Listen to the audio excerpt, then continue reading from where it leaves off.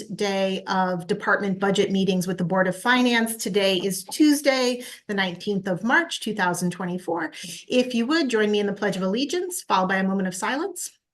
I pledge allegiance to the flag of the United States of America and to the republic for which it stands, one nation, under God, indivisible, with liberty and justice for all.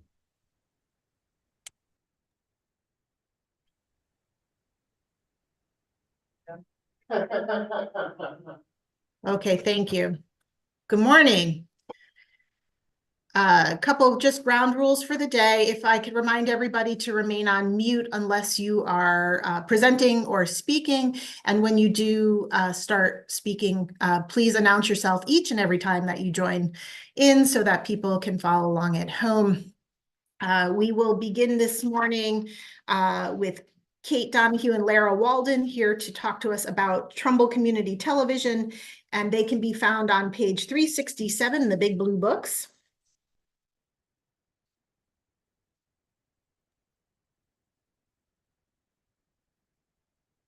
Hello, ladies. Lena, can you say that page one more time? 367. Thank you.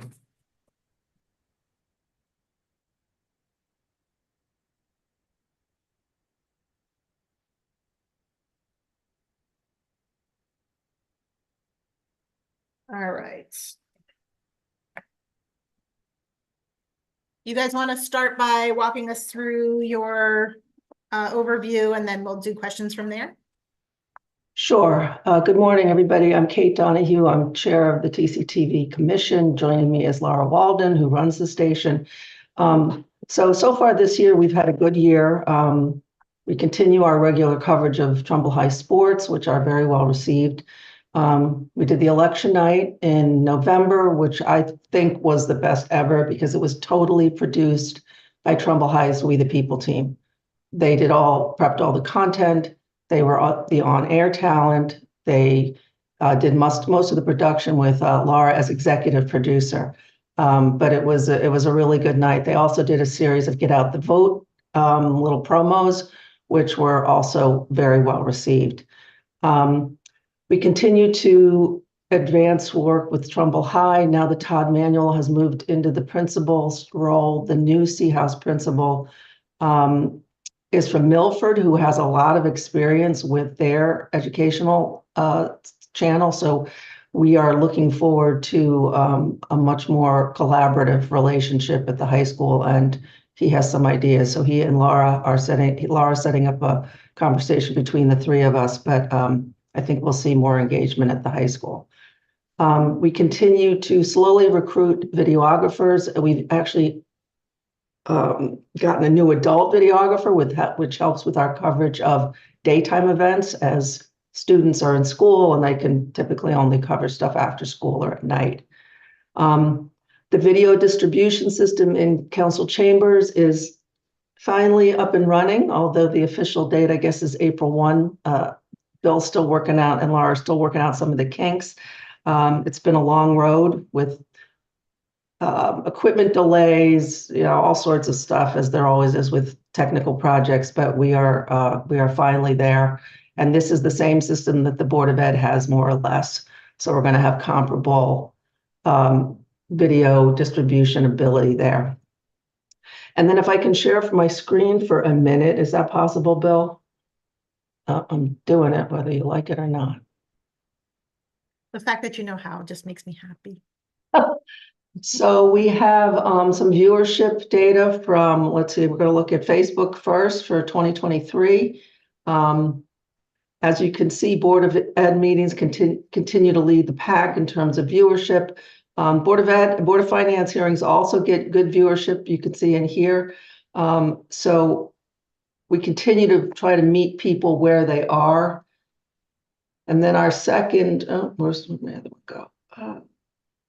On YouTube, sports leads the way, both middle and high school sports, and the women and the girls powder puff game at Trumbull High. We've got the middle school crosstown showdown and some of their basketball games. Then we've got Board of Ed meetings. Also, especially the master planning session got a lot of viewership. Election night. There you go, and get out the vote. And the two things I really wanted to put a highlight on was the Trumbull High commencement, which we continue to show that really does get a lot of people watching. And this reunion tour that the THS class of 73 had their 50th reunion, and they had a tour of Trumbull High.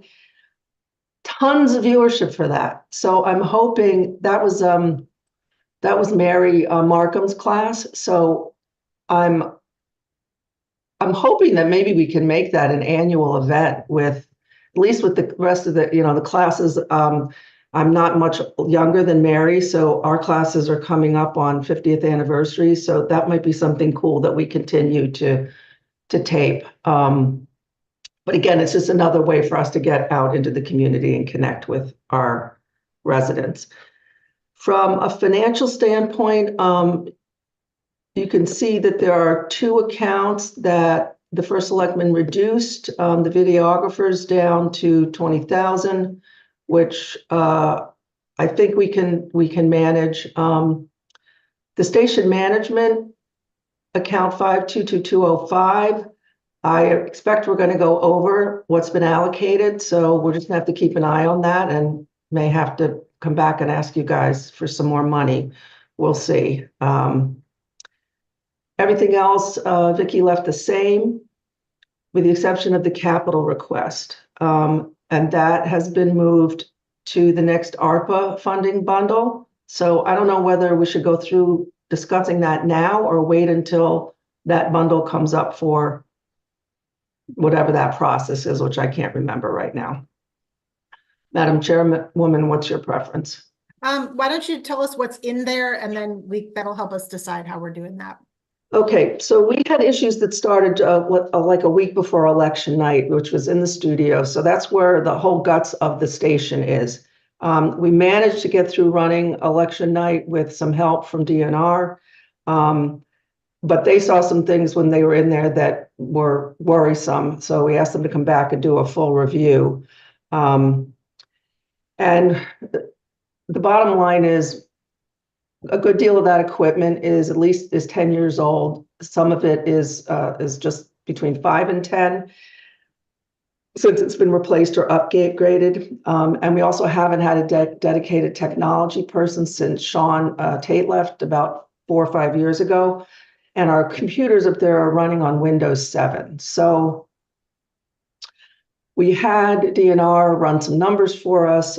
So we need to replace a number of pieces of equipment. The Netgear switches, which handles our audio video over IP, and this is really the backbone of our station control system, which is 6 or 7 years old, and the technology is starting to be obsolete. Our streaming equipment, which we bought from HB Communications, which was then bought by Diversified, who closed the HB office, and now they are reluctant to serve small customers like that. The bulk of their customers are big organizations like Comcast and Cox. So we're not getting support from them anymore. In addition, this equipment doesn't support RTMPS protocols, which leave us more open to hacking. So a new Pearl Nano will be more secure. It's going to support the RTMPS protocols. It will record, which is a new feature for us. We'll get better audio, cloud remote support, and it'll have an easier user interface. We need to replace the fiber link between our racks, get them labeled appropriately and cleaned up. We don't have a universal supply, power supply for the control room has never been replaced. So that's at least 20 years old. And our computers, one of which is a utility machine for DNR or whoever remote support, and a new studio management computer are both running on Windows 7 and are over 10 years old. So for the $25,000 that we're looking for, we should be able to upgrade the system to a place where it's going to be able to operate and support all the platforms that we're on effectively. And that equipment's all one-time purchase until it runs its life. So that's Yes. all Yeah. appropriate for ARPA. and Yes. Communication and the ability to that. My one question for you before I go to Scott and Dave, the historical usage on, the reduction in historical usage for, personnel and staffing, and videography, do we need more, as we've increased our capability and our hybrid meetings, do we need more time or less time? Well, for the videographers, we've never spent our full allocation, so that's why I'm okay with the 20,000. Okay, The increase on the studio management line, the 05 line, is because we are doing more, does require more of Laura and Matt to just make sure all of the platforms that we're on have the right instructions, you know, that it's all running properly. So it is more hours for those guys. And we have raised their rate a little bit to be more competitive with other towns. and that was just a $4,000 difference? Yes. Okay, and that $4,000 would be enough, you think, to cover? Yes. Yes, I've run the numbers. Yes. Okay, Scott Zima? Thank you, Scott Zuma, Board of Finance. So 2 questions. For the program expenses, you said that you might be running up against it this year. How close are you? Because year to date, it still shows that you have, I don't know, 40% of the budget available. So I'm just trying to see how close we're getting to make sure we do the right number next year. And then as a follow-up, if this is paying salaries, why is it in a program expense? If it's paying for workers, just trying to make It's sure we always have it been the right. line where the program management, the station management has resided. So that 522205. Yep. So I wasn't the one that originally Okay. made the assignment of the name, so that's just always where the program management has resided. We should be fine for this year. It's next year that I am concerned about. Maria, did you want to answer to the 52205? Yes, they're not salaries because they're not employees of the town. They're Right. really contractors. and Sorry, they I could probably misunderstood go the question. professional. Yeah, they're all 1099s. Scott, that work for you? You good? I mean, either way, it gets paid out. It doesn't seem like we put contractors and other things in our services in other sections. I can go through and look better to get a better handle on it. It could probably be better suited in professional to professional, but they're definitely, yeah, it is in professional. They're not employees. We're not paying a W-2. We're not withholding taxes. Therefore, they can be in salaries. but it should be in professional, not in program expenses. It is in professional. It was just detailed as program expenses. So then my question goes back to, where would we stand on program expenses? Yeah, the program expenses was the videographers. The other part that So we're talking services about. professional is the videographers. Program expenses is the station management, Laura and Matt to produce. Yeah, they could be interchangeable. I see your point. It could probably be not salaries, but it could probably be on the professional as well. Okay, now if that's the case, is everything in program expenses for their jobs? Meaning, Yes. could we essentially wipe out that line and move it into, not getting rid of the number, but move it into the services professional to have it all in the right allocation? Sure. It's just going to make it harder to track. I think it was for tracking purpose. This way, it would be a Okay, separate again, account. if you have a purpose, then that's okay. It's 6 of one, half dozen of the other. I'm just trying to make sure I understand it correctly. If it helps tracking and it helps to not waste hours to do something else, then I'm okay with it. I just want it to make sense. Okay, Yes, thank you. it makes tracking much easier for me.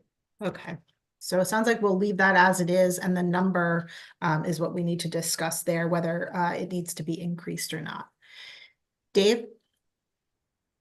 Good morning, Dave Gallo, Board of Finance. First off, just a heartfelt congratulations on the efforts that have been made over the last couple of years. And Kate, to echo your comments, the election night coverage was incredibly well done, as is the athletics coverage. When I look at this year's goals and objectives, they seem obviously a little longer term than maybe just the 1 year. I wonder what, as it pertains to the budget, what your thoughts are over the coming years for increasing viewership and maybe covering more of the high school sports throughout the town, or more events throughout the town, and how that may impact your budget going forward. Obviously not this particular fiscal year, but what your thoughts are long range for the TV station. Well, the challenge, there's several. Increasing viewership, we don't have a lot of mechanisms to measure it. We are looking for a marketing intern, which we may have uncovered at Fairfield U. So looking to get more engagement there and put more content out there that will drive viewership. In terms of covering more events, it's all videographer driven. And that is going to be a challenge because, as you guys probably know, several of our videographers are advanced in age. We have picked up a new guy from Milford who's a little bit younger, which is great. But that recruiting process is the biggest challenge. We definitely have I think Laura has a pretty good process for recruiting students at the high school. But once they leave, once they graduate, unless they're going to school around here, which some of them have, like Katie Dunn is back for a month or so for some personal reasons, who was our number 2 on the station for a year. So she's going to do some marketing work for us while she's in town. But once they leave for college, then we've got to start the recruiting all over again. So that's our biggest challenge. I mean, we would cover more if we had more videographers. And Laura, you want to chime in and add anything else to that? Lara Walden, TCTV. I really don't have anything to add to that. Again, the pipeline is, like, as Kate said, it's much easier to work with staff at Trumbull High School to work on getting students in the videographer pipeline. But again, that lifespan for them is 4 years at the most if we get them as freshmen. So usually we have these videographers for 2 or 3 years. They do a great job. It's a great entry point for them, and they do most of the sports coverage, Dave.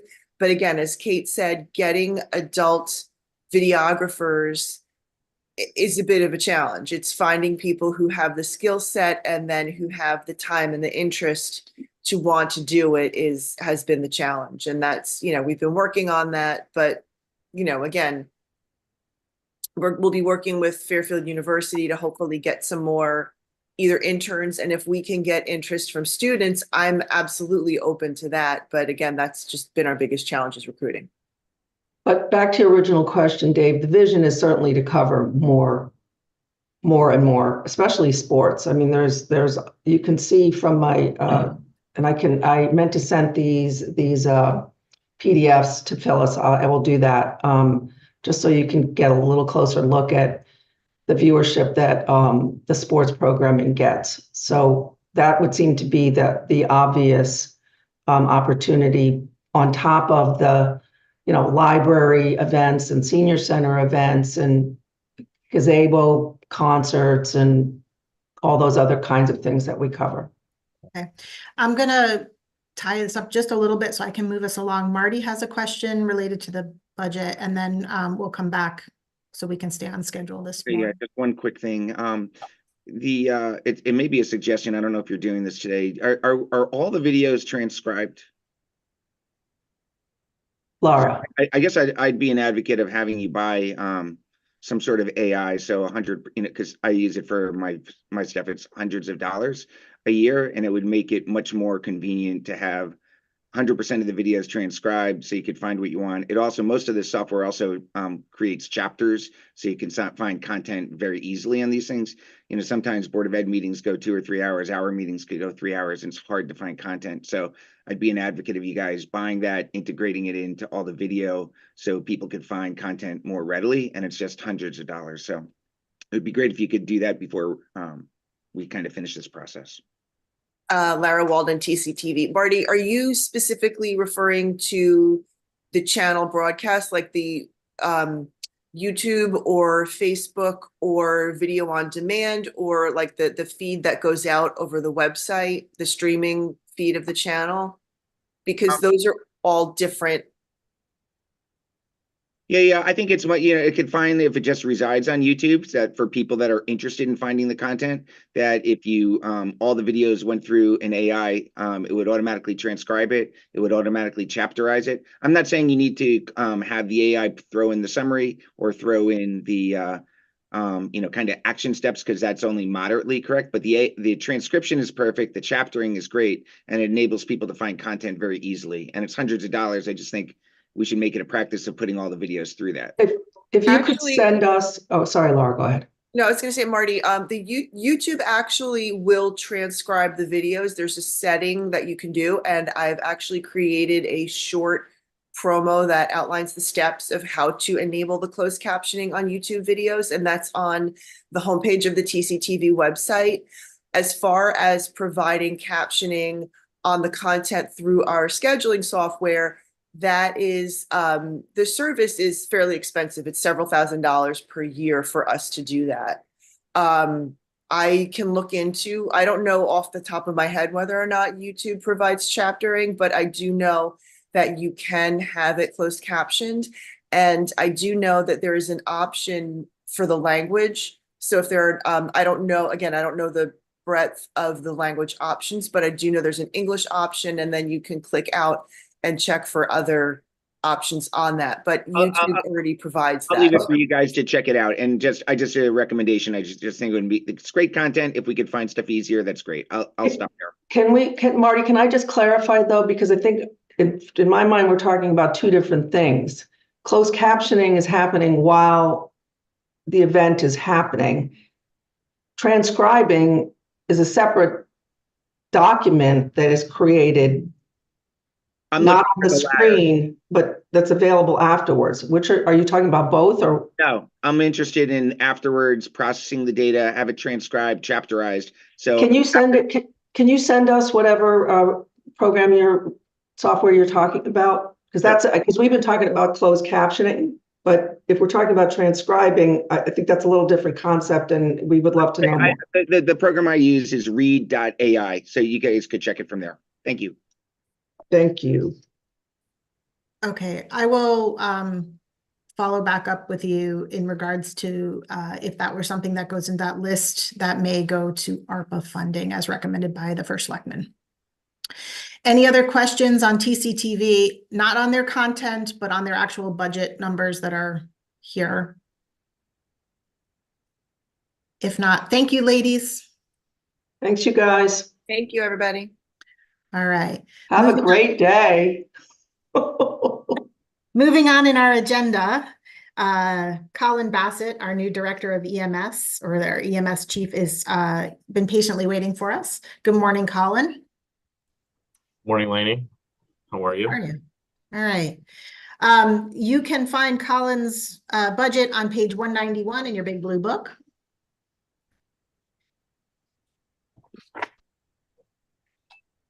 Sorry, what was that page again? 191. Colin, you want to give us a little introduction and we'll go from there? Sure. So as you all know, I am new to this position, so it's been a wild couple months here figuring everything out, getting started. But as an organization, I think Trumbull EMS is continuing forward growth. Just some basic stats for you right now in our call volume alone from last year, comparing the year before, so calendar year 23 and 22, we've had a 7.9 increase in total call volume and a 7.1% increase in transports. That's sort of something we're seeing along the entire region. So Region 1 of Connecticut, which is most of Fairfield County, we are seeing a very large increase in our call volume and what we're doing. For us in-house internally, we recently just took delivery of a new ambulance, and it did pass state inspection, is geared up, and as soon as it gets registered, which I believe is happening today, That'll be ready to go and out on the road. It's a Ford Transit type vehicle. So it's not the full box, but it's a taller vehicle. A little more cost effective, a little more fiscally responsible, but still as capable as any other ambulance. We're still working on our recruitment and retention. Currently, the only vacant position that we have right now is a full-time paramedic. We are now fully staffed for our full-time EMTs, and we have three out of the 4 full-time paramedic positions are currently filled, and we have 2 applicants for the full-time paramedic position that have put in applications, along with a large number of per diems that have also put in for positions. So we're looking better as far as our staffing goes. With the assistance of Maria and everybody here, we've been able to sort of get our compensation package so that we are around on par, close to the same level with all our partners, which really helps us with our recruitment and retention. We continue to offer educational opportunities for our staff, our region. A large focus of that is on mental health. We partner with local agencies. TPOD has their meetings here every Wednesday. Every Wednesday once a month. Actually have one tomorrow, so we'll be at that. I've been working with local partners. I know we had OSHA was in town. If anybody remembers that from not too long ago. That was my second week here, by the way. So we assisted with that, coming up with some townwide trainings for bloodborne pathogens for public works and other departments. Just kind of, doing what we can for the town other than provide emergency medical care.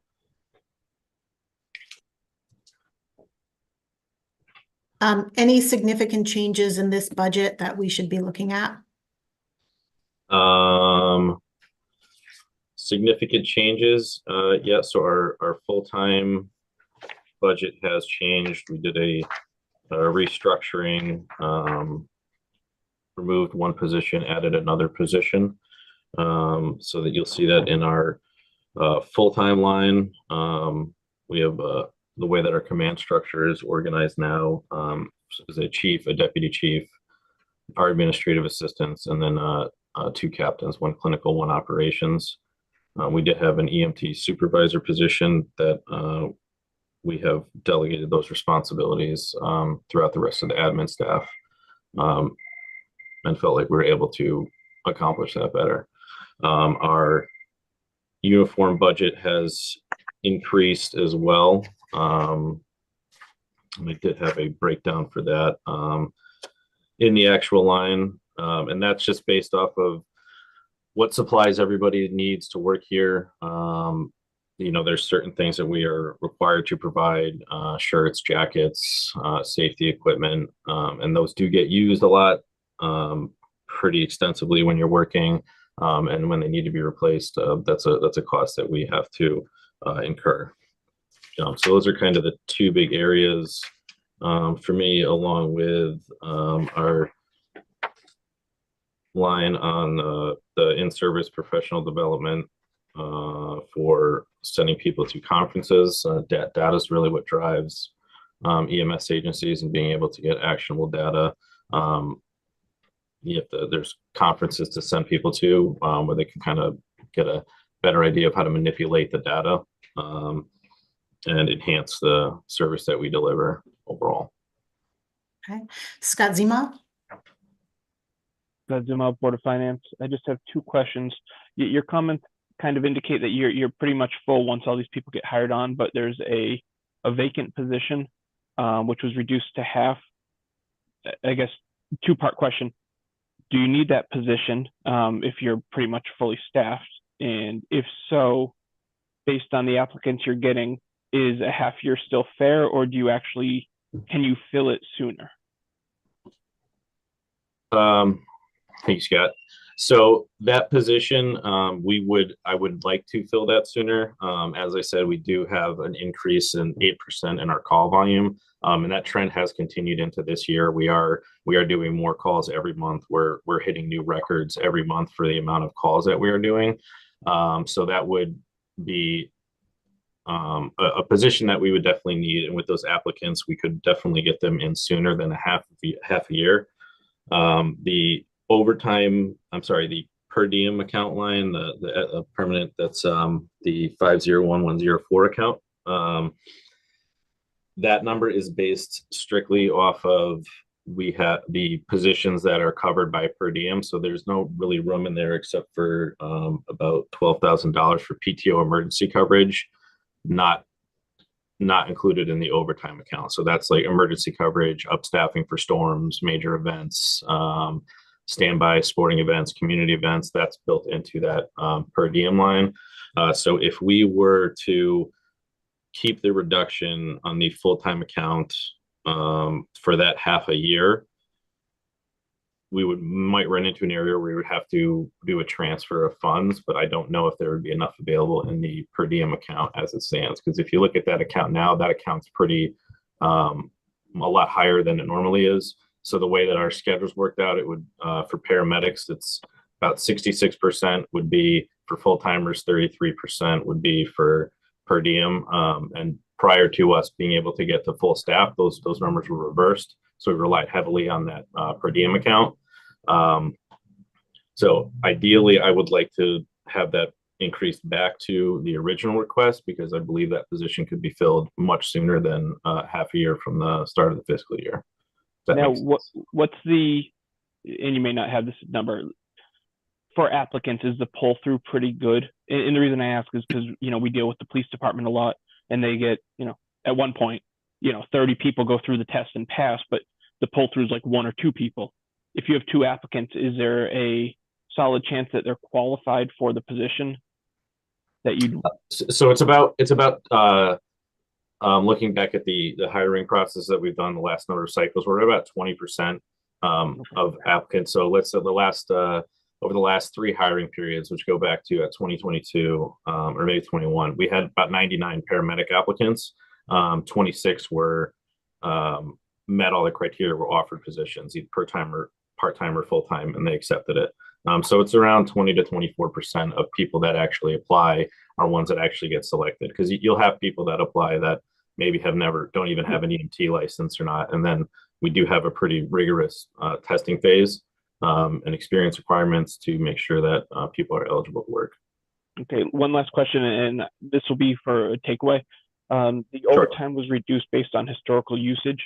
Can you get me the hours of overtime used? Because I'd like to calculate the dollar figures based on average hours, not just dollar, because you're looking for a raise in the salaries as well. So I want to make sure we calculate it accordingly. Yeah, sure. So I'll send you I have a spreadsheet that has the I guess, Lainey, I guess I would send that to you. Yes, please. All right, I'll send you the hours of the overtime breakdown. But Yeah. it's On the hours of overtime breakdown, just in that, the staffing models changed slightly as well. So will that affect the calculation for overtime at all? what I have calculated in for the overtime for what I had put in, that was based on the staffing change. Okay. So that's current. And I also included in there, so field training officer coverage is included in there. I'll put a breakdown for that. So when we have somebody who is new here, they go through a roughly 80-hour period where they're being trained with a member of the staff. So like the 2 to 3 month period where they're going through everything of the organization to make sure they know everything. So that coverage is included in there as well. But I'll send you the breakdowns of those. Excellent. Thanks, Colin. Thank you. Vinny? Vinny DeGennaro, Board of Finance. Colin, in your goals and objectives for next year, you have a line item that says upgrade current communication system with newer technology. Yet I don't see any line items for new technology. Is that just incorrect, or is that something that's omitted, or something we'll get later? So Vinny, we recently just worked with RENA to submit the AFG grant, so Assistance to Firefighters grant, to upgrade our current radio system. And the way that we're able to do that is because of a prior bond authorization that was approved for radio improvements for Trumbull EMS. Right now, we're currently waiting to hear back from the AFG grant to see if that is something that we will be able to get. I feel pretty confident about it this year, but I won't have a full answer for that until we hear from FEMA on whether or not we were awarded that grant. Would they cover the entire cost? They cover all but 10%. Okay, great. So it Thank you. requires a 10% match from the town, which we have the prior bond authorization, so we're good for that. Okay, thank you. Yep. So you won't need additional funding for that. Not with the bond authorization currently existing. Awesome. Mr. Timpanelli. Paul Timpanelli, Board of Finance. Good morning, Colin. Can you further clarify in your professional services account number 202, the $15,000 estimated for mutual aid agreement? What are those dollars by us? And then clarify for me also that second number, the $44,000 with regard to the annual membership for regional participation. Sure. So the $15,000 to cover the mutual aid, so that is to cover costs for an agency that if we are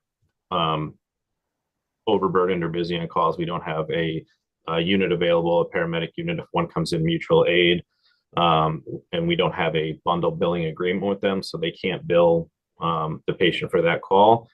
They will invoice us, and they will get paid out for that. Currently, AMR and Nelson are the ones that I have here. They have different, it's about $296 to $340 per call that they would come in. We don't get those all at once. I was actually just looking at this the other day, and I'm going to reach out to both of those services to get those. So that is their compensation for their mutual aid agreement to come in and the payments are based upon a per call rate? Correct. Yeah. I don't know right off the top of my head. I did yesterday, but I switched off that page. It's about 340 for Nelson, and then about 280, I believe, for AMR. Great, thank you. Yes. I'm going to go to Mary and then back to Scott. Yeah, actually, it was pretty much what, Mary Isaac, Town Council, what Paul was asking. I know at your last meeting, you'd said that definitely there was a big increase in the mutual aid in and out of town. Is that worked into the revenue projection that you have? Are we seeing more that is coming in than going out? I'm sorry, can you clarify more revenue that's coming in that's going out? More mutual aid coming in than going out. It wasn't clear if we're still even on that number, or are we seeing more of an increase in having to get the mutual aid in town because we're unavailable or we're actually out doing other mutual aid? Yeah, so from the last 2 calendar years broken down, we have slightly more coming in than going out. So it's 10% coming in and then 8.4% going out, and that's just 22 to 23. I have yet to get the quarterly report for the first quarter of the year, but it's from what I pulled up from last time. I mean, it's about the same, usually 10%. We do a lot of mutual aid, and we also have a lot of mutual aid come in. I'm working with sorry, to answer Paul's other question of the $44,000. So that's through Southwest CMed. So they are the ones who dispatch us. So they charge a fee for the number of people in your town as part of their agreement, and they also charge a fee for dispatching as well. Just to answer that question as well. And then last thing, during the ARPA discussion, we had heard from some of the EMTs that were, speaking for the proposals. And the common theme came up about needing some mental health services of their own, being that it's such a difficult job. I know you're talking about professional development. I didn't know if there was anything that you, since you are new, that you had been looking into in that regard at all to kind of help with, some of the tougher aspects of the job. We do a lot of, one of the things we do focus on a lot here is our continuing education. And we work pretty extensively with local partners. We work a lot with the Fairfield County Trauma Response Team. They have resources that we don't necessarily have available because with their psychiatrists and therapists, but we use them pretty frequently. Critical incident stress debriefings if we have a rough call. We do training such as QPR training, question, persuade, refer for somebody that's dealing with some sort of crisis, and just basically being an environment where we're available, listening, and having those resources, as knowing that somebody needs help. We're not necessarily able to necessarily provide. I'm not a therapist myself, but I am able to get somebody the help that they need. And a lot of that is education. So the more that we train our staff on what to see and recognize, the more likely they are to help somebody else or get help themselves. Okay, thank you. Yes. Scott? Scott Zuma, Board of Finance. Thank you again.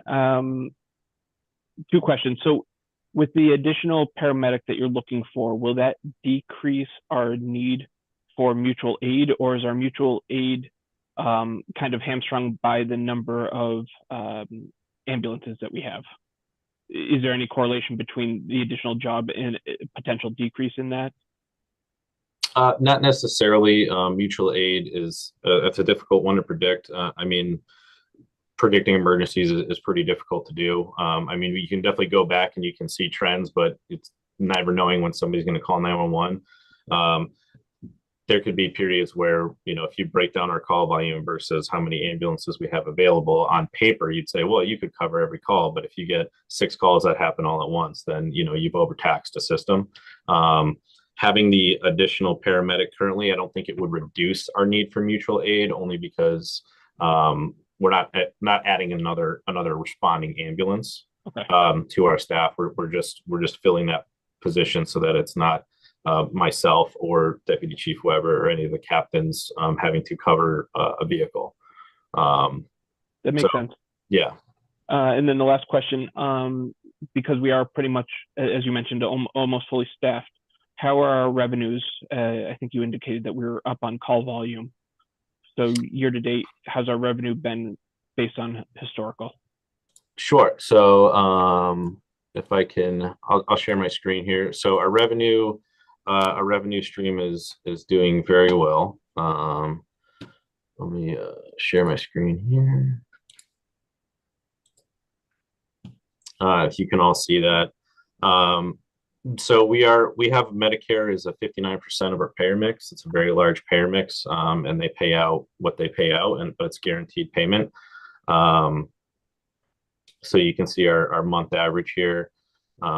This is what our projected is for annual revenue. So we have an increase in 12.3%.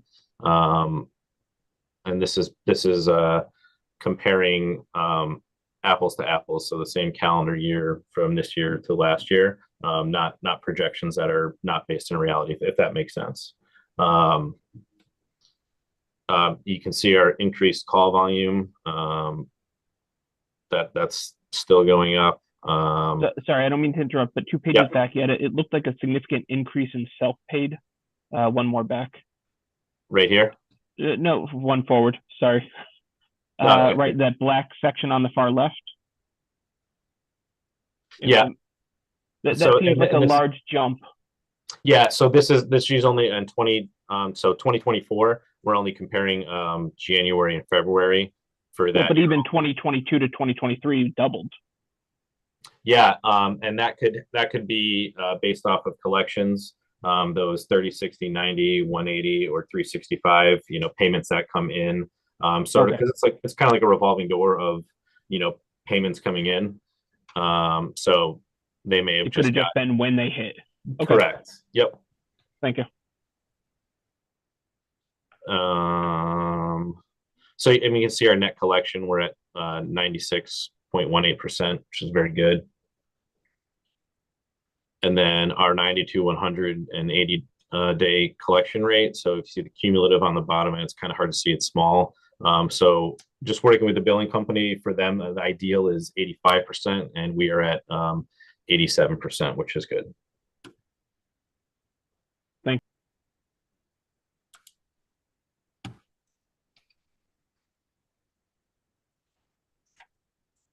Any other questions for Colin? Marty? Just one quick thing. That's great data at the end. I presume that's in your meetings you do with another group. Going forward, if you don't mind next year, just including that data in the budget, that would really be helpful background as we're going through that. Thanks for sharing it. Oh, yeah, absolutely. Colin, can you actually send that information when you send the other follow-up? Yep, definitely. Those numbers were very tiny on the screen. Yeah, sorry about that. That's okay. Mrs. Tesoro, good morning.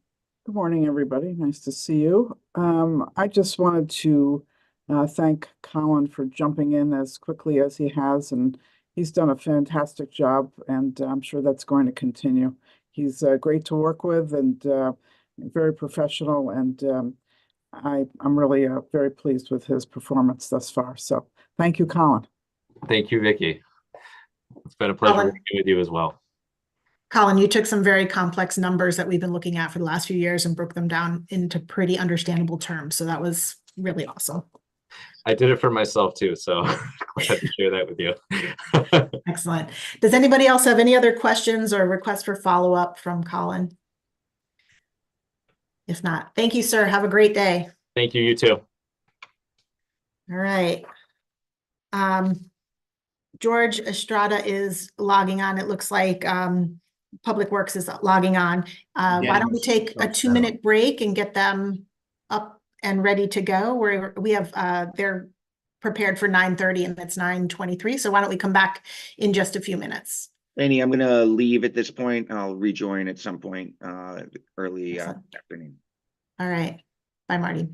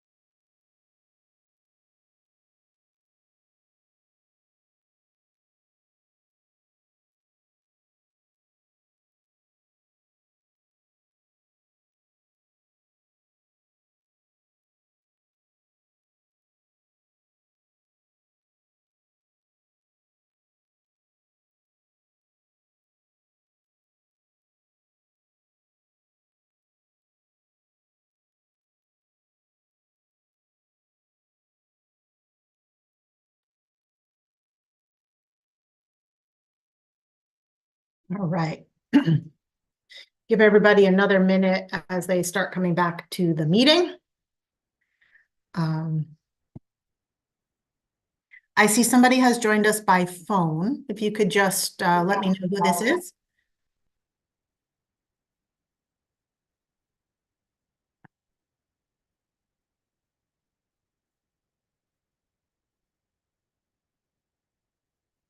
Good morning, Mr. Estrada.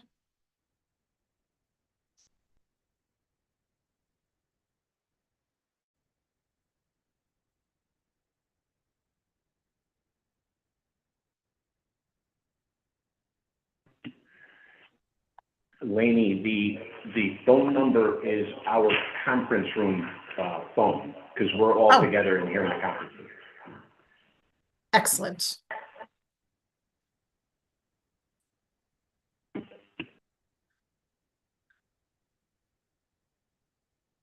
All right, hopefully that audio all goes well. I see everybody else coming back. If you could just turn your cameras on and wave that you're ready to go. Hi, Mark. Mr. Seemoff. If you guys knew what order you were on the screen, you could do the wave for me. That was a good wave, Vinny.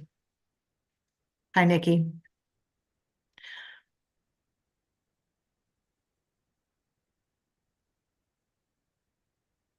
All right.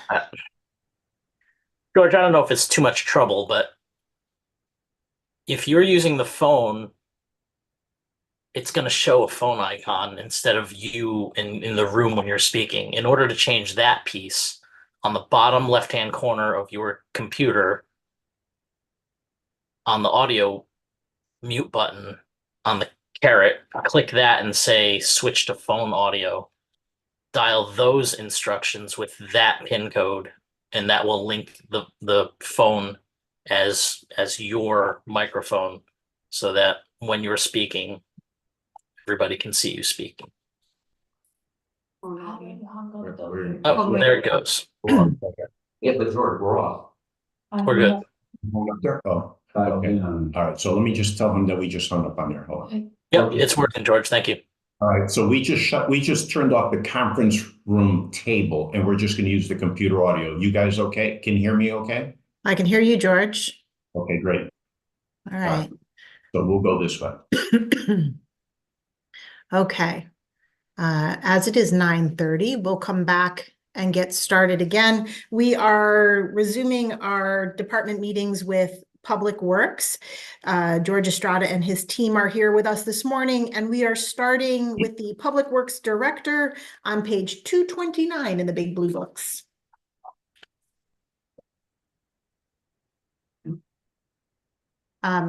First of all, I wanted to say thank you, George. A few weeks ago, Public Works invited any newly elected officials prior to the budget to come down and to actually see Public Works and how they operate. It was a great chance to see what's going on down there and to meet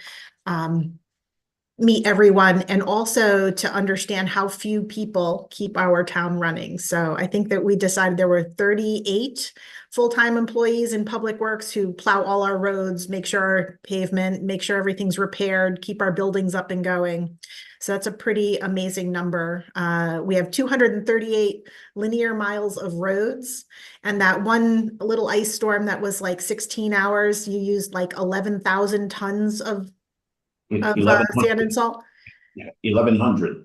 1,100, I'm sorry, tons of sand and salt. So I was paying attention. I'm still amazed at how few people there are that keep everything going in town. So as we work through this budget today, let's keep a mind on that and go from there. Good morning, George. Good morning, everyone, and thank you for all of your support. The public, we have everyone assembled in our conference room actually, so that we would kind of all be together as we were having the meeting today. So any questions that should arise from the board, I expect we'll be able to answer rather quickly for you. with that, I don't know exactly how you're doing this, Madam Chair. Is this something you just want to go through page by page or section? Do you want to call out a section? Yep, so let's do this. Let's go by the sections of your budget. Public Works is broken up into Public Works Director, Streetlights, Highway, Snow Removal. We'll go through each section. Did you want to give us any of the highlights from your summary, accomplishments, goals, and objectives, things that you want us to know? Sure. And our goals and objectives, although consistent year to year, because the basic services are something that we need to always satisfy. They do evolve from time to time, but you can see that with goals and objectives coming up this coming year, the Spring Hill Road, the redesign of the transfer station is something that's very important. We want to be sure that that's something that we're going to be able to execute very effectively. The construction there at this point on the Spring Hill Road actual construction, we are waiting on a final approval and comments from the DOT. We met with MetroCog and DOT about a week and a half ago, I think it was. We had an exchange of information, one final exchange of information. As soon as that is returned to us, we expect that we'll go out to bid on that project rapidly. So my anticipation is that this summer, fall, we will see construction actually begin there. On a parallel track, the visioning of the transfer station going forward is something that we've begun. And I've invited one member of the council as well as one member of the Trumbull Sustainability Team to be at the table so that they can communicate with the constituents on effectively implementing expanded recycling opportunities at the transfer station as we reorganize the site. And we will continue to explore renewable energy however possible. We are actually in some discussions at this time. Excellent. I'm not sure if the committee has any specific questions or anything that they'd like to ask. Scott, do you have a question about this, or do you have a question about budget numbers as we're going through the departments? Well, I have some questions on this section. Okay, let's do this section first then. So let's go through the Public Works Director. Page 231 to 233. Any significant changes that we should be looking at or concerns in this department, George? Let me just It looks like there was only a $1,000 reduction in overtime. Yes, there was no significant changes here. I believe that in this section, there was actually some. We were capturing one of the positions. The overtime had been that was being billed to a different account previously, but we're realigning that. We worked with finance just to put it in the correct place. So that's where you see the $1,900 in actual spend last year, and we're bringing that into this 2024 with a $2,500 line item. Okay. Scott, did you have a question on this? Yeah, so similar to what we just asked EMS, for the overtime, can I get your hours for overtime so that we can compare for historical as opposed to a dollar figure? Because obviously if you're looking for a raise, I want to make sure we get it right.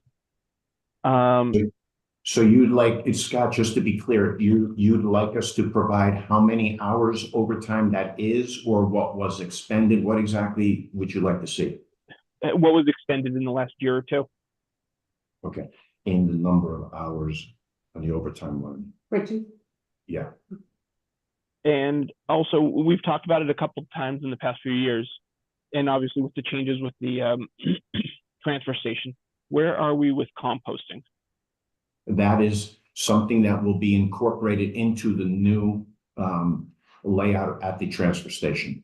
I'm not sure, I believe I've presented to the board previously, we have had a fatality at the transfer station in the last 6 or 7 years. We've had several accidents at the transfer station. The congestion and the level of activity there does not lend itself to allow for any additional activity that we want to attract, period. So as we do the Spring Hill Road reconfiguration and capture that valley in the front of it, we will reconfigure that wider traffic points and safe pedestrian crossings so that we can expand into, that's one of the primary ones will be the composting.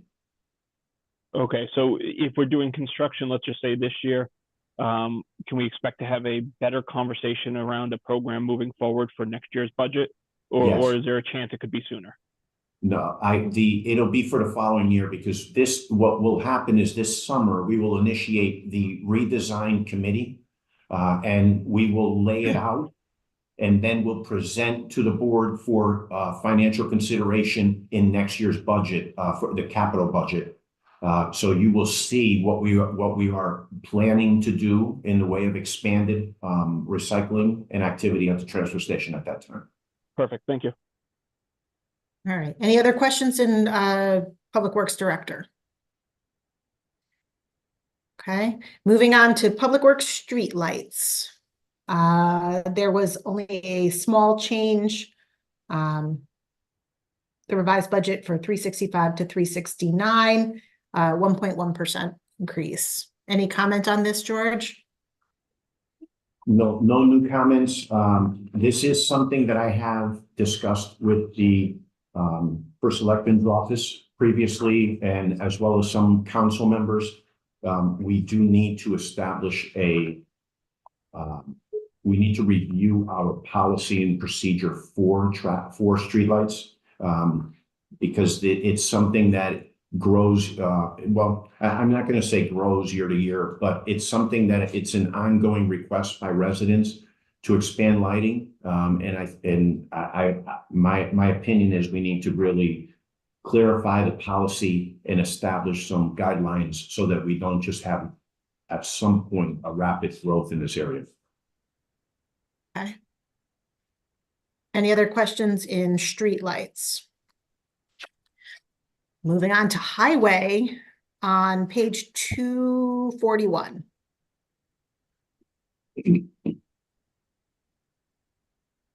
In the highway division, what I can tell you is together, and I say that the board as well as Public Works and the First Selectman's office, we have worked the last 4 years to create some pathways for our staff to have greater opportunities and growth.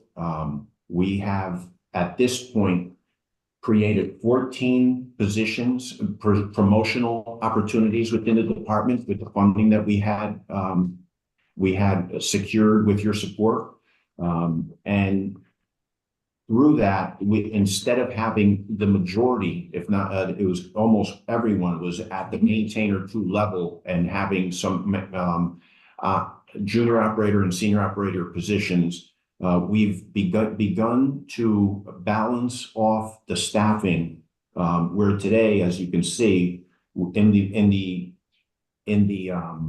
budget, we are budgeting for 3 senior grade operators, 4 juniors. But now you start to see the balancing off of as we have promoted from that lower rank of the maintainer 2s. We arrive at 4 maintainer 4s and 5 maintainer 3s in this budget. And that brings us to 12 remaining maintainer 2s. When I arrived here, we had about 20 in the maintainer 2, the lowest classification. So with your support, we've been able to really start balancing that off so that we have people in pathways.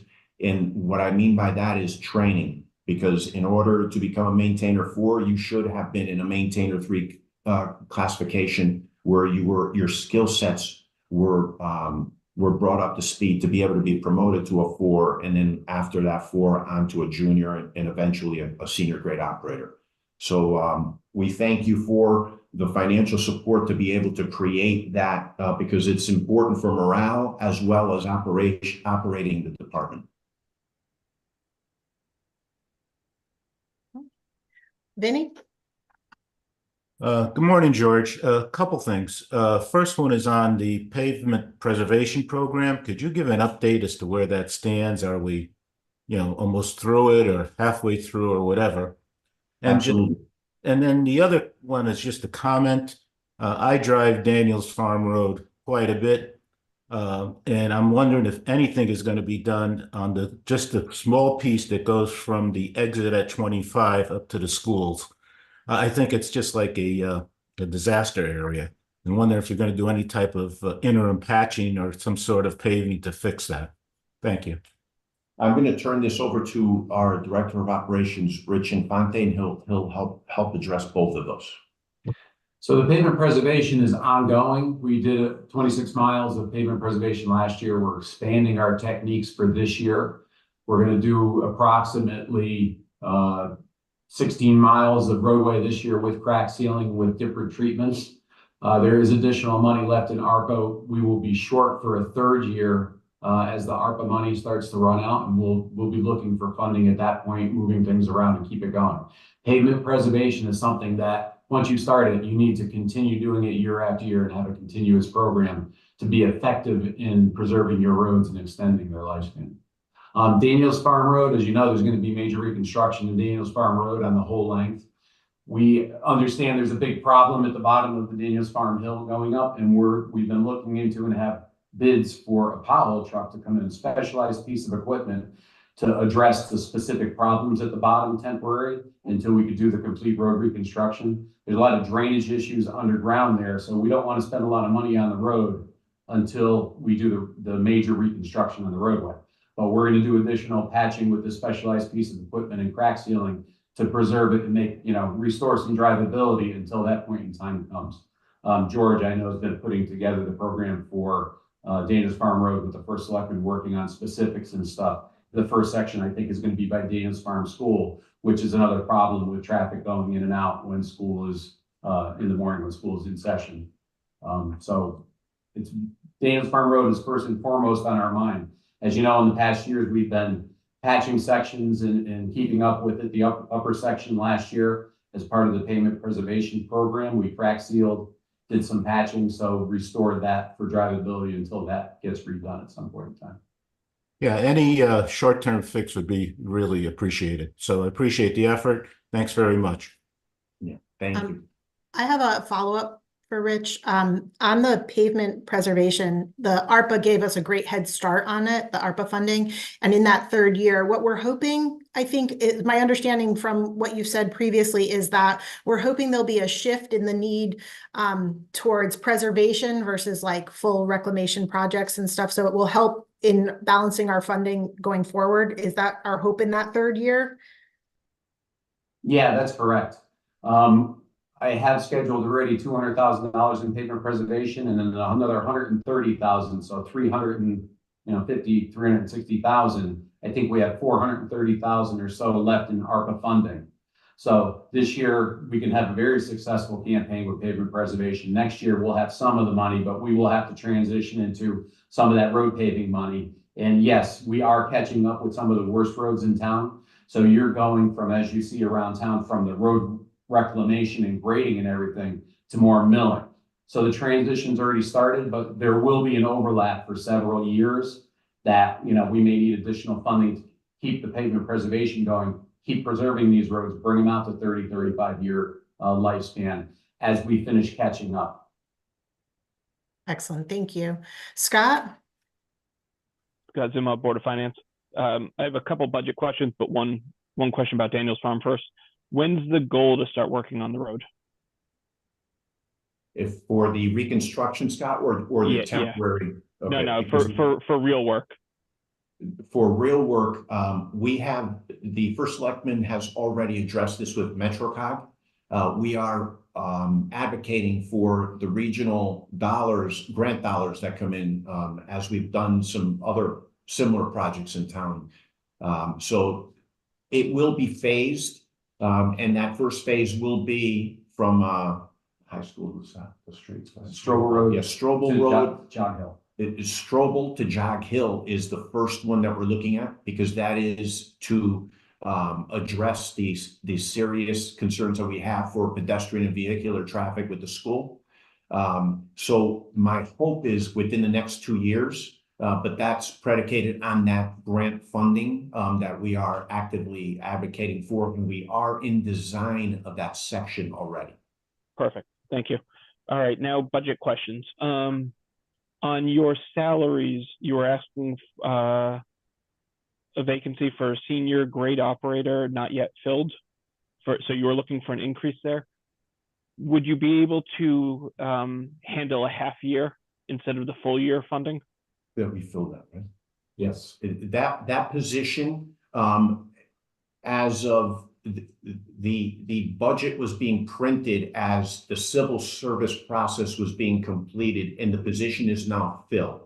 Okay. So that was a funded position in this year's budget that we filled through a promotional process that takes some time, as you are aware, through the civil service process.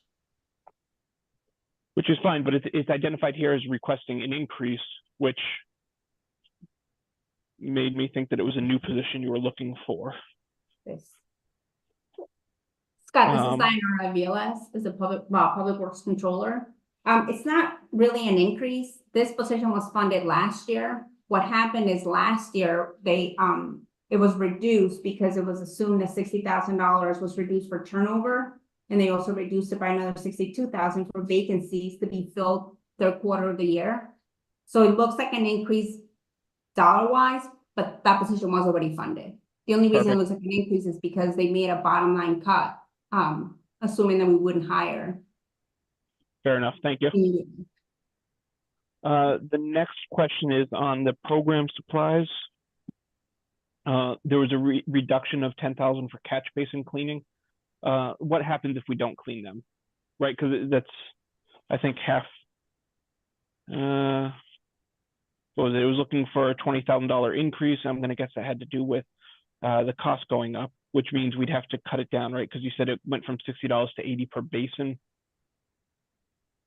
So where are we functionally? If are we you on page 246? Yeah, the very top. Okay, so to bring you up to speed on where we are as of today, we've had discussions in just the last 2 days because we are out to bid for the service. The company that we contracted with they backed out for the spring cleaning, right? They refused to perform at the contractual level that had been bid previously. That it was a 3-year bid, so they did not return this spring. So we have gone to the second lowest bidder, but that's the third. It's the third and final on that list because these have been kind of dropping off. So we are paying more per catch basin this spring than we did last year. So, but what we are basically doing is doing fewer catch basins with the money that we still have remaining in the budget. But we must continue our cleaning because for the Clean Water Act requirements and everything, we have to demonstrate a number of units cleaned per year. So we will be engaging the third lowest bidder to continue the program this spring.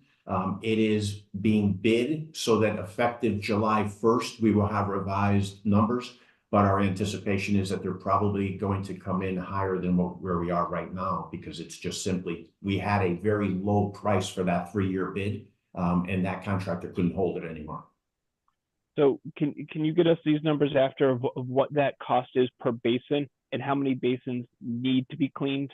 Not how many could we clean, but how many do we actually need to maintain the clean water standing or whatever that was? I want to make sure that we don't get behind. Tom Baldwin is here. Tom, can you just share that with us? Yeah, Tom Baldwin, General Foreman, Public Works.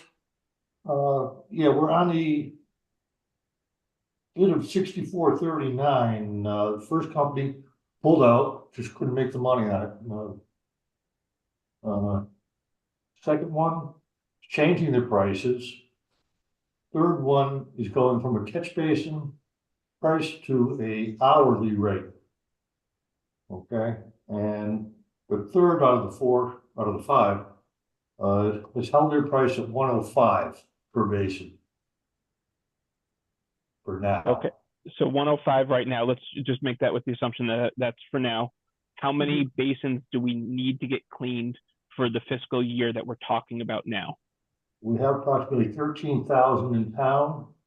We try to do 1,000 a year between rental equipment and our own equipment. And it'll take 13 years to actually get through the whole town doing every basin. We try to get 1,000 at least from the hire company. Looks like right now we're going to be around 700 to get done with the money.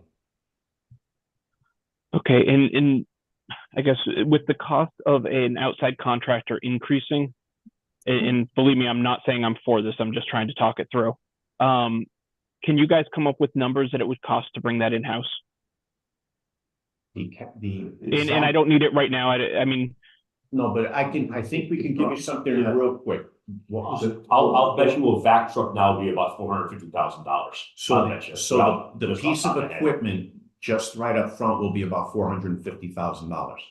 And then that would require a team of two. A minimum of two additional personnel at just rounded off at 100,000 each per year. And how long would that equipment last? It'd be a 20-year, but we probably wouldn't be able to get it for 2 years. We're just the supply chain. It would probably take 2 years to get, and it'd probably be a 20-year truck.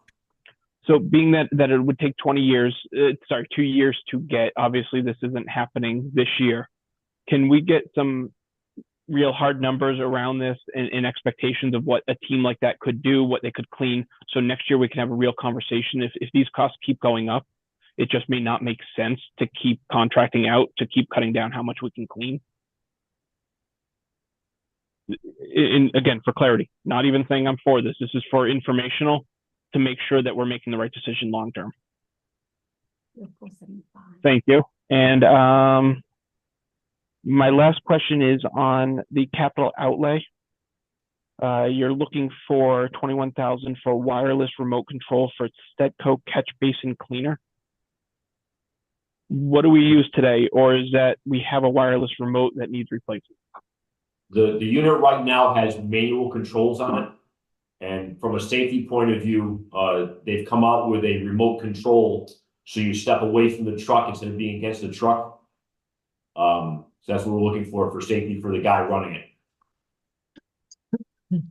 Right now, if you look at it, there's levers on the side of the truck. So you're up against the truck as you're cleaning the catch basin with this bucket.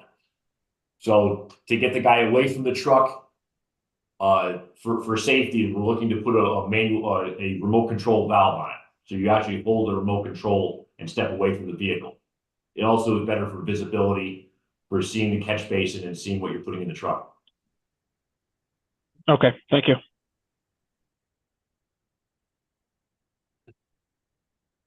Scott, are you good? I'm good. Any other questions in highway? George, or Mr. Baldwin, can we get a number of what it would cost, what you need above the number in here to do the 1,000 catch basins for the year? You want a number for the truck or? No, I don't actually want to spend $450,000 on a truck, but for this year, for the current. Right now, the price is $105 per basin.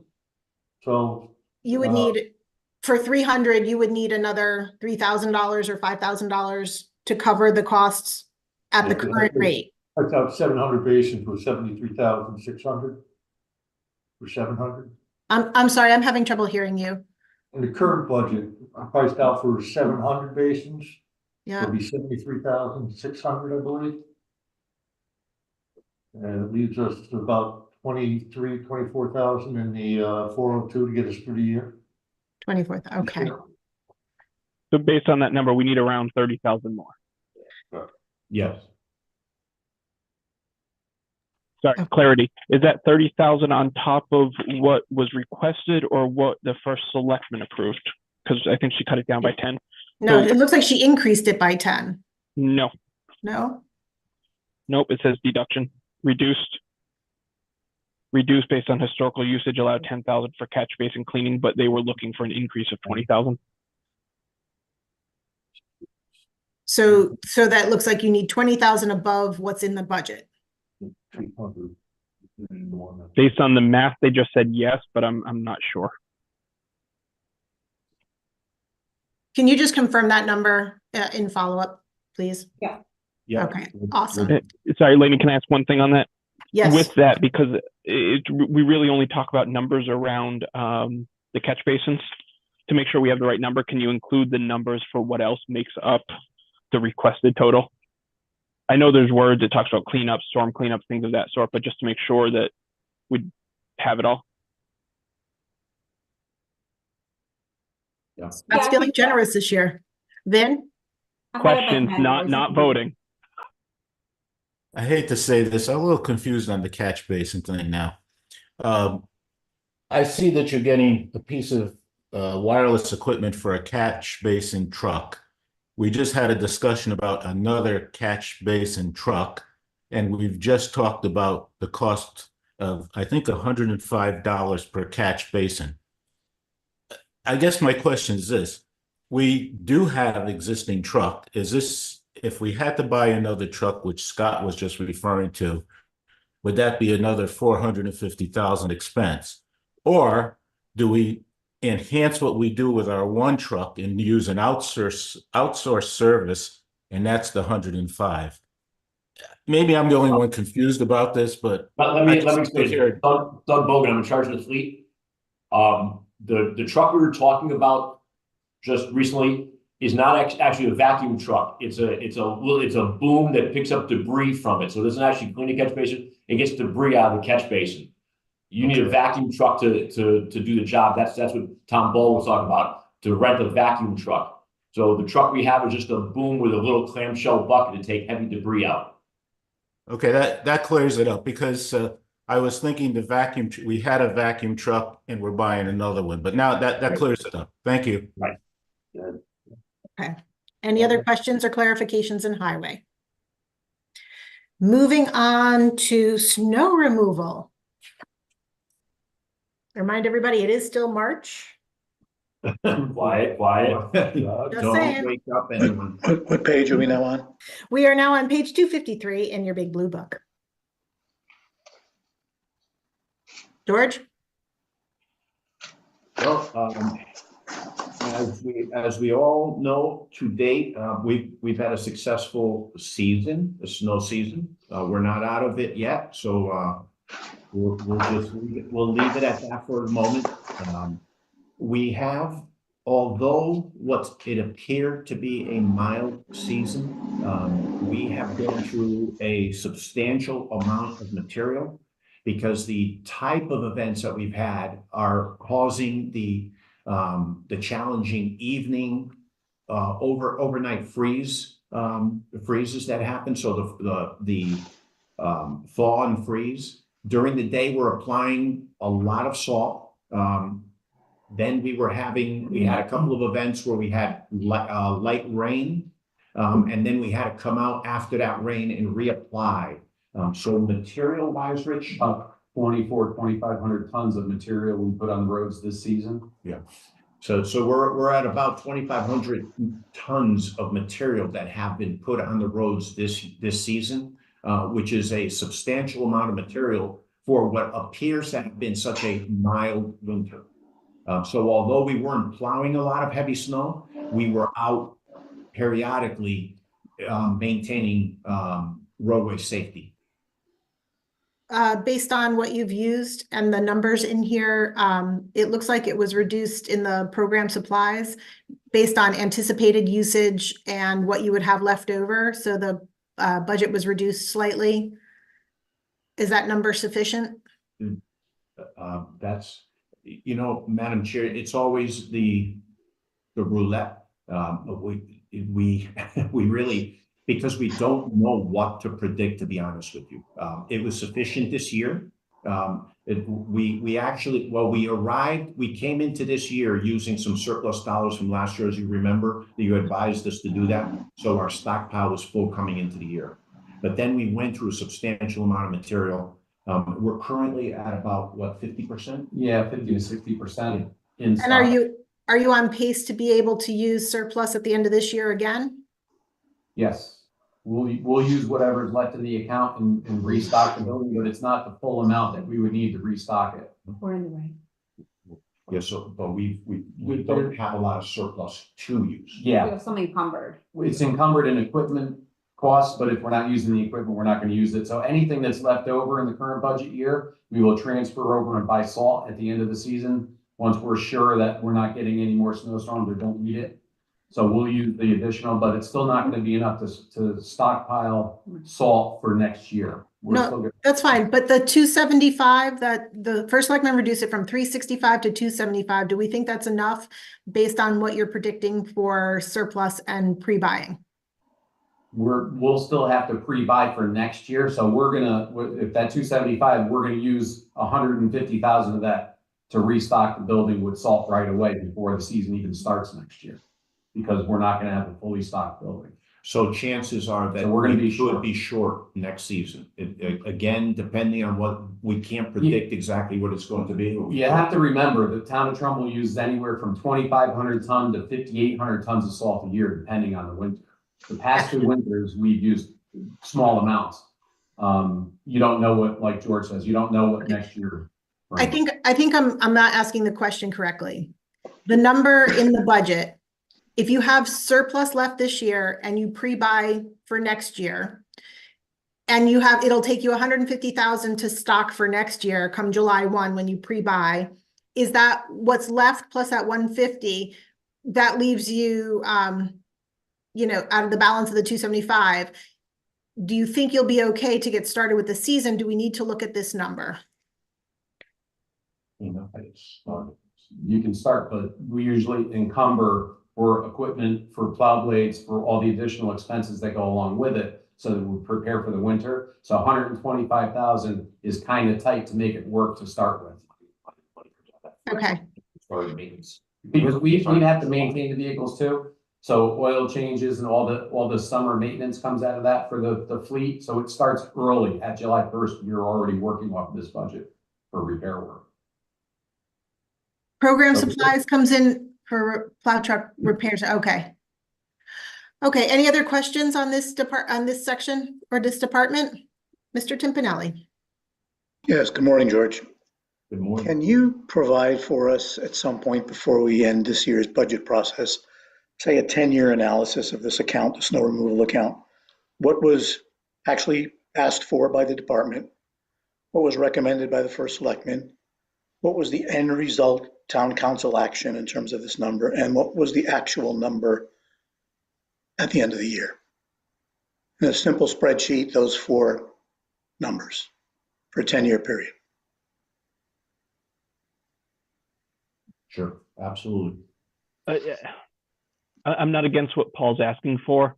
It's just going to be skewed. Just keep that in mind, because we changed over from using the salt sand mixture to just salt. What was that, 6 years ago or so? Yeah, I think I'm so. going to guess that there's been a price per tonnage or whatever change significantly from that time. Well, include in that report then, and Scott's right, an asterisk explanation as to how that and when that change was made. Yep. And that was 7 Thank you. years? 2017. Okay, so that change was in 2017, just so you know.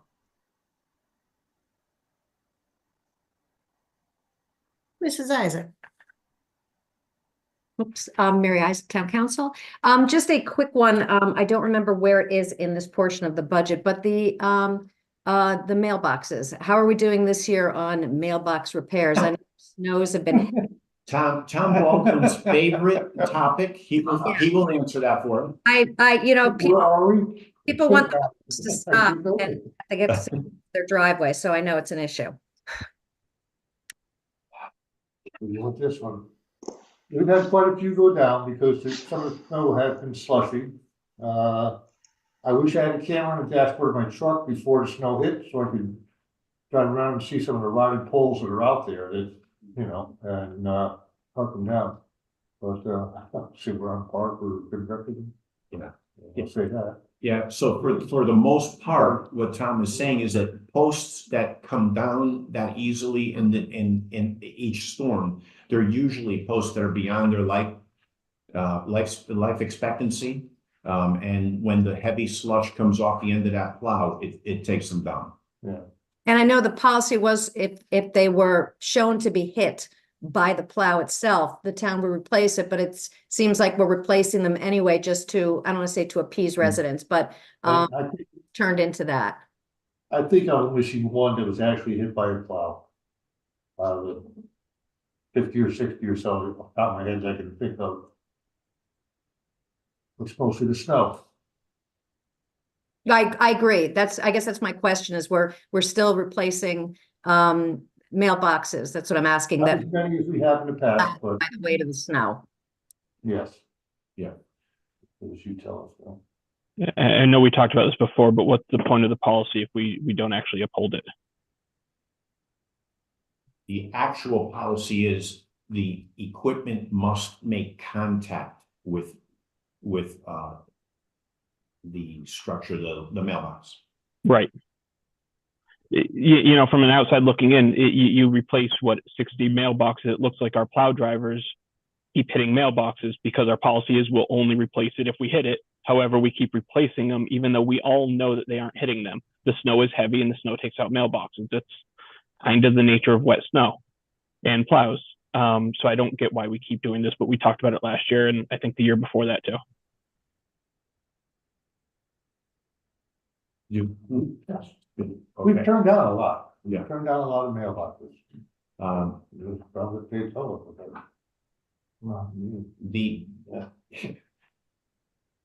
Okay. I really don't know how to answer the question, to be totally honest. No. Mine wasn't really a question, just a statement of But frustration. let me just say, I'm going to be blunt. When we turn on the button and we say that it's absolute policy, you guys are all going to hear about this in a very loud way. So we manage it so that it doesn't become uncontrollable, and we service the constituents. But if the elected officials send the edict that it is a absolute no excuses, we're not doing it, we will adhere to that. But again, that's a very loud response that all of you have to be prepared to just give us that instruction that that's what we're doing. And we will do whatever it is that the legislation at the end of the day says. Yeah. Thankfully, that's on the town council and not us. Sorry, Mary. And so I'm being totally honest because we turn away so many already that it is so loud already that if we're being told that the absolute policy is, we have to be prepared for what the consequence is from the constituents. That's all I'm saying. duly noted. Mr. Mascola. Oh, you're on mute, Mark. Hey, George, Mark Mascola, Board of Finance. How are you? They just replaced the mailboxes. Like, this feels like pretty simple to me, right? Like, I don't know how you, unless somebody's going to argue, like, I didn't hit it. Did you hit it? It's the middle of the night. I don't know. I don't know how you, like, I don't know how else you manage it because, you know. You're absolutely right. And that's part of the management. We try to limit it because each you one guys is do a great job. investigated. Just manage it, right? Just manage it the best way you know and manage it within your budget. That's just simple. That's just my mind. The post too. Yeah. Down mailbox and then another $30 post. Yeah. Yeah, we try to manage it within reason to provide, you know, a basic level of service. If something is really blatant, you know, we can stand on something, we will. But we can get into a very strict policy, but that will have to be something that we are clearly instructed to do. You're more than capable to manage the mailboxes, so manage the mailboxes. Thank you. I'm going to take a question back. Thanks, Mary. Too late now.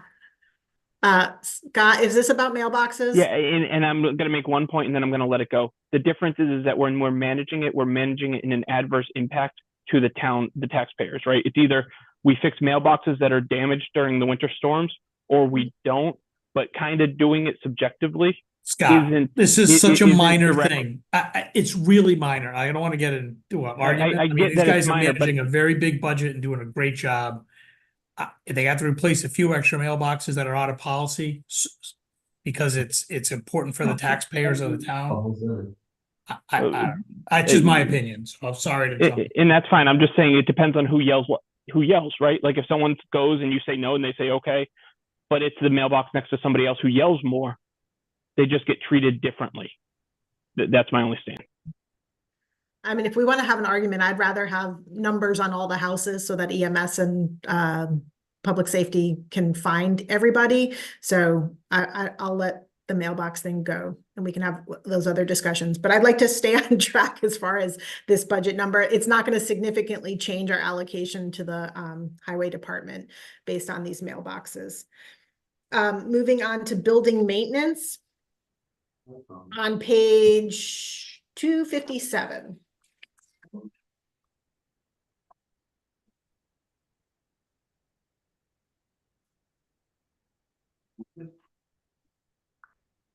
George, talk to us about the building.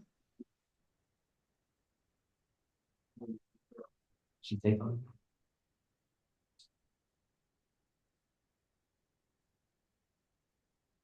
George, just step away from to take a phone call. I'm back. Okay. I'm here. Why don't we move on to fleet since Doug is sitting there in the hot seat waiting? We'll go to page 267. I'm pretty flexible like that. Just switch pages, Doug. No, you're not. No, you're not. What? Lady said. Well, George, are you ready? Do you need a minute? Because we can go. No, I'm here. I don't think I have any real issue. All right, then go back to 257. We'll do building maintenance first, and then we'll ask Doug again. 257. One with 3,000 squares. So this is building maintenance, okay? Okay. So building maintenance, we provided a report to the board last week. As we have a discussion each year, we begin the year doing basic maintenance and repairs to buildings with the funds that we have in place. And then the unexpected happens throughout the year, throughout the 12 months that are things that we just can't control, such as loss of heat in a building or loss of air conditioning, you know, a pipe that lets go and damages ceilings, that the emergency repairs that we just can't predict. So we couldn't possibly provide a report with everything that we could anticipate because we just don't know exactly what's going to happen from one year to the next. But the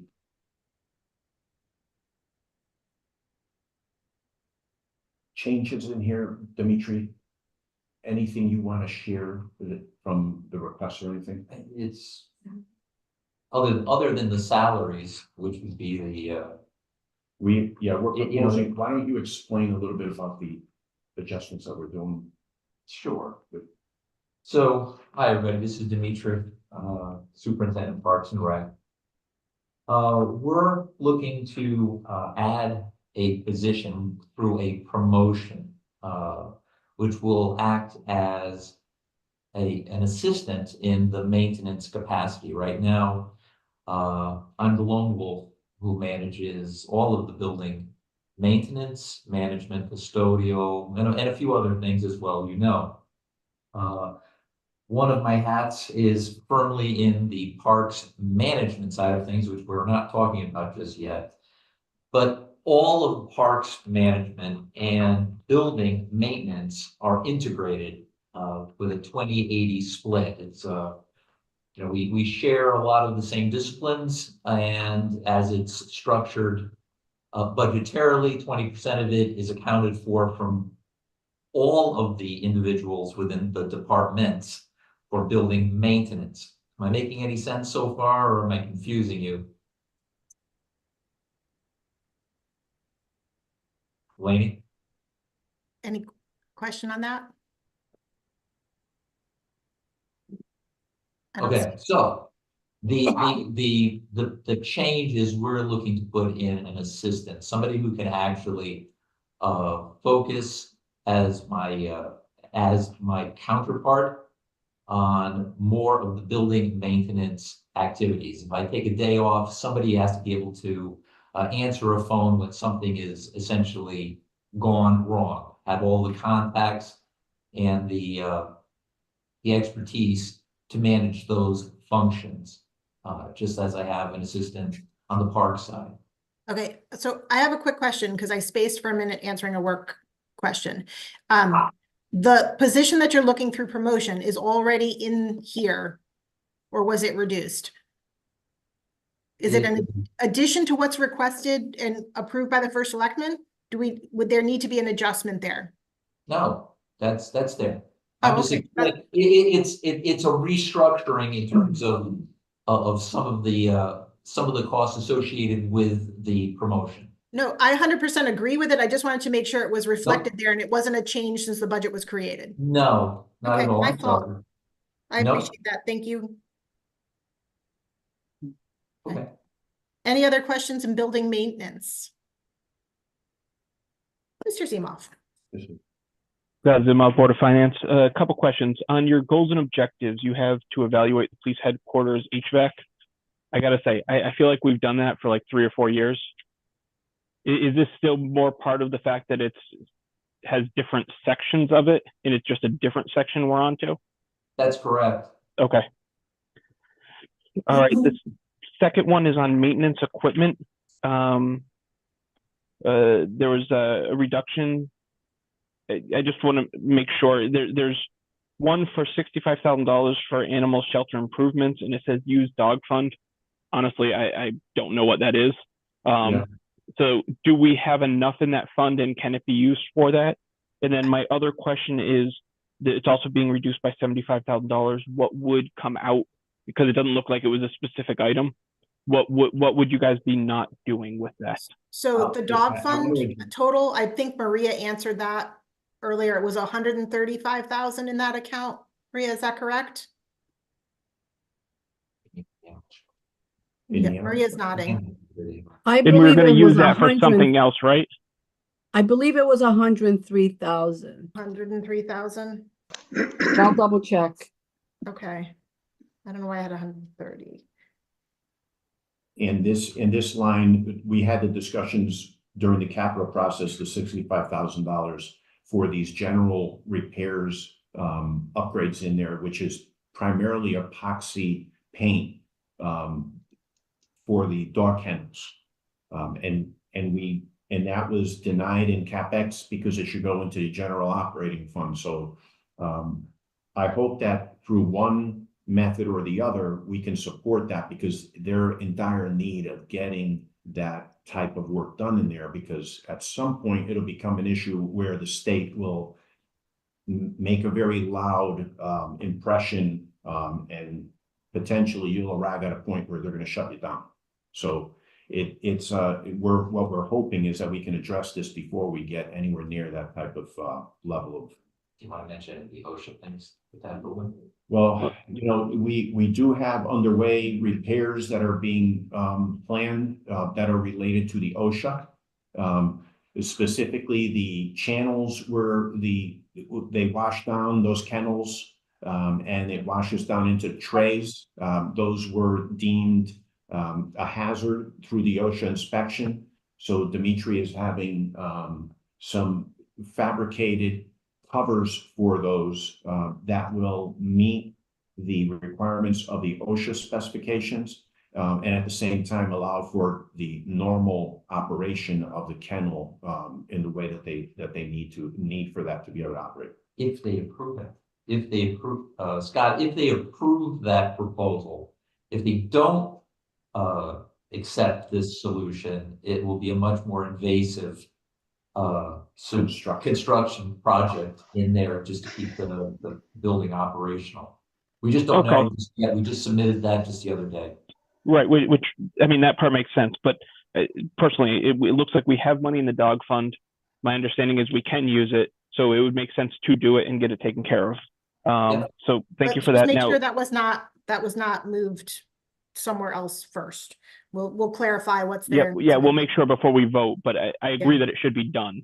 Yeah. But I'm all for using other funds that are sitting there to be used. Yeah, The other question, we have to be careful that the stuff we removed from the capital plan that we said we wanted them to pay for either through ARPA or that we're making sure that we're making good on that. So agreed. We can't have it both ways, although it would be fun. And then just that second part of that question is, without the $75,000, what would not be done? Because obviously the animals shelter, that's one section, but there was another 75,000.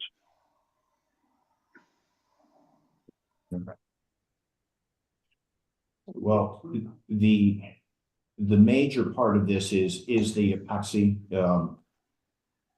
cover flooring, but obviously we have some abatement that we need to do in order to replace some old flooring that's in there, some electrical improvements. So what's that? This is general. The dog kennel. So the $100,000 for various building improvements that needed to be made throughout town. I'm sorry, who is that? That is correct. Right. Those are for general town building. Correct. Town buildings. All of our buildings. Yeah. I was zeroing in on the kennels, but this $100,000 as we had laid out here was for additional improvements in other town buildings where we have areas where there are flooring replacements that should take place. But we've done testing and we know that in order to do that, we're going to need to do an abatement first to remove what's underneath something before we can install the new flooring and that sort of thing. We're doing that tomorrow. Okay, thank you. Just George, it's a little confusing on the screen because you're all kind of in there. So if you can just remind us who's speaking, because the audio is a little off for me. I think it might be mine, but we'll go from there. Vinny? Vinny DeGennaro, Board of Finance. 2 points. First of all, on the goals and objectives for this year, the BMS system and the ADA countertop, they were both goals for last year. Have they been done or are they still pending? Still pending. Okay, is there a reason why? That just resources or what? Resources and plain and simple, just we're unable to get through all of those projects last year. Okay. My other comment is on the window washing. It was delayed from last year, and I guess I have a problem. If we keep delaying it, these windows are going to be pretty dirty. So maybe it should be restored. Could you comment on that at all? Well, I mean, I think it's self-evident what the conclusion you drew, that is true. The exterior of all of our windows are getting rather grimy, need a little attention. What we can do from the first floor, we do, but anything in an elevated position is really where these costs are associated. So is that outsourced when you do this? It would be outsourced, yes. Okay, and does that include town hall as well? It would for sure. Yeah, okay. It's all town buildings. Yes. Thank you. And those, what I will comment is those are basic maintenance routines that should be done once a year in professional buildings. Because we arrive at where we are today looking out of our windows if we don't do that periodically. Thank you. Mr. Timpanelli. Yes, Paul Timpanelli, Board of Finance. I think my question goes to you, Dimitri, on your building maintenance number, $159,000. You've listed there the buildings that is intended to be used for in terms of building maintenance. Does that list not include the health center building, for example, on White Plains Road, the It Helen does. Plum building? It Are does. those, They're I'm all sorry, go ahead. included. It's all included in that number. It's all included. So because the building is not on that particular list, doesn't mean it's not included in what's being done with those dollars. Regular maintenance with, Okay. hold on, I'm sorry. So this is Diana Vilas. Are you talking about the ancillary fees? I'm sorry, on page 259? Yes, correct. Right, cleaning, For example, they do go in there. EP? Yeah. Health They- department is they- there. Health department. And we are. Periodically, they go into all of those buildings. Okay, so it's intended to be designated for all of the buildings. Yeah, it's the services are changed as needed, depending on our own personnel. That's really why I'm trying to explain. If we have any personnel that's out at any given time, our service contractors will be redirected to all of those buildings. We can't have the health department not kept up to standards. If I don't have any custodians available for any reason, they will be there. Okay, thank you. So just a follow-up for that, I know we had a discussion last year about outsourcing versus in-house stuff. I'm kind of wondering, why do we outsource window washing? It seems to me like that's a day's, if you pick a building, like why is that something that we contract out to an outside vendor to come in and wash windows? We obviously have equipment with bucket trucks and things like that. Do it afterwards. Yeah, Lainey, I think that the most important thing is our buildings are multi-story. When you get into that type of work, you need someone that indemnifies you, has the proper equipment and skill set to do that. I would prefer not to have our custodians on ladders cleaning windows on second stories of buildings, that sort of thing. We can't afford to lose anyone getting hurt for any reason, pulling something or whatever. So there are certain services that you opt because it is being done as a service. You know what you're getting at an exact cost. And it's not that we're trying to interrupt everything that we're doing to add that in, because our guys are so spread so thin right now with everything that they're doing, that to try to take on window washing on top of that also would be a big challenge. Okay, I think I was confused because I wouldn't necessarily say that's a janitorial service. That's part of building maintenance, right? So I would assume that you have equipment that allows you to reach a second story window. So I was just curious how that goes and what that looks like cost wise. I understand the workman's comp risk with that, or workers' comp, dating myself. Maybe just as a simple example, even if we point out that we have a small bucket truck, there are buildings that you can't actually access window cleaning unless you're using extension ladders. I'll point out the Helen Plum building. I wouldn't do that on a bet, be honest with you. And you do have to know what you're doing and know how to do it properly and safely, especially in confined areas or areas that might be a high traffic area. Half of town hall, you can't actually even access the building with a bucket truck or a piece of equipment like that. It's all manual labor. It's ladders and scaffolding to do it properly. Okay.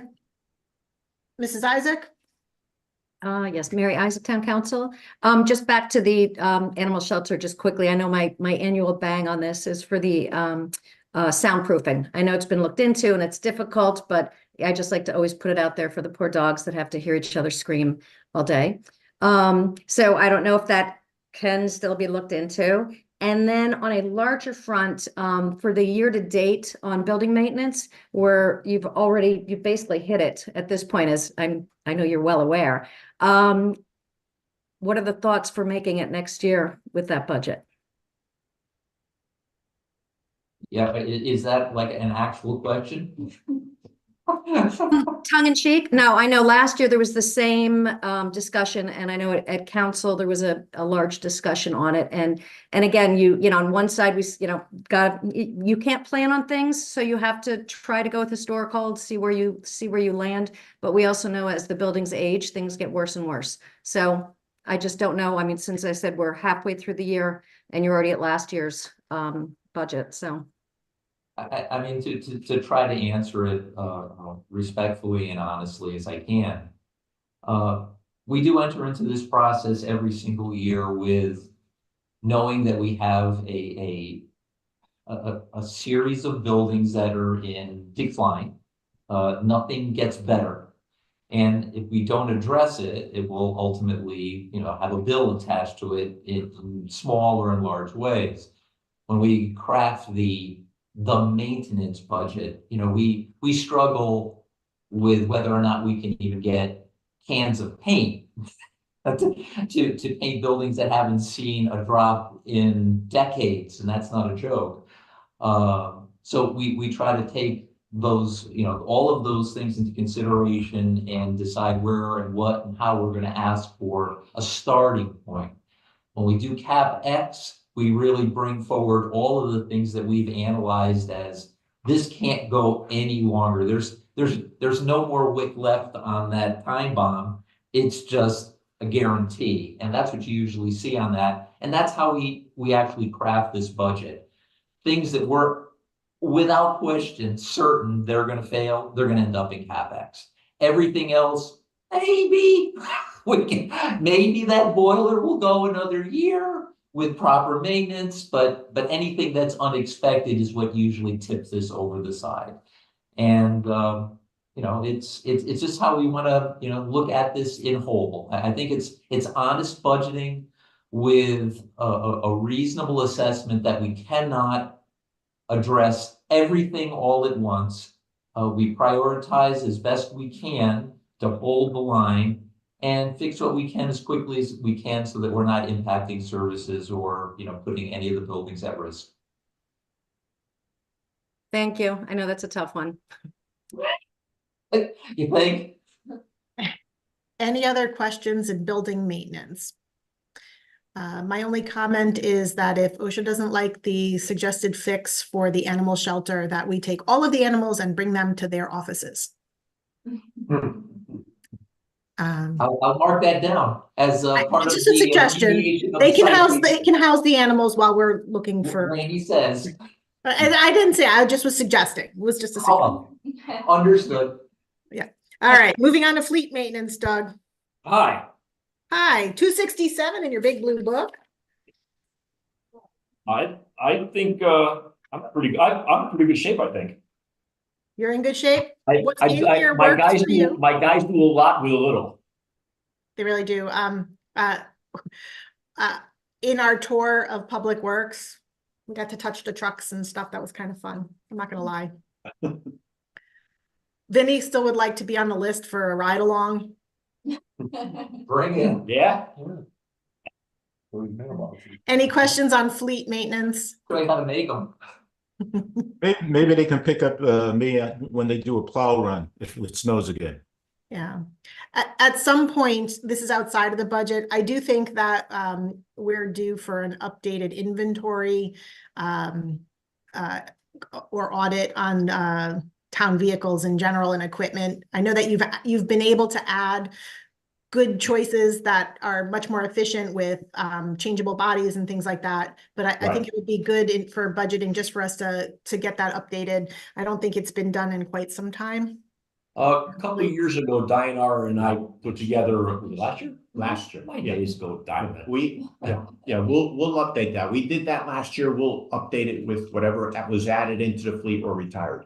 Awesome. And if you could send that to us, and then we'll double check and maybe add that for next year onto Rebecca's list. And I'll send you my replacement timeline also again, because I know everybody uses that every time. It looks like ARPA let us catch up on a couple things and that we've been doing okay keeping up. So if there's no other questions in fleet, we'll move on to the recycling center in page 275. Laney, quick question. Oh, I'm sorry, Vin, go ahead. Quick question. One of the goals is to rebuild and repair a 1987 Caterpillar truck. Where do you get parts? Where do you get parts for something like that? I'm just curious. Caterpillar is up in Newington. You can literally get parts for a 1950s Caterpillar still. It's open stock. Caterpillars never go out of style. Wow. It's hacked together now. I got the bottoms all done. We just have to do some pin and bushing work for the bucket, rebuild the bucket. You couldn't afford to buy a new one. That's probably a $750,000 piece of equipment. Wow. Nor would you want to replace with all the new stuff. Okay, thank you. Yep. Bye, Tommy. All right. I'll let you run that too if you want. Where? Wait a minute. All right. Recycling Center, page 275. Want to hit the highlights over there, George? We talked a little bit about the redesign.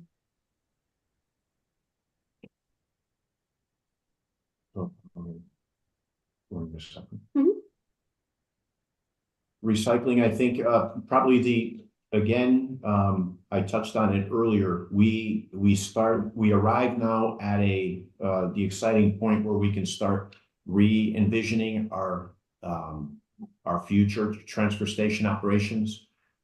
Expanded recycling is something that we are asked for just all the time. And the expanded footprint at the transfer station will allow for us to really consider various new recycling opportunities. Aside from that, we are looking at we have a new proposal on we have an extension on the table for the operations of the transfer station with City Carting, who operates the transfer station. And we are currently looking at the new costs, which are for tires, as well as construction material. Both, I will present to the First Selectman's office some new fee rates for disposal of some of that material, because the costs are going up and we simply just pass that through. We do not charge anything that's a profit. We just basically look to increase the fee for disposal to just cover the actual cost of what it takes to get rid of that. And we're working on that as we speak. And we have incorporated in the budget some slight increases that were proposed by that extension of 3-year extension to the existing contract. In 3 years, we will be going out to bid again for that service. Scott Zemo? Scott Zemo, Board of Finance. Oh, hold on, Scott. Hang on, my fault. Oh, Scott, you need to unmute. I hit the wrong button. Sorry, can you hear me now? There you go. Sorry, my fault. No problem. Scott Zemo, Board of Finance. 3 questions. It shows our tonnage has been decreasing. You know, honestly, I kind of get why it went down a little bit in 2020 when we ran into COVID. Is there any other reasons why it's down? What I would say is significant, right? It's like 2,000 tons. Basically, that's based on actual figures, what we're presenting to you. We don't have anything that indicates a trend or anything. That's just, as we prepare for the budget, we just bring you the actual figures. Okay, no trend, just it is what it is. Okay, that's fine. All right, and I realize, but to your point, yes, it has been decreasing year over year. But we can't find the reason for the trend, the downward trend. Okay, thank you. On overtime, you were looking for an additional maintainer too for the Saturdays. Is it possible just to, and I don't know if it is from training and other things, that's why I'm asking, to just have a part-time worker there on Saturdays? Anything that hiring something like that, that's bargaining unit work. So it's not as simple as just hiring somebody that's going to come in part-time. It would be part of the union staffing. So the way to staff that is simply, it's going to be the offering of the position weekly to the bargaining unit, at an, unfortunately, it is a premium. But it's not that we can simply just go out and say, we're gonna bring in manpower and hire a couple guys there and throw them in there. Okay. It's bargaining unit work. All right, and slightly off budget, but the tire removals up by Home Depot, was that done? And did that come in at the? I believe I saw that it came in less than we had allocated for you. Yes. And also, is there any standing on where we are with trying to get some reimbursed for some of that money? First, yes, it was completed. It was $49,000. We had budgeted 100,000. So it did come in well under budget. They were very effective. Once they got there, they brought the proper equipment and they were able to winch that stuff up that bluff very quickly. They did it in 4 days. Wow. So that was part of the savings. They did very effective in their work. As for the litigation, the town attorney's office is monitoring that. They have been in conversation with the state's attorney's office. I do not know where that is, but that is something that's being monitored. We provided them with copies of the invoices for the final recovery of those tires. So that's part of the record, and that's ongoing in the court system. Thank you, and I'm happy to hear it came in at half price roughly, or half of what we thought it might be. When they remove the tires, do they take those out of town, or do they then have to go? Did they then go to our recycling center and have to be transported out? That was all inclusive, disposal cost included. All right, wonderful. Thank you. Yep. Mr. DeGennaro. Thank you, Lainey. Quick question, Vinnie DeGennaro, Board of Finance. Where does the electronics recycling fit in? What category does that go into in the list of items that you have here? It's the electronics. Well, we actually get revenue for the electronics recycling. I'm sorry, I couldn't hear that sorry, very this well. is Diana on VLS. Okay. Diana, So we couldn't hear the answer to that. Can you just say that again? Sure. The electronics recycling actually provides some revenue. It's a revenue stream. okay, is that reflected anywhere here? No, it's not here because these are only expense accounts. It would be reflected in the revenue side. Okay, thank you. But isn't there an expense to do it, then subsequently brings in a revenue? No, we do not pay for it to get pulled out. Okay. Can you quantify how much that revenue that is? Is it Sure, a I can lot? let you know. I will follow up. Thank you.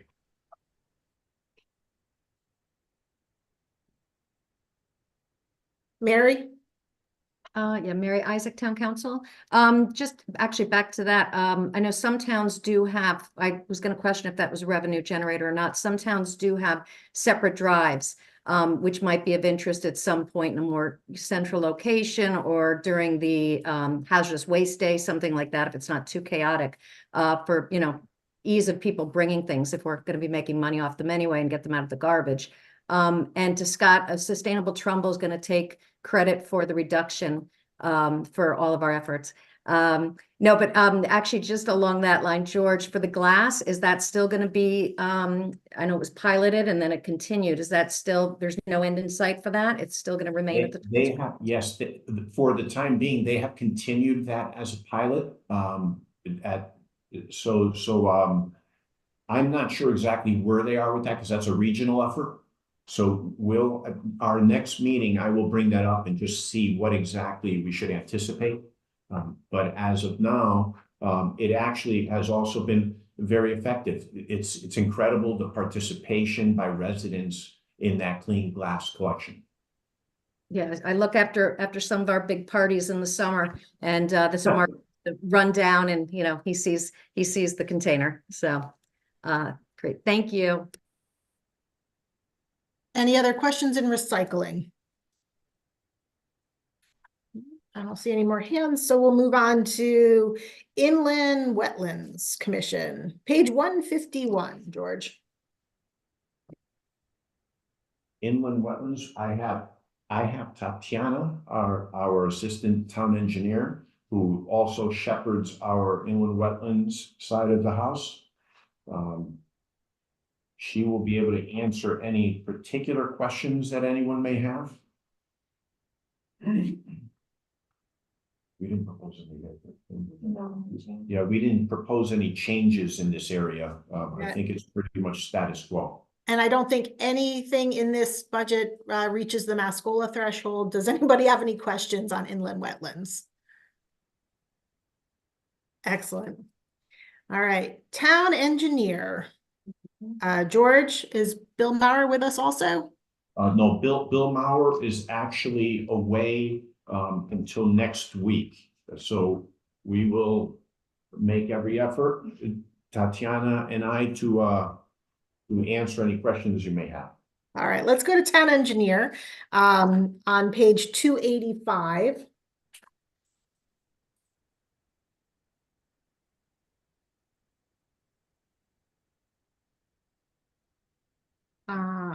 So, just in general, in the goals and objectives,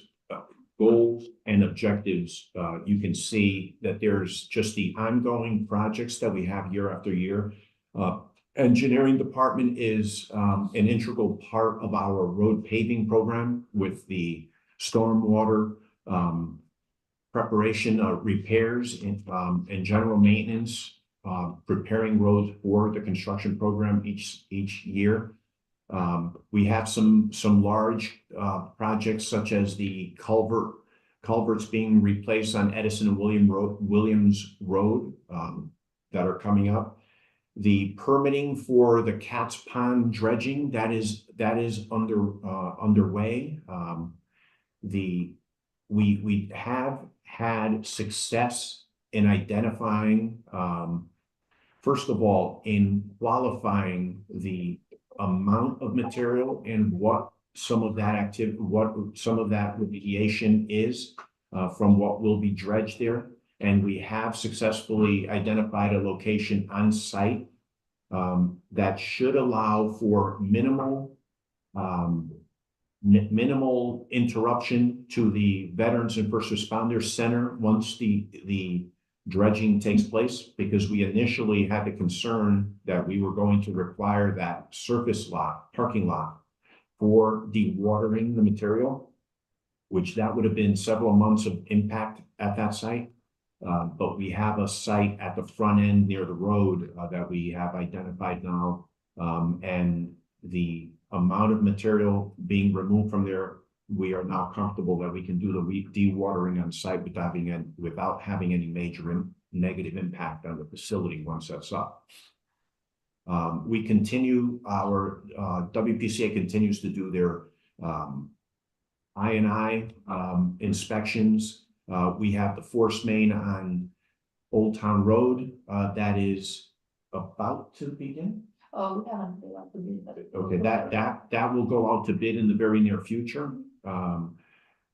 And then there are just numerous other projects that we've discussed at length during our capital projects meetings. And the one thing I will tell you, the aerial mapping, our drone, we already have used that extensively in town for projects. And it's going to be an integral part of the school safety zone assessments, because the drone will fly those mornings that we're doing the assessment with the traffic counts, and it will do aerial mapping of the activity in that area to allow for proper planning for any improvements that we do in the way of safety zones for the schools. Scott? Scott Zimmer, Board of Finance. I have no issue on the budget numbers, just a question on the successes and accomplishments. The first one on it is construction of a traffic signal at Main and Whitney. Now, for clarity, I'm happy that there isn't one right now, but there isn't one, so I don't know how that's an accomplishment.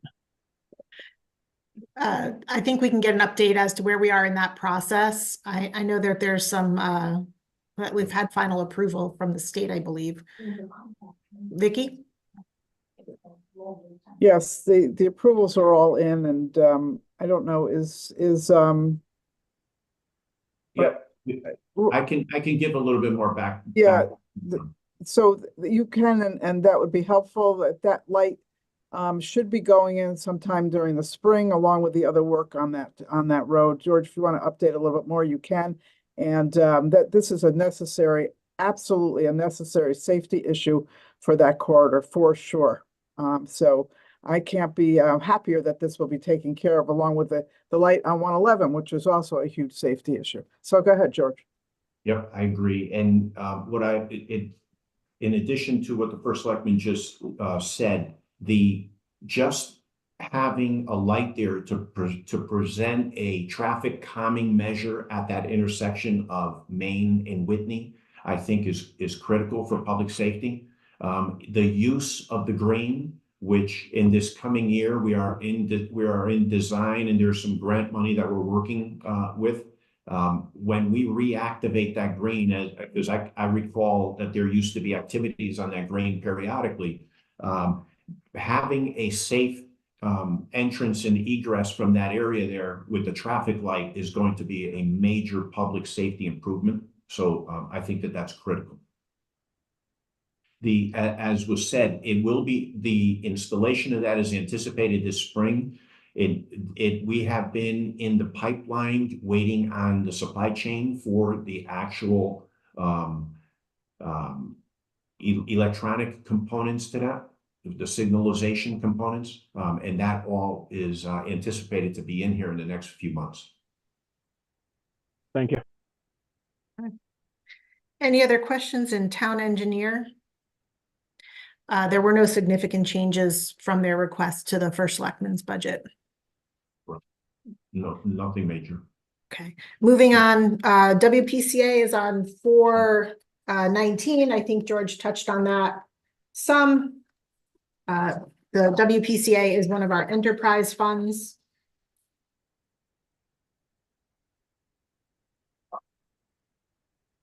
George, any comments on this? On the as I mentioned, we will be going out to bid the replacement of the force main on Old Town Road, the construction of Whitney and Wildwood Pump Station improvements. Is that is coming? No. That's still we're working on. We're working on the planning of that.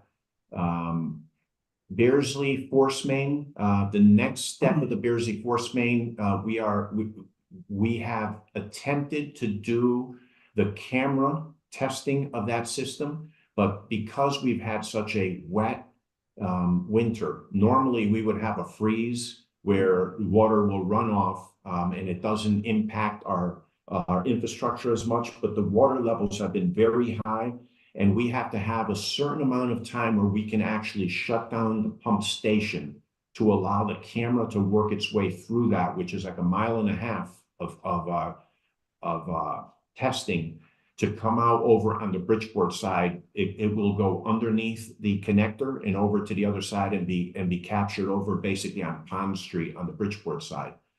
So we have some. We're planning that most likely during what we usually have as a drought period, which is end of July or mid-August. But again, we're at nature's mercy here, allowing for the right water levels to take place before we can do anything now.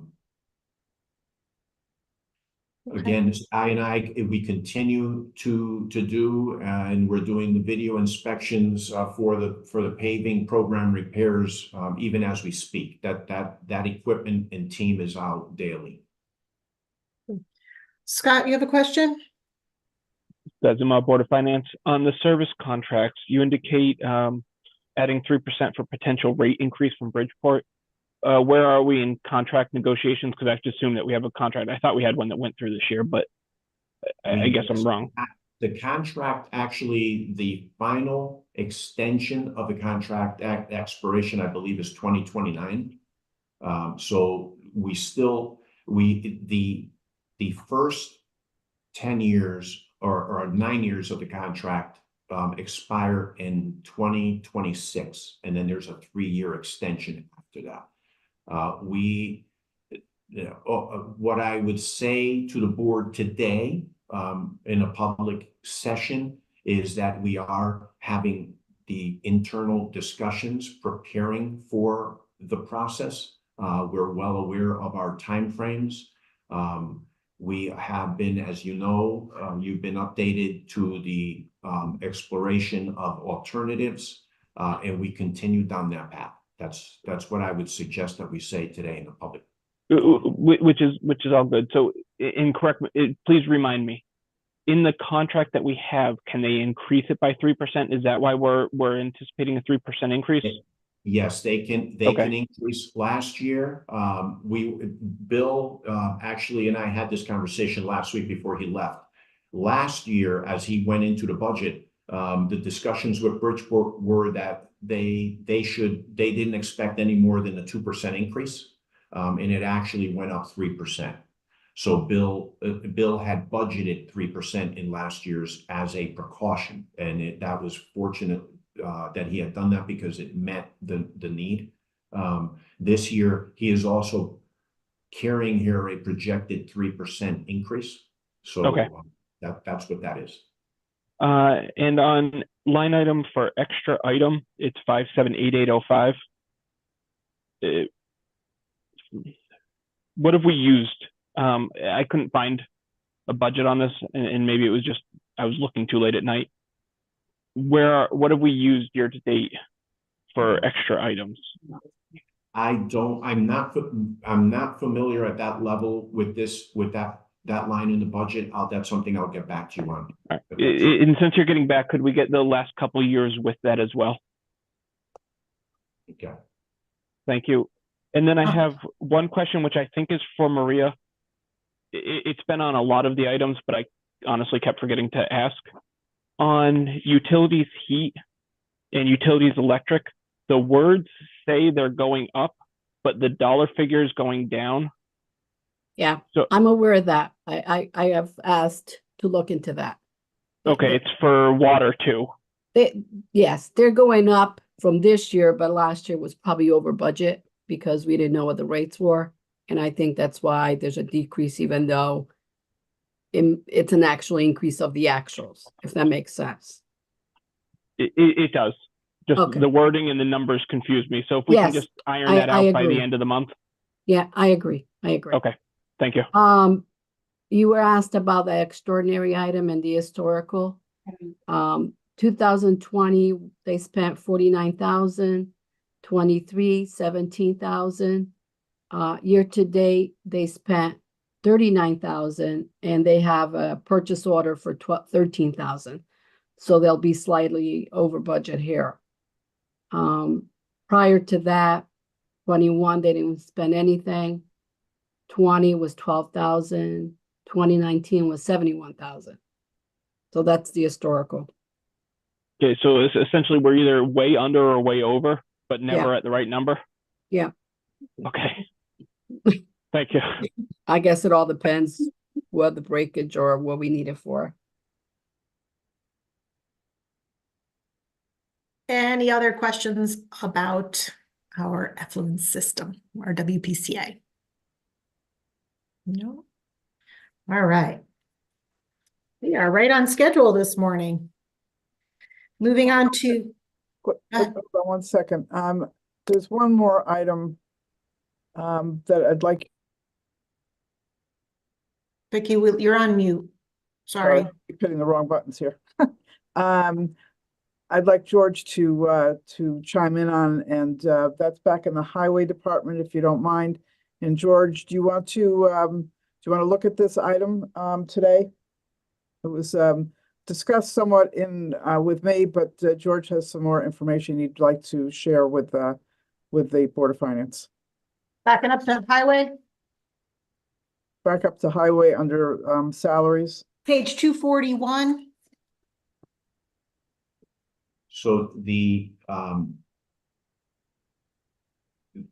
amount of work that has been going through the Public Works Department, as all of you know, because you are funding this work, has been increasing year after year, and ARPA obviously also added some stress to it, to our capacities. I had proposed in the budget to increase the number of hours for our part-time comptroller, Dayanara Aviles, to 25 hours. What I omitted was that the salary range, what will happen here is when that is expanded beyond the 19 hours, which is official part-time, what happens is the union will claim the position because once it goes over that. So there will be a competitive process that must take place through the civil service process. So Dayanara is prepared to compete for that at that elevated, but I just feel that we need additional capacity for the processing and reporting that we're doing at this point with everything, grants and everything else that we're doing. What I did not do was consider that increase in the budget at a slightly higher rate, because when it does transition to the 25-hour position, that will increase to the salary range will increase a bit more of an hourly rate. I'm sorry, what department is this in? In highway, under Highway. salaries, part-time. So what does the increase need to be, George? Send it to them. Yeah, what I'll do is I'll send that to you for distribution, if that's okay, because I have to meet with HR on that to see exactly where that has to land. Okay. From the union contractual level of funding. I don't have any problem. I don't know how, and I'm not speaking for everybody. I don't have any problem with that. Just want to make sure we have the right number prior to our voting session if there needs to be an adjustment in that line. So when you send that, if you could just be specific with the line item and the adjustment that needs to be made, and you can put the backup with that. Scott? Sorry, Scott Zima, Board of Finance. Were you saying that the increase was needed because of the additional work with the ARPA funds, or the additional work in general? And the ARPA just kind of pushed it over the edge? In general, because everything for all of the capital processing as well as grants that we're, the more successful we are with grants, everything requires more processing.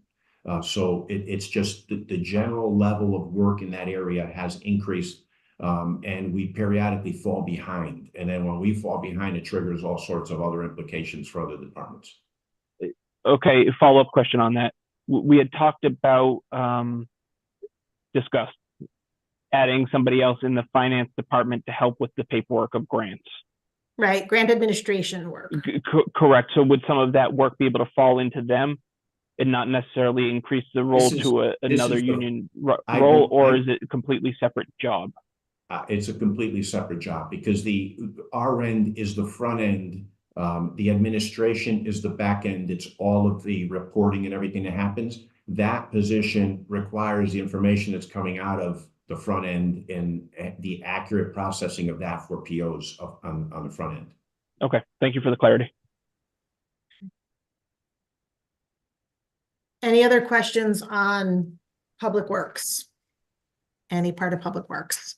And we'll get the rest of the backup for that position. All right. Dimitri, you're up. You don't need me anymore, right? You attend for stuff. Moving on to Parks and Recreation, or Recreation and Parks. Take my computer back. Going to page 391 in your big blue books. I consider this the fun stuff. Yeah, I didn't even see you. There's some chair shifting going on in Public Works Department, so we'll give them a moment. Does anybody need a break, or are we good to go? I'm good. All right. Moving on to 391, Dimitri Paris, Hello, everybody. Park Superintendent. So, like to start off with, are there any questions on that flow chart? Do you understand what's going on there? It looks like you've got a little bit of a reorg in there from last year. It's a little bit different.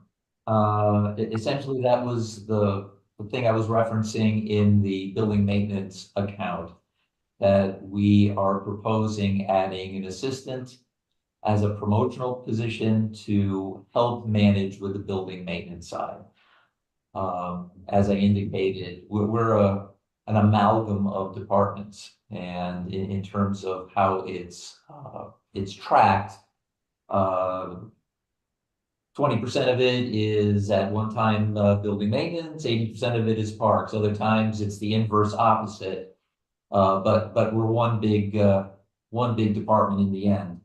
That is probably the biggest change, just trying to put in this supervisory promotional position so we can get a little bit greater control over the building maintenance side of it. And it's being represented here as well in the park side, since, well, it's all one. So if that makes sense, then we can move on. Okay. Any questions is where I'd like to start with you guys. I never know where to actually begin with what we do for you. Why don't we start by any significant changes that we need to look at in the budget? Just on the staffing side, so I'll let Gretchen sort of give you a little take on that. You're gonna let me get Yes. We are requesting 3 full-time, but at 30 hours a week positions. These are 3 people or positions we have now that are part-time that need more hours. 2 of them are the women who work in the Trumbull Youth Department who put on the summer play, and now they are doing the Trumbull Community Theater. So they are doing double the work. We're looking to add another 10 more hours to each of them so that they can do their jobs properly. And then we, last year we brought on Erica, who took over for Emily Arison. She does all the concerts. She took over the arts festival. She's doing an excellent job. She's getting us sponsorships. I don't know if anybody's noticed the difference in the last year with our events. And we are adding, as many people have seen, the farmers market and a triathlon this year. So we are requesting her at also 30 hours a week. I just want to say that the Arts Festival and the events and the summer concerts, they've just been awesome. And I'm always so happy to see how well attended they are. So I think that's been a great value add this past year. And if you didn't get a chance to see the community theater in action, we just have amazingly talented people in our community. So I'm very happy to see that it's going to continue, and hopefully this budget change reflects that ability to do so. Scott? I think Christine had her hand up first, unless she changed her mind. Christine's hand just went back up. Christine? Yeah, don't get me wrong, I'm happy to ask, but I didn't know if I should ask this now or when we get to salaries, but to that point about the quality of the events and the depth and breadth of them, like I've definitely noticed that. And then to that end, like within salaries, I noticed like one individual who's a part-time person that I know was instrumental in that. It's not there, but I presume she's meant to be in the line item of a new full-time that's being added. And that was kind of my question that I wanted to confirm.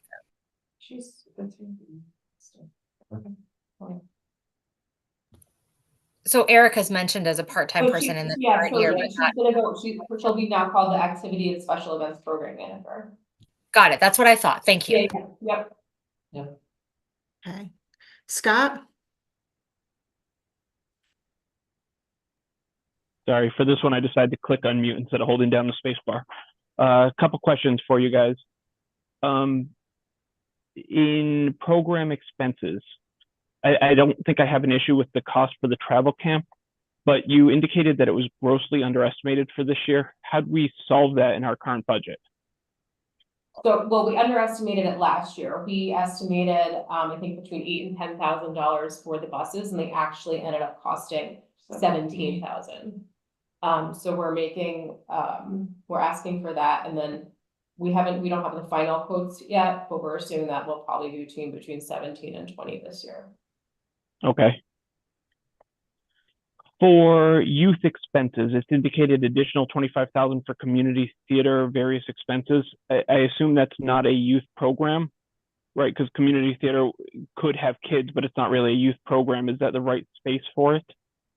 That was the account that we are currently using for them. So we're putting everything, or we have been putting everything there as that those programs are developing. If we need to have something that provides more clarity between the two, I'm sure that we can do that. But internally. But the way that we're really looking at all of those programs evolving is it's a natural evolution. What was just strictly children's theater is now community theater, and all of those programs are happening year round. So I don't know personally how to separate them and segregate them, but if they need to be, I'm sure we can. Okay, and to the point you just made, we have TYA for the youth for theater, and then it was asked for from ARPA funds. I think it was roughly $35,000 to start a community program, community theater program, which was different. I'll be honest, I'd hate to merge the two. Neither here nor there. So, but I thought 35,000 was allocated that was supposed to get it up and running, and then it would be self-sufficient. Is how it was presented. And I'll be clear, I voted against it. I wasn't for it. I'm not trying to hide where I stand. Sure. So, and if I saw the last update, there's been $7,000 to $10,000. I could be off on the number spent so far. So we should still have 25,000 left from the ARPA fund. So I'm wondering why we need another 25,000. Best and fall on my sword on this one. So when we started this process and made the request for the ARPA funding, we were given the impression that we could utilize that for some of the salary costs. Once we really delved into the limitations of what ARPA provided, we could not. They need to be utilized for fixed costs. They could be for lighting or amplification, or they need to be a physical thing. They cannot be used for staffing. Once we walked off that cliff, quite frankly, we were in the midst of putting together those performances. We were going to end up generating more hours for our staff because we have no other way to continue the program at this point without asking for adjustments to those individuals' positions. That's what you're looking at right now. We still. Sorry, Dimitri, but we talked about the increase to the hours. That's under the salary line, which is different than the 25,000 for other expenses, isn't it? Right? Wouldn't I assume that the salary line increased for the two people, moving them up to 30 hours for theater? Was that you were just talking about? Yes, I thought you were referencing the money that was still available in ARPA. Well, I am. It's both, right? Because we're saying that in ARPA we have, I'm thinking, roughly 25,000 left over that was allocated for community theater. Correct. And then in your youth programs, you're asking for an additional $25,000 for community theater. But you referenced salaries, which I understand that salaries can't be done with ARPA, but we already talked about those separately to increase them. Scott, I'm going to interrupt you for a second. Vicky has her hand up. She may have some information for you. Okay. So this program was, as you all know, started the community theater part of what our people do that run our programs, theater programs, started this last December. Actually, the program went into full swing in October. in very short, extremely short notice, they were able to put this production on the first week of December. And as anyone knows who's involved in theater or any startup programs, to become self-funding in 1 year is extremely difficult. You know, just to get the word out that there was even a community theater was challenging. But nonetheless, if you were able to see the show, and I hope most of you did, it was an amazing production, and it did exactly what, under the ARPA guidance about programs like this, was to bring the community together.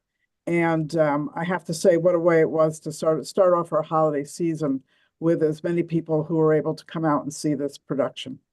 And in one weekend, they between ticket sales and donations and ads and whatever, they raised over $72,000 in one weekend, which is, I would say, a pretty amazing feat.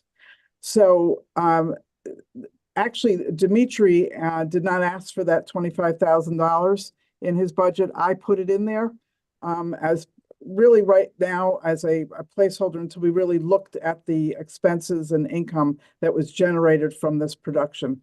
I'm not sure that we will need that entire $25,000 after we went through the income and expenses. And Maria, do we want to share that that income? You want to do? I can have it on my screen, so let me do that.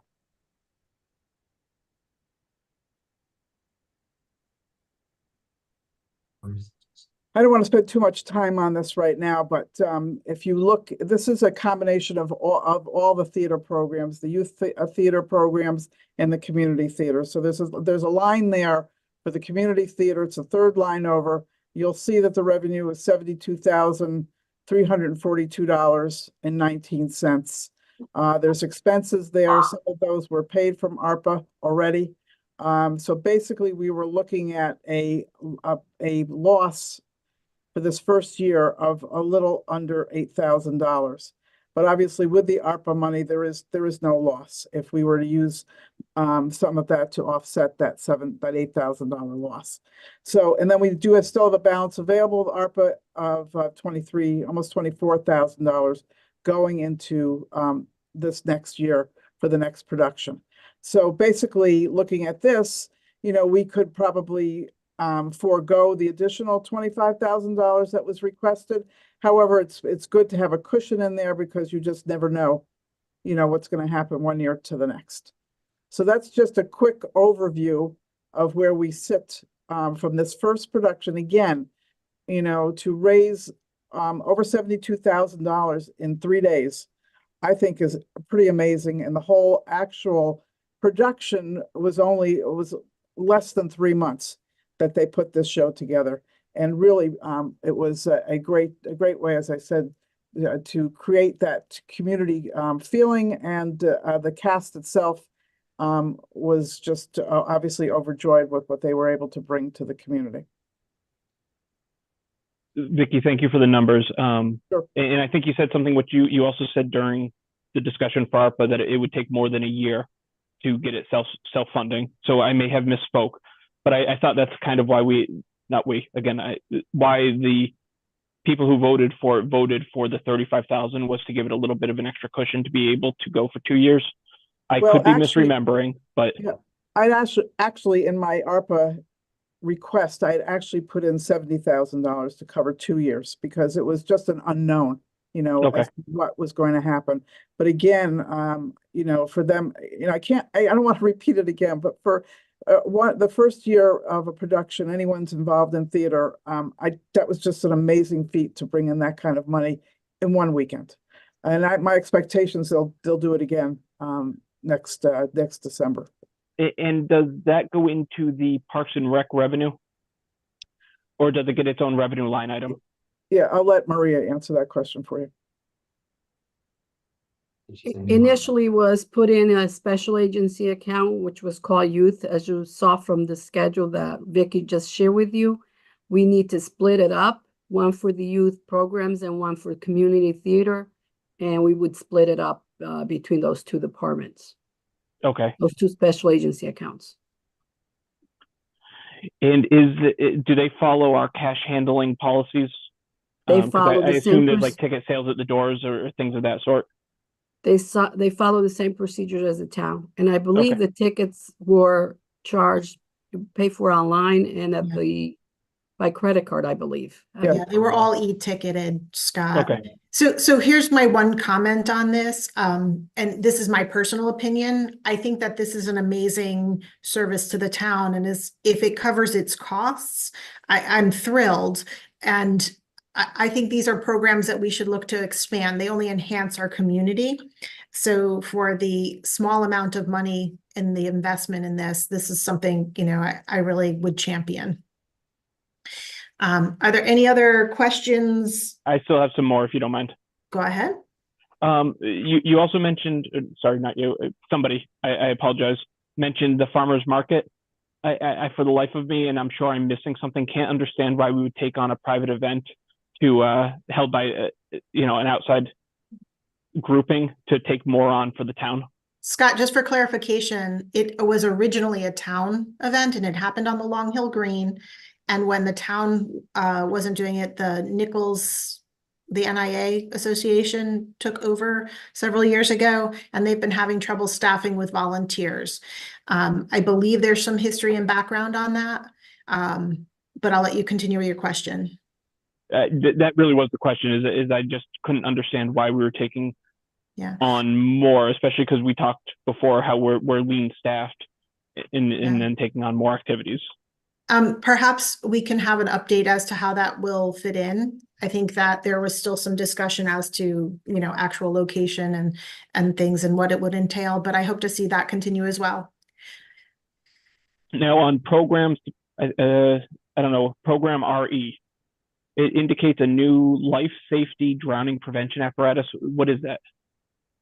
So those are some devices that young swimmers can wear, and if they go underneath the water, their heads go below the water line, it will actually set out an alert within a second or two. It's really designed to add a greater degree of confidence to the families and the swimmers that not only do we have lifeguards present, there is every measure available to ensure that there will be no mishaps while somebody is a young swimmer and learning. All right, and so how does this work? Scott, I'm actually sending you a link to the device. Marty Isaacs wanted to disclose that he is a very, very tiny investor in this company. He would have recused himself if he were part of this meeting. For this line item, but he sent some information and background last night, and I forgot to send it to you and to Rosemary, so I'm sending it to you now, which may be helpful as well. But it is to help detect anybody who's underwater for a certain amount of time. Okay, and I'll take a look at that. So I'll ask one question. It may be pointless because I might be able to read on it. Is it a singular device? No. Or is 7,000 buying multiple devices that can be at both pools? Multiple devices with a station. With a station. So do we need two stations, one for both pools? We only do lessons at one pool.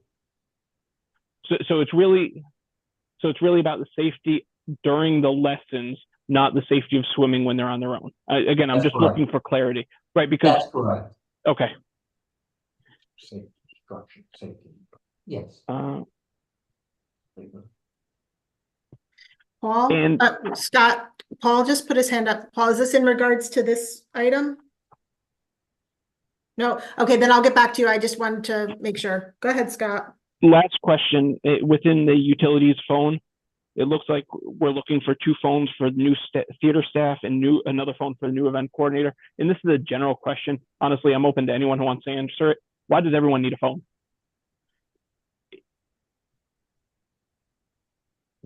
Everybody is, everybody's got online all the time, and so the town pays for that privilege. Why? Email, everything's electronic. It's everything all the time. Well, I mean, because we also get them computers. So well, I'll stick with the.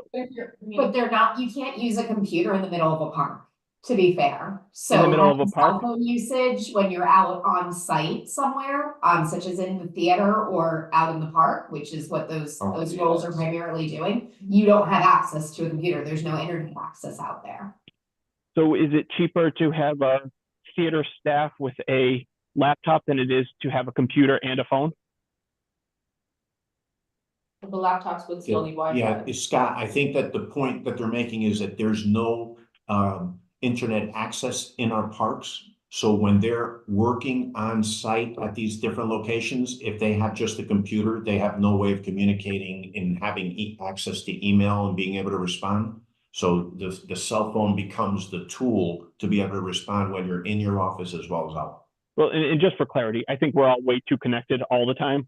Yeah. Anyway. I agree. I agree. Right, so my point is are we giving them for things out of convenience instead of, and this is a question probably generally in the whole world. I think instead that's of for just- safety. If you're in our parks and God forbid somebody got hurt doing. It's also, I mean, right now, if you know, the TYA, if they both, you know, move to France tomorrow, they have their own personal phones with their personal information and they use that for that. So if they, you know, leave their phones, we have all their contacts, we have all the communication that they've been using. Right now, they use their personal phones, and if they don't want to share that with us, I don't believe that they have to. Is that true? Yeah. That is correct. Yeah. Absolutely. Yeah, so.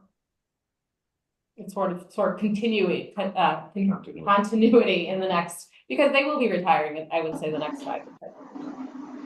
I mean, there's ways to alleviate that, but I will let it go and not belabor the point. Thank you. Mr. Campanelli. Yes, Dimitri, on your performance measures spreadsheet on page 395, we have 3 numbers there that are of interest to me.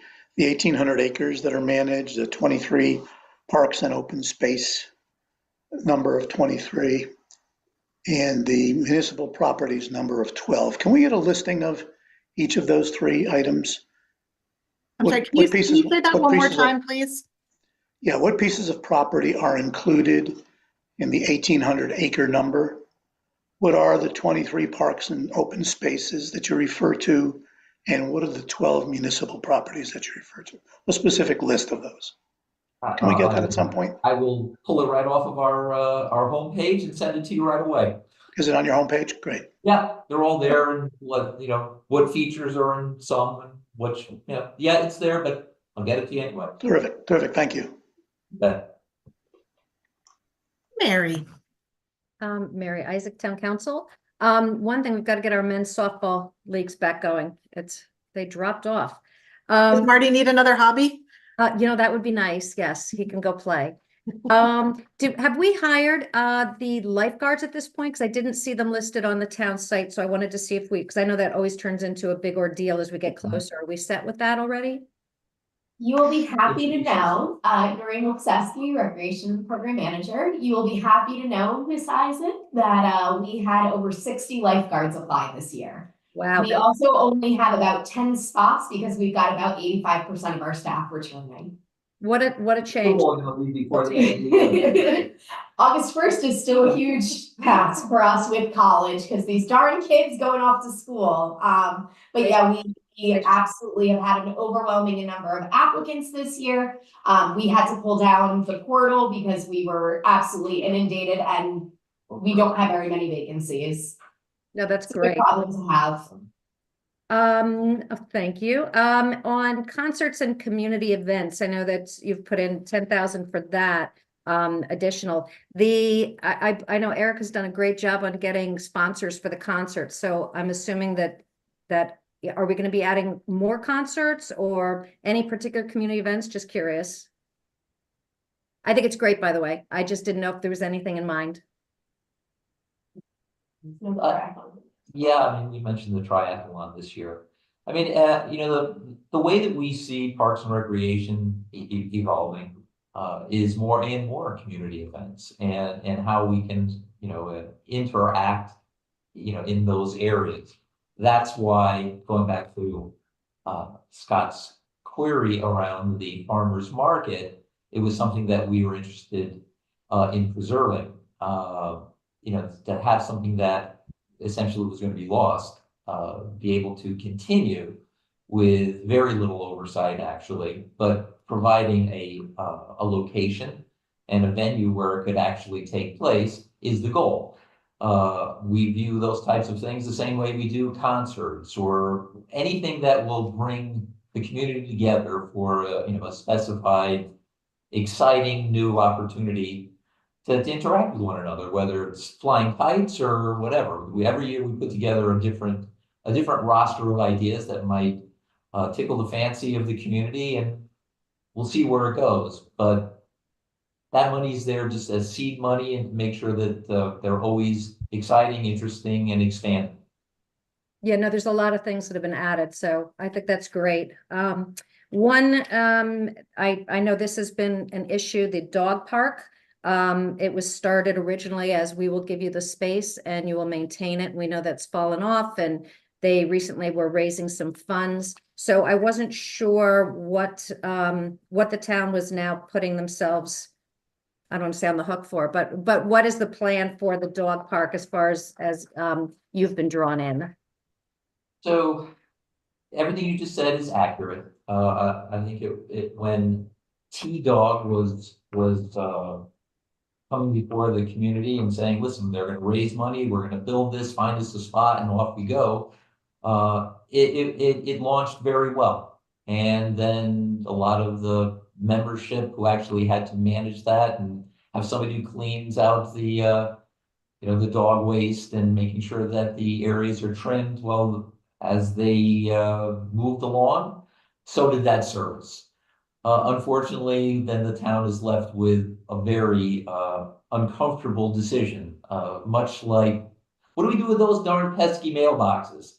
They're laying on their side and, somebody's mail is blowing down the street, or we're going to write it and get on with it. Well, the same can be said for the dog park. The dog park is a defined space. It has a lot of amenities within it.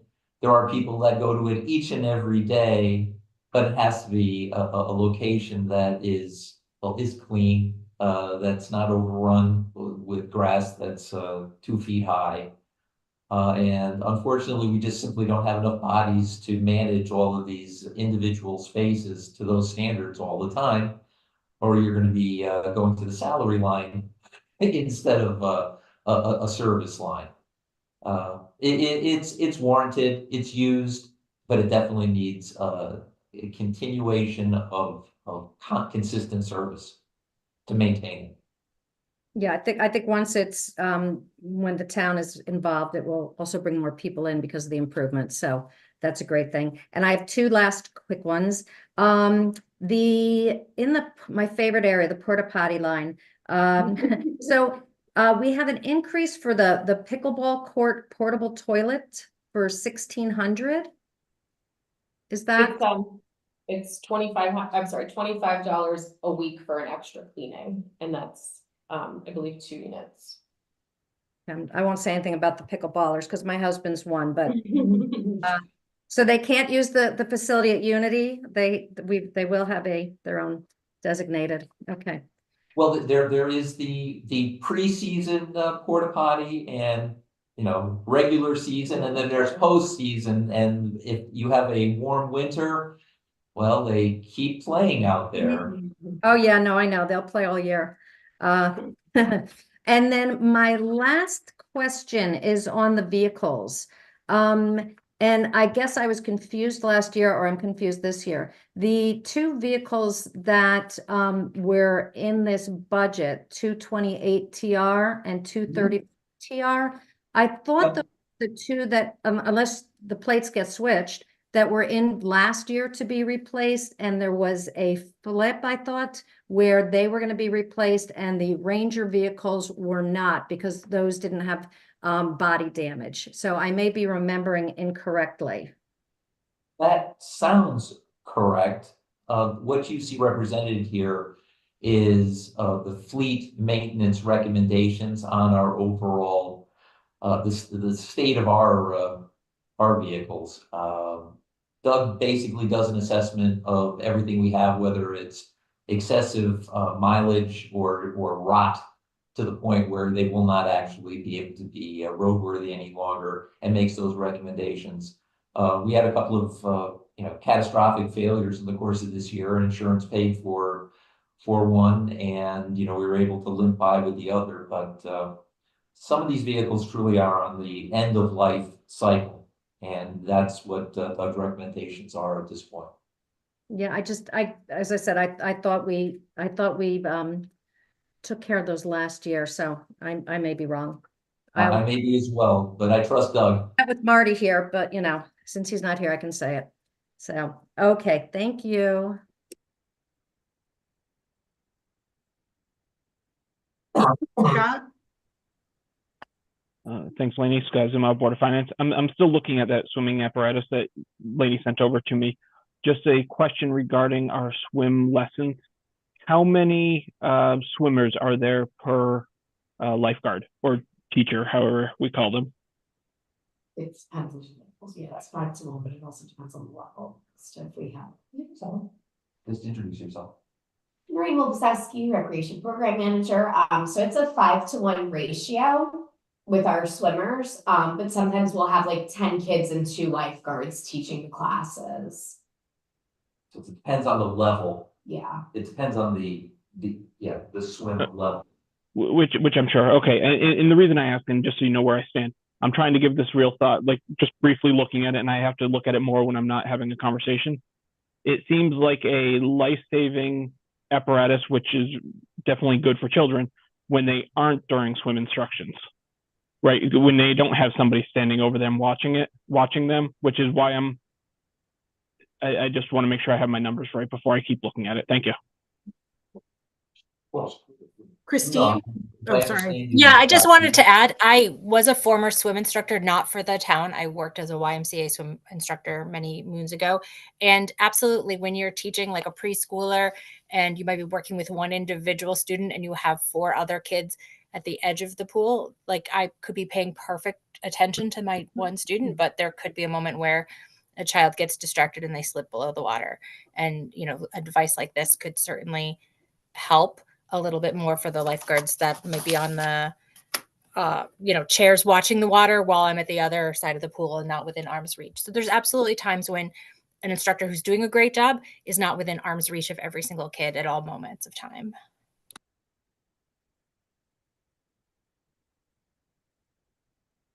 Did that just answer? wanted to share my opinion and experience.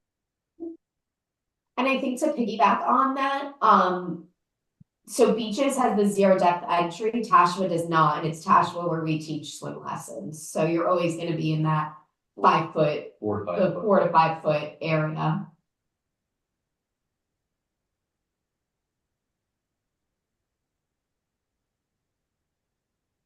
Okay. Any other questions in Parks and Rec? All right. Moving on to tree warden. Oh, that damn thing.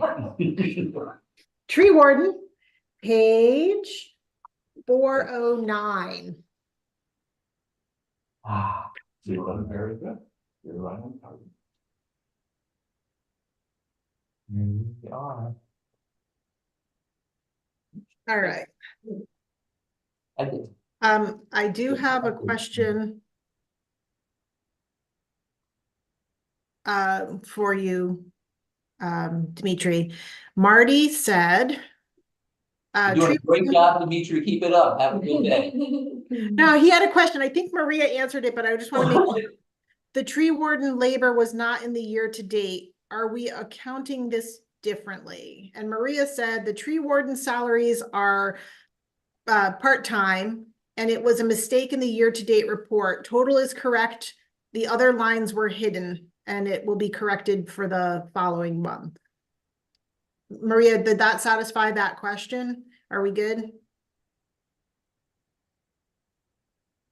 I lost Maria. Yeah, I hope it satisfies your question. It was just the financials that were presented at the Board of Finance this past month, which the lines were hidden. The total was still correct. The budget is correct. It's got all the individual lines. Okay, that was just the follow-up. I was making sure I got Marty's questions covered. Sorry. Dimitri, you're doing a great job. We're thrilled. Any questions on tree warden? Scott? Two questions. For program expenses, didn't we go higher than 200 this year? Didn't we do a transfer a couple months ago? I couldn't find my notes, and honestly, I was looking at it last night, so I apologize. I don't think so thus far, not this year. No, Scott, we've been managing it, and we have been within our projected budget, so we have not come for any additional funding this year. Okay, I must have been thinking about last year because we did that a couple times. That was, okay. that was last year. And the year before that? And the year before, yeah. that. Scott? Yes. Scott? Yeah, last year we asked for 44,000. That was last year. In That was last year. 2023. Okay, And- not the current year. I was and- merging my years together. Right, and also in And- 22, we asked for 207,000. And Scott, just to qualify, obviously, the conversation, we don't know what can happen between now and the end of the fiscal year. So we've been trying to manage it. We've been successful so far. So just Mother Nature could potentially have a plan for us along the way. I wasn't going to bring it up. I felt like I'd be jinxing us, but You jinxed it. Another thing is the budget for the last 2 years was 100,000. That was approved, and this year is 200,000. Fiscal Okay. year 24 and 25. thank you. And the salary, looks like you're requesting a 20% raise for the tree wardens. Well, the tree wardens are the deputy tree wardens. You're speaking to the tree warden, by the way. Sorry, the deputy tree wardens. I'll look at your salary separate. How about that? That's better. But if you'd like to give the tree warden a 20% increase, I may entertain that, sir. The deputy tree wardens were making $25 an hour. They're both part-timers. And I believe considering really what park rangers and lifeguards make, the work that they're doing more than qualifies for a bump. So we've made a request to put them to $30 an hour for the 19 hours that they work in, 19 hours a week that they work annually. So for the sake of this conversation, we're comparing them to park rangers. I'm comparing their salary range. I mean, at the end of the day, we do have to compare apples to apples, right? If we're saying that they're right, I mean, two people do different jobs. They make, and I'm not saying they don't. I'm just saying when. I'm sorry, Scott. Maybe I'm coming off flippant, and I don't actually mean it. I'm trying to be humorous. The work that the tree wardens are doing in terms of life safety assessment and utilizing the skills necessary to do this job at all is worth far more than that. But that's what we are, currently budgeted at. The restructure that you're looking at and how we're doing business isn't even a year old. We haven't had both tree wardens fully implemented, and we don't know what this is going to look like a year from now. But thus far, our record keeping, I think, is spot on. I think our budgeting is very good. I think the effect at communicating with the general public with the new policy is very, very well received and transparent. And the two individuals that we've been lucky enough to take on the job for us are more than qualified and professional in how they do it. So I'm just looking for the ability to make sure that we can retain them. Part-time job at $25 an hour is not it's not excessive, and I don't believe that it is at 30 that it represents the professional level of what they're asked to do. Thank you. Okay, Mary, before you do, Dan Newman, I think you are on as an attendee. You're not in as a panelist. You need to request to come up as a panelist. Mr. Chairman, he's in as a panelist. He I've is? already Oh. reported him. He's there. Like magic. Thanks, Bill. I thought I was on top of things. I was just waiting for the conversation to stop. Hi, Dan. Hang in there. Mary, you're up. Yeah, just quickly. Yeah, Dimitri, thank you for the list that went up online. I thought it was great to have that as to what roads were being worked on with the trees. So I know that was helpful to people when they, do discuss what's being taken down and when. And then also, I just want to check, I don't know if we had the year to date of about 102,000. Did we have anything encumbered at this point since that Board of Finance number was collapsed? I'm not sure if it was in there for the last report. I don't think so, Mary. No. Okay, great. Thank you.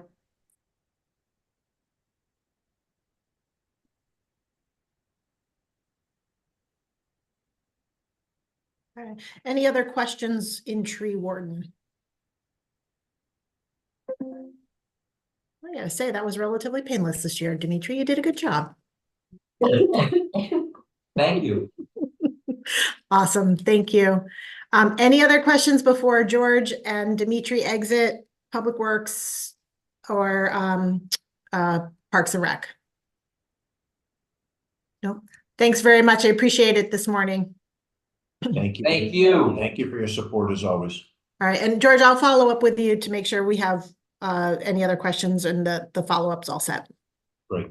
Thank you. We'll All work on the stuff that we noted today. Awesome, thank you. And we're going to move on one more section, and then I think we'll take a break after BEI because my foot's asleep. So we're moving on. Dan Newman is here to talk about BEI. He did send some PDFs last night with some information. Dan, are you able to share your screen with that information this morning? You got to come off mute.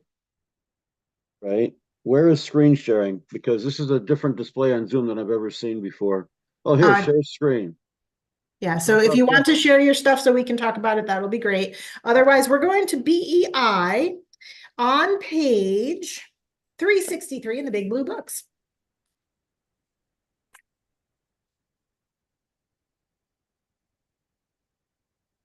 Dan, you want to remind us what BEI is? Trumbull Business Education Initiative is an organization that's been around for now 28 years. And we are focused on providing opportunities for kids in any of Trumbull's schools to see what life is like after schooling, to give them an idea of what kind of careers might be of interest, what kind of university experience might be of interest, and in general, trying to get them tied to reality of what's life like after school. So we've got guest speakers, we've got company visits, we've got mini grants that are for teachers that want to do any sort of innovative projects and that sort of thing. And just very, very active in trying to help students have a good grip on what reality is like outside the school system when they're getting older. Is that a fair summary? Sounds good to me. Do you want to go through just a quick overview of the budget and what you're looking for? Yeah, it's probably in your book. I never get to see what you're looking at, so I'm looking at what I submitted, which I think is the same thing, which is exactly status quo from last year. Total request of 12.1, which breaks down as the stipend for executive director and secretary, office supplies, special programming, and transportation. Those are the four categories. It's a status quo. It's been the same for quite a long time. And we stretch every dollar as far as we can possibly stretch it. And we do raise money from outside, from corporations, foundations, and so forth, which has really taken a major, major hit at the time of COVID. We're trying to recover it. We were at between $15,000 and $20,000 a year in fundraising. And at this point, we're between 5 and 6. So it's been very painful from that standpoint, which has limited our programming. Mr. Timpanelli. Morning, Dan. How are you? I'm good, Paul. How you doing? Good, thanks. Paul Timpanelli, Board of Finance. Dan, I think we ask this question every year, but because of the fact that there might be some new people around the table, can you re-explain why this function is not sitting within the Board of Ed budget? It's very simple. It's chartered and been continuing to operate as a service for Trumbull students. Trumbull, hello, who's getting taken away here? It's set up a service for all of Trumbull students, whether they're in public schools or private schools. Many grants have been granted to groups asking for money from private schools as well as those asking from the publics. So it's meant to be a town resource, and it's a business, it's a consortium of business, community, education, and town, all four working together for the benefit of Trumbull's youth. So is there a process in place which enables you to report your results to the Department of Education? What Department of Education, Paul? Our own local Board of Ed. No, because we're not accountable to the Board of Ed. We're accountable to the town. The Board of Ed is aware of what we're doing, I think. Anybody who asks for any information, we always are happy to give it. But no, it's not a public, not a Board of Education operation. Okay, thank you. You're welcome.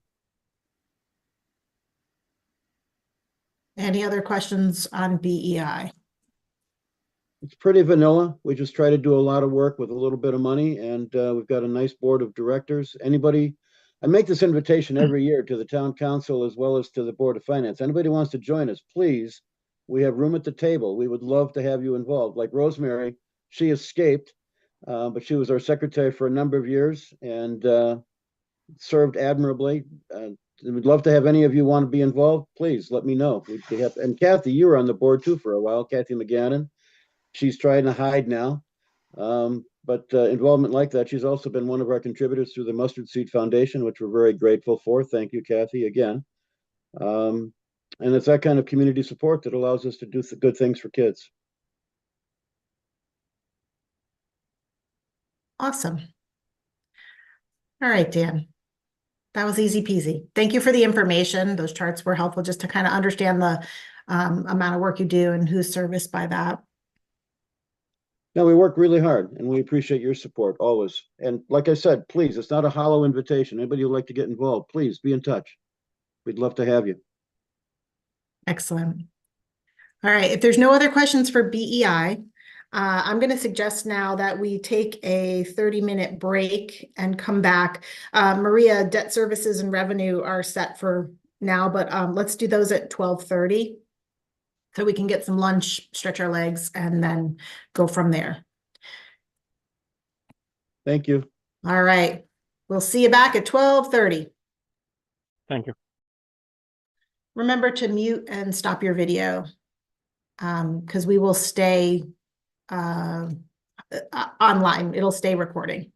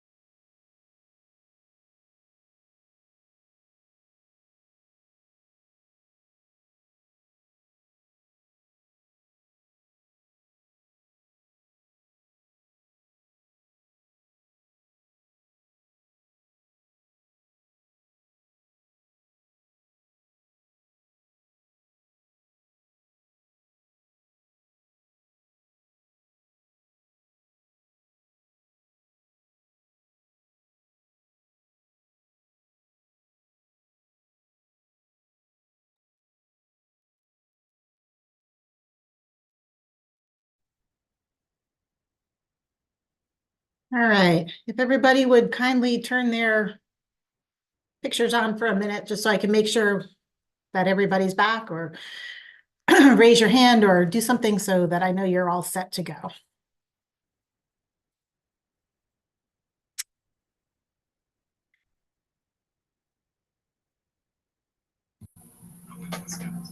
I'm gonna turn my camera off for now.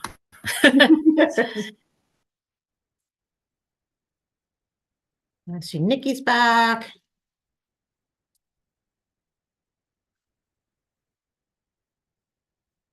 Does Colin know that he's all done for the day? I mean, I know we're exciting and all.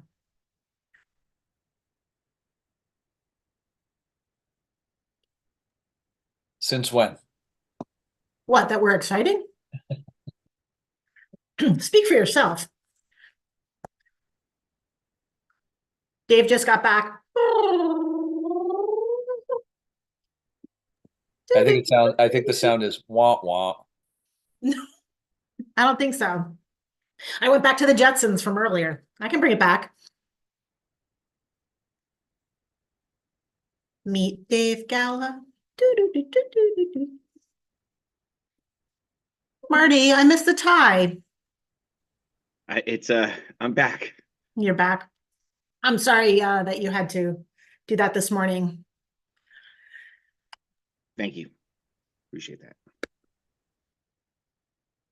Too much of that lately.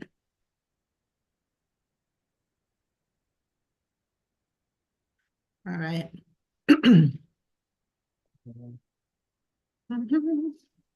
Lainey, I'm back. I just want to let you know I might have to drop for a moment. That's okay. If I do, I'll just turn off my camera and mute. Sounds good. Hi, I'm sorry, this is Kate Collins, administrative assistant. Hi there. That he had to run an emergency call, so he has had to step away from the meeting. That's okay. Colin was done this morning, so he doesn't even need to be on right now. I just saw that he was at, and it's great if he wanted to listen in. He's welcome to do that, but you can drop off the call if you need to. Okay, perfect. I'll just put him on mute again, just in case he wants to pop in later. I heard you say his name. I just wanted to make sure that you knew that he wasn't gonna. No, I just wanted to make sure he knew he was done for the morning, so he didn't need to stay on the call unless he wants to. Awesome. Thank you. No problem. Have a great day. You as well.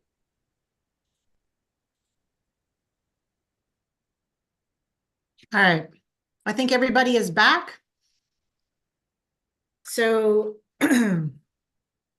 we are going to go ahead and move on to Maria, would you mind if we went and left debt services and revenues for a few minutes? Jean's not on yet, but I see Michelle Jacob is on. Jacob? Michelle, I apologize. I massacre your name every day. That's fine. Well, hold on, because she was on and then she popped off, so. All right, I lied. Back to debt services. Continuing on in our program for the day, we're on page 415. Maria's going to talk to us about debt services. We usually save this towards the end of the discussion. All right, Maria, what do you want to talk about? I'm trying to see the share screen. Okay. It's actually page 415 is the town debt, and also page 342 is the Board of Ed debt. All right, let's start on 342 then, with the Board of Ed debt. So the Board of Ed debt is between principal and interest is $5,195,352. And I'll have a schedule to share. And then the town side is $8,202,357. And I will share the screen. Yes, please.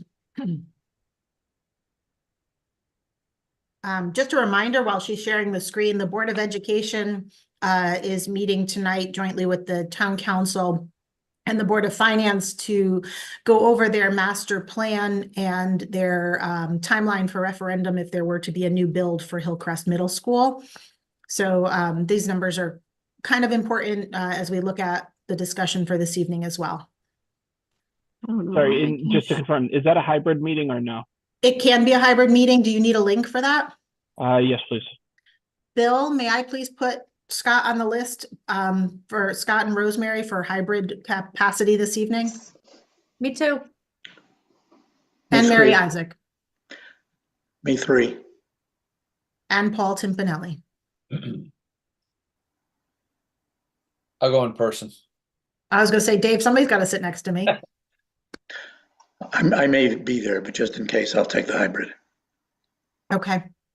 Same for me. I'm trying, but I just can't promise at this point. I'll just make it easy and send it to everybody. Great. Thank you. Thanks, Bill. All right. Maria has on our screen a schedule. So in front of you, it's a 5-year amortization schedule of all our debt. And that includes the town debt, the school debt, the sewer, where a portion is on the general fund. 25% of the sewer debt is on the general fund side, and 75% is paid out of the construction, the actual assessments for that, the construction of the sewer system, and also the golf course. So you will see that general purpose principal is 5 million, 2 million, one for interest. And then the schools is 3,000,008, 1,000,000, 2 for interest. And then the 25% of the sewer that's covered by general fund is principal 713,000 and 161 for interest. And that's what's in the budget, that plus what we're planning to fund within in September, which means there's there'll be a 6 months of interest added to it. That's why you'll see that on the bottom part. So the total budget for the general fund is 13,397,709. Then below you'll have the golf course debt, which all of these numbers should match the budget. The principal is 203,000, the interest is 6,100, and the sewer principal, which is this is the operations of the sewer, which is Fund 20. They pay for 100% of that debt through user fees. The principal is 509,000, 243 for interest, and then the sewer, the 75% of the debt, which is carried on the Fund 59, if you're familiar with it, but basically has to do with it's generated, the revenue is generated from the assessments to those affected sewer users, sewer connection system. And then, so the principal is 2,000,003 and the interest 483,000. Any questions? And you'll have a 5-year. Maria, this is assuming that there's no debt added to this after this year. Correct. This Okay. is assuming there's no additional debt other than we bonded current notes that are up for maturity in September 2024. And then we actually included some debt that we borrow. We do some notes in September as well. Marty? Can you just remind me, is it 30-year term? 20 years. Thank you. Mr. Zimov. Just for a point of context for anyone who's watching at home, when Maria said general fund a couple times, and we use that term often, just for clarity, that's not taking out of the general fund, but it's the general budget, right? It's the town side budget that you're talking about, right, Maria? That's correct. Okay, thank you.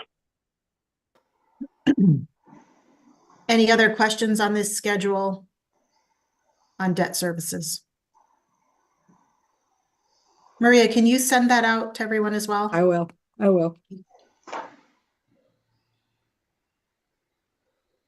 Okay.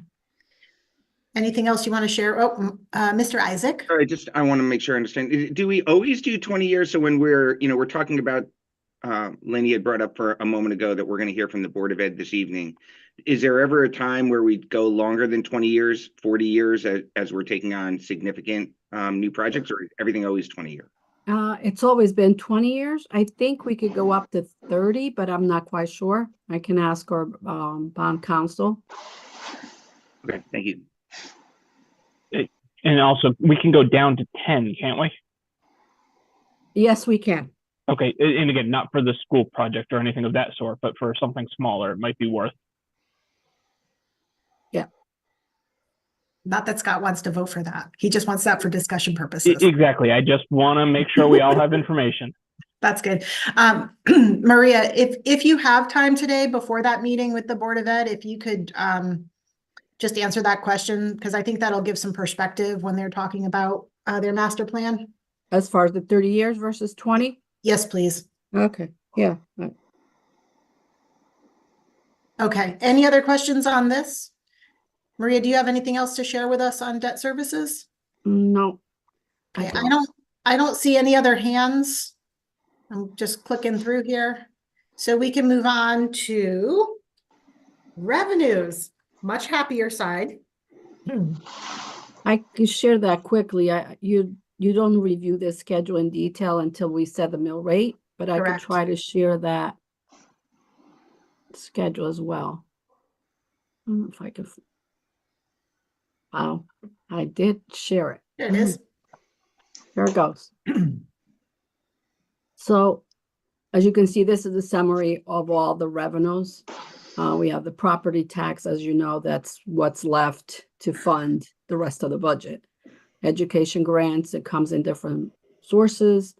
Then we have the town permits, we have the other town revenue, which includes the interest income, and the interfunds are the amounts coming from both the golf and the sewer to cover the administrative cost incurred by the town.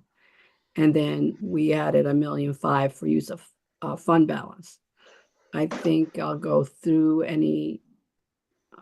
I don't know if you want to go through in some detail, but property tax, as I said, it's basically whatever is needed at the end. Okay. These are the education funds. There's the VOAG. There's the special ed.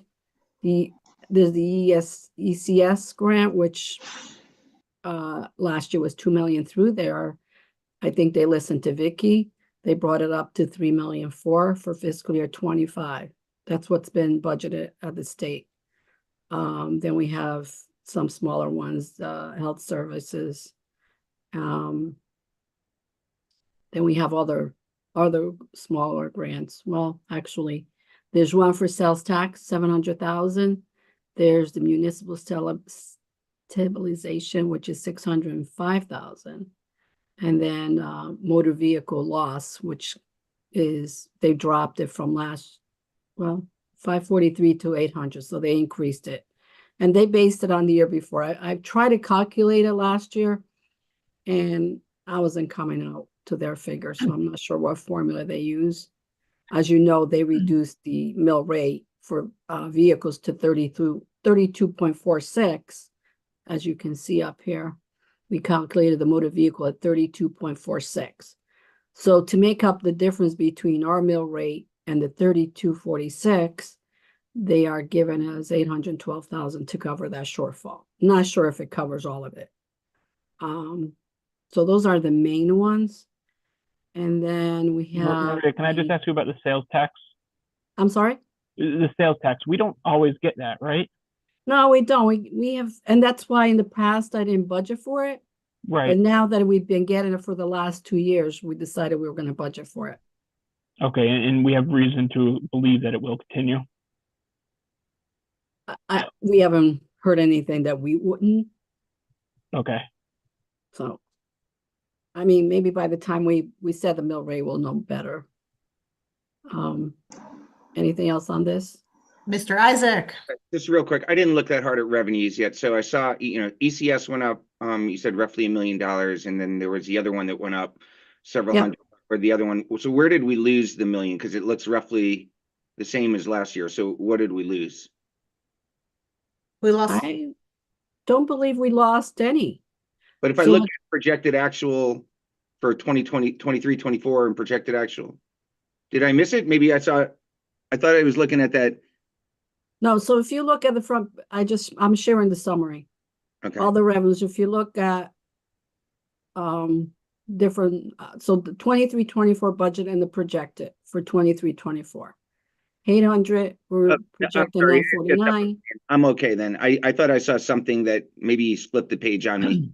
So we're up $1 million. Okay. Everything else is pretty similar and we're taking, okay. Yeah. I'm okay. Yep. Thank you. Okay. Sorry about that. Maria, where are we year to date on interest income? I don't have the numbers from the last meeting. We're at our number?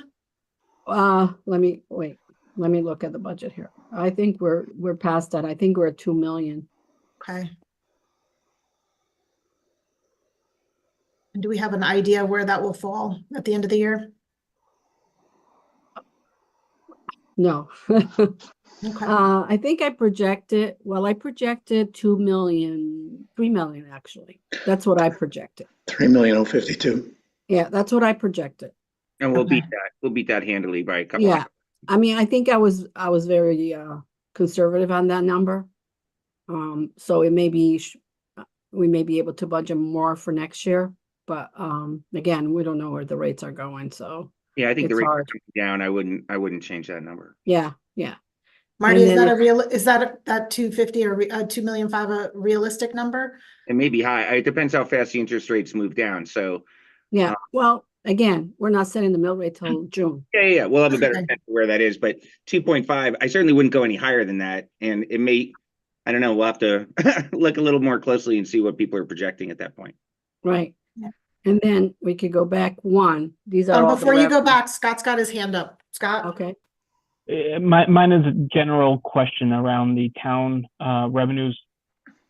Have we put, based on the items that happened this year that were discovered, have we put anything in place to keep track of revenues based on historical to see when there are anomalies, especially down, to at least start to evaluate them and not let it get too late?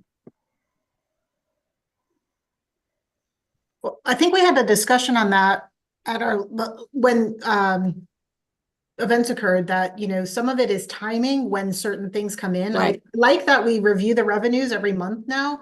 And at least it gives us an idea of, where we should be looking. Like if we see a column that's, 0, that we are at least asking, why is there no revenue here? Or why is this at 100%? At the mid-year mark. So I think we're doing a better job tracking that. I don't know how you guys feel about it. Well, I mean, we're looking at it, but we also aren't looking at it every day, right? We look at it with part of our budget, and I'm not saying we aren't all trying our best, but systematically we should be able to, and I don't know how the system works. I'm just thinking of any other computer system. We should be able to put in some kind of triggers to identify if we're, X number below what we should be expecting. If we're expecting, 50,000 for the year, we're halfway through and we have 3,000, something's not right? Like there should be. Well, take a look, for example, town clerks. I mean, yes, we'll look at it and we're, let's say 6 months into the year, and we'll say, okay, this is 6 months. So by the end of the year, are we going to meet the goal? I mean, we could look at it that way, but it all depends on when there's a change in house, ownership and correct. other And I know issues. seasonality has an impact on a lot of what we do, Right. right? Parks and Rec is going to jump out quick and then it's going to slow down and it's going to Right. end fast. Exactly. But So- we know that, right? Like as Yeah. individuals on here, we know which ones ebb and flow, and periodically when we should say, this doesn't seem right. Yeah. We could compare it to last year's on a more monthly basis. Okay. Yeah. Well, we've been looking at it, but we'll look at it closer. Thank you. So I can go through the large ones, but you'll see EMS where I think he's projected more than 2,000,003 for 23-24. I'm projecting 1,000,009 just based on actuals. Yeah, I thought Town he said he was clerk. almost at 2.3 already. Right, exactly. Maybe I misheard him. Yeah, no, it will be at 2.3. I mean, a town clerk, I'm projecting 1,000,000. Last year audited was 1,367,000. I don't know. Again, it's timing. It's when there's ownership change. We don't know all those details, and market slowed down a little bit. I don't know. I don't know if the market slowed down or if there's just no inventory. Right. Well, there isn't, but yeah. Building, again, that's also based on when they come in for permits. We don't know the timing. New construction, they come in, but it could be anytime. But I'm projecting for that department, where it was. Oh, I moved. Sorry. I projected 870,000. And I'm only budget next year 850 because I'm conservative. I'm not sure where it's going. Disposal, they were talking about this morning that we get fees from recycling and other disposal at the transfer station. That's where this revenue is, 330,000 we're projecting. It may be higher than that. Then we have health department, 100,000 projecting. I'm not sure where, it is down from last year. It could be that in the spring. I'm not sure. There's more to look at. We talked about that when the health department came in about vaccines and that there was not as big a demand right for the vaccines. So that might still be high at 120.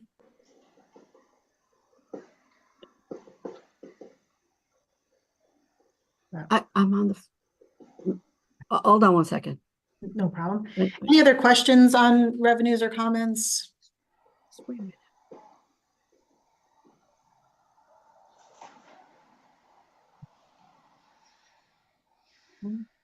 I think we're good, Maria. Okay.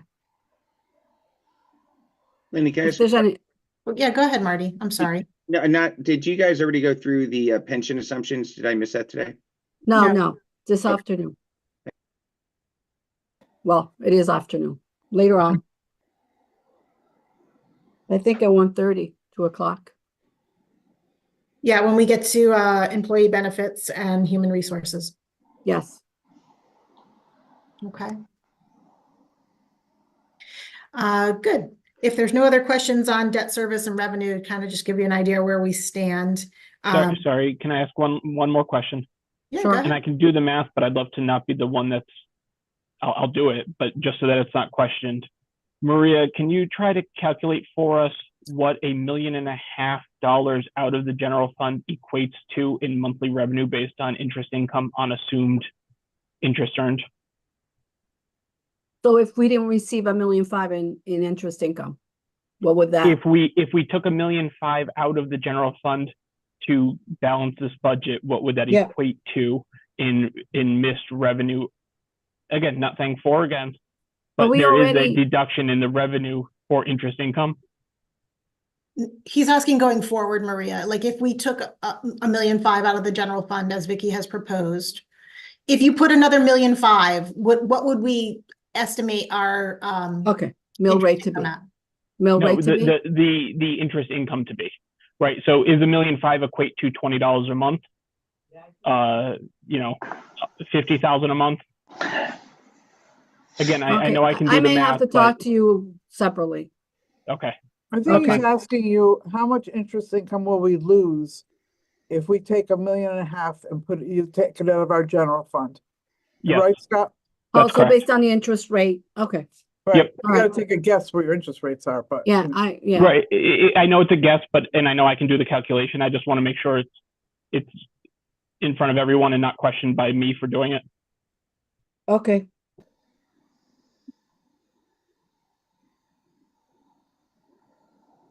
If we need to blame somebody, Scott, we're going to blame you anyway, right? Oh, absolutely. And all right, just I want to be clear. I don't want anybody like communication. Listen, I know which way it's coming. I'm okay with that, but if I can have someone else, I'll try. That's fine. All right. No other questions on revenue or debt services. All right. I see Tracy Vonick and Jean Rabineau have joined us to talk about elections. They are our registrar of voters.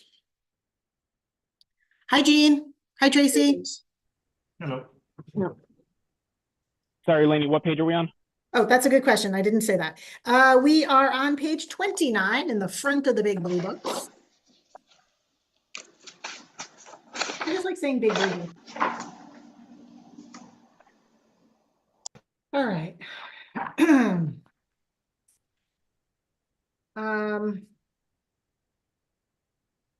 some things that we have coming up, early voting, primary, national elections. Yep. There doesn't look like there was any change from the department request to the first selectman's request. Any questions?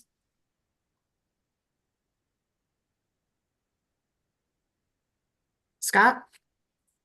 This may be a dumb question, but why does food cost more for early voting than it does for regular voting? More days. Well, but per meal it's $40 compared to $30. I mean, that's not a number of days. That's No. a cost per meal. That's a very good question. It should be the same cost per meal for both. Right, because it shows primary, lunch, and dinner for 78 people, $30 each. But then early voting, it's lunch and dinner, $20 each.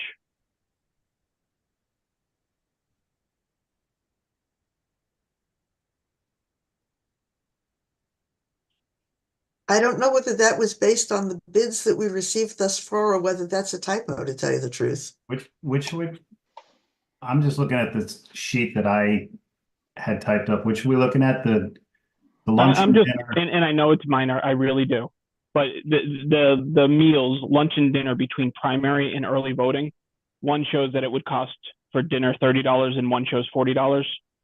If we're going to be $10 short for early voting, we got to at least put it in the budget. So the way I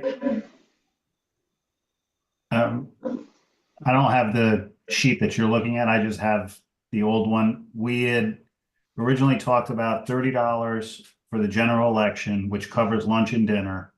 And then the lunch and the dinner for the early voting was separate people at separate times. And it looks like we had put in $20 each for lunch and dinner.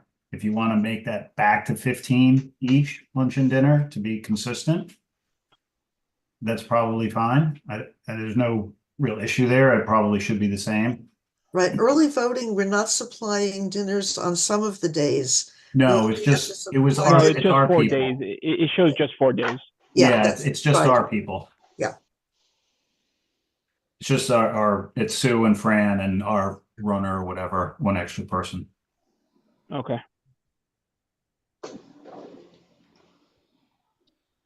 Vin? Vinny DeGennaro, Board of Finance. I see in the Capitol you have 3 desktop computers, and this is maybe for Bill. Are those included in your 125 or are these 3 more? You're in the 125.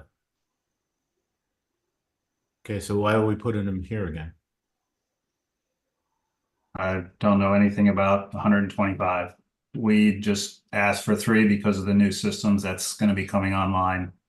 So if you were accounting for them in another area, that's fine. I mean, as long as, you know, we're still somewhere in there for them. But that, as far as, you know, this 125 capital, a larger capital program, that's not something Gene and I don't think we're aware of. We're not. One thing we should add is if we can get computers with the same capacity that we're going to need to deal with the new voting system as laptops rather than desktops, we'll go with laptops. I'm going to leave that to Bill, but if we're double counting something, I just wanted to I know. hope we're not. Okay, that's all. We put in a request, one request, not 2. Bill, will you get back to us whether that's included and you can accommodate what their needs are with that?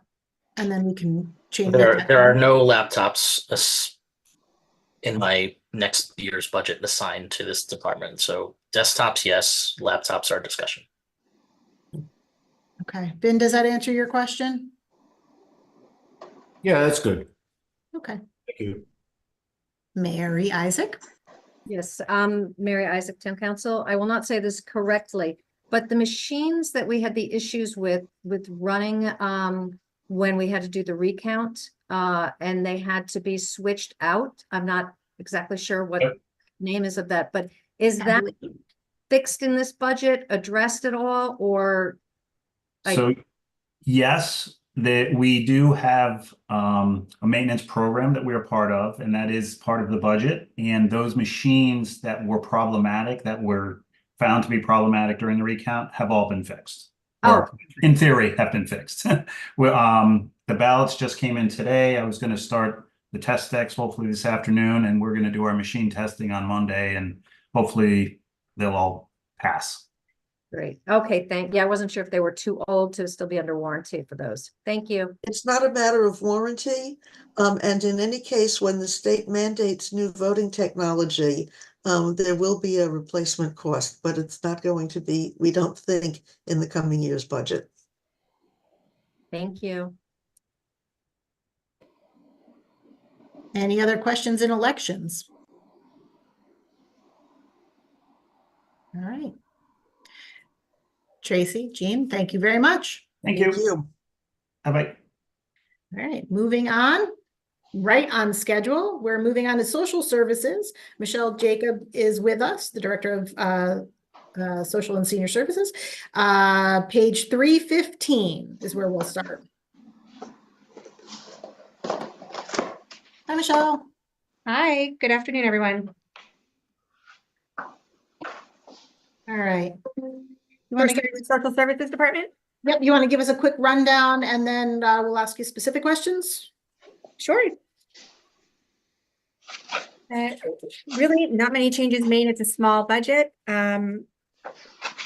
What we are trying to do, we did add an admin this year. We've always tried to hire a part-time social worker, and it is a very difficult position to fill because they are in demand. They get paid really well. They have a lot of flexibility in their careers. So in the meantime, we were able to hire a part-time admin to really help filter a lot of phone calls and help get clients in and booked. And we will be having a per diem social worker come in and help us with in-depth cases and assessments. And we'll have the time to spend and ensure we're meeting the needs of some of the seniors that come in and the families that come in and need these services. So that's the change that we've made. It didn't increase the budget at all.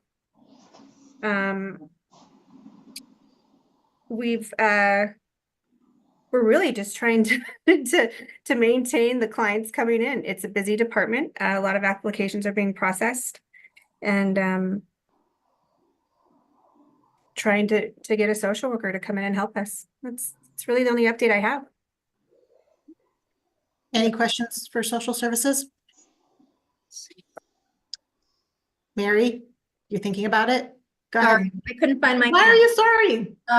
I sound like Scott now. I'm going back to goals and objectives.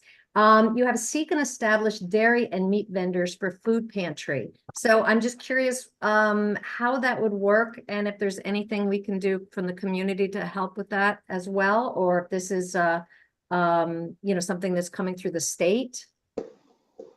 Actually, so we did receive ARPA funds from the town. And so right now we are actually in the process of getting a dairy contract in. With those, we also would like to get a company to drop meat once a month for families. Instead of just donated produce and canned goods, we really like to be able to get them access to other services. So we do have funds. This community is fantastic. When we ask for support, it shows up immediately. We're very lucky. But the goal is to have once a month delivery for all of our pantry clients to come in once a month and get those services, get those foods. That's great. Thank you. Yeah.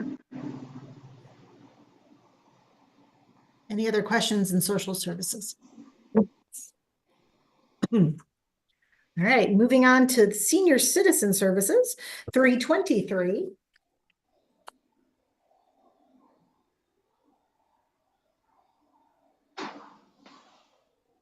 And our news over here, Michelle? There are a few changes.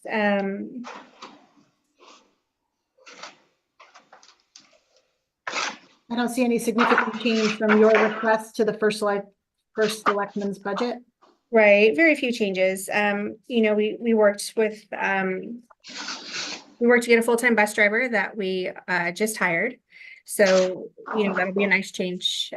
So we'll be able to provide I mean, we've provided consistent services, but we're always concerned with the part-time positions that we will end up not being able to provide the services. So we're looking forward to having that position. It was initially and is being funded by the ARPA funds the state gave us. And will that continue for the 24-25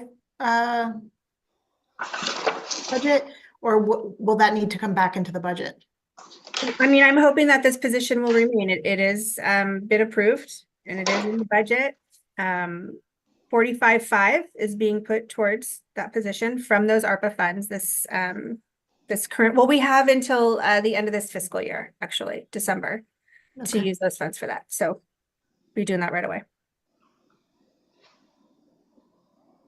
Right. So for the ARPA funds, you have until December to utilize them, the end of this year? For staffing, correct. We have until the end of, I believe, this year. So it's for in next year's fiscal budget, because our fiscal budget runs from July 1 to June 30. Right. So you have 6 months of that position in this budget and 6 months paid for out of ARPA. So the number in the budget remained consistent. Is that correct? So I believe I have until this calendar year. I'm sorry, I keep saying fiscal year. This calendar year, I believe I have to bill them for the full-time position going into effect now. So through December, we can receive the 45.5 we put in the budget. So I guess some of that, I don't know how that's going to work. But you're good for this budget in front of us. You will have a full-time driver for the whole year till next June, and then we'll have to figure out where that's going or how we're paying for it. Correct. Okay. No, that Correct. answers my question. Yeah. Scott? So 2 questions. One, salary overtime. It sounds like it's used normally, but you haven't had it budgeted before. So what have you guys done previously? I thought we had it budgeted before. It's a small amount. It's usually when, Well, last year was 0 and the year before was $33. We actually had a position, my full-time position was open for a while. It was filled. I remember I had to serve in that position for a while. The full-time position at the senior center, which is the senior center coordinator, it really has only been used if they've had to stay late for any reason, like there's an emergency at the center and they weren't able to leave. And it is up to them. They usually choose comp time, but there's a small budget there for them yeah. Thank you. And for materials for the office, you indicated increase to purchase a locked file cabinet. What is it that you need to lock up? Because it looks like it's only an increase of like $200. Honestly, I'd rather, if it's something that needs to be locked up, I'd rather take it out of the budget and just get it funded as a supplemental tomorrow and get you a locked file cabinet and not wait 6 months for it. But what's it for? Where are you seeing that it's under supplies? It was materials office. Materials in office. It's line 534401. You know what? I think Are you on the right department, Scott? Because even the overtime, I was confused to what you were looking at. Didn't we say 325? What page are we on then? Am I looking at the wrong one? 335. 335. I went to 325. You're on Mary Sherlock, I think. So that could be part of my problem. Yeah, the senior citizen 323, 325. We went from 315 to 323. You keep saying 323, but it's 335. So I was looking at the page.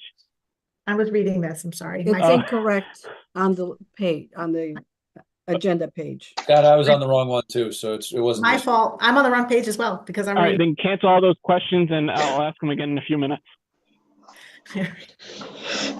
Michelle, did we miss anything on 313? For our senior center, no, I mean, a few things were added that I was asked to add by finance, for our, I think for the generator, some of those things hadn't been in our budget before. Otherwise, everything's kind of remained the same. I apologize. That was my fault. Now we're going on to 323, Scott. Now the questions will make more sense. I was going to say, can I just say I have the same questions? So can we talk about he wants to know about the filing cabinet, what needs to be locked in the mail office. Yeah, let me go. Council I'm trying to switch over. All right, so where did I put it in here? So please purchase a lock file cabinet. I feel like we did purchase a lock file cabinet and they needed a new office chair. Can you just let us know about that? And then what the cost is on that? And then. Right. We have, I mean, there's right now everything's locked up. Like there's nothing that is exposed that shouldn't be locked up. But I can get information again as to why that request was put in. It may be that you need additional space. I was gonna say we probably are getting more records and we're gonna need more space, as we get, as we have to keep records for so long, we probably just are gonna have to add an additional one and they see that coming. So I can double check on that. Yeah, and let's just say they don't need it. Can you let us know what that line request should be? And then we can take a real evaluation of it. Oh, yeah. That plus we'll need one brown paper bag so Mark doesn't hyperventilate.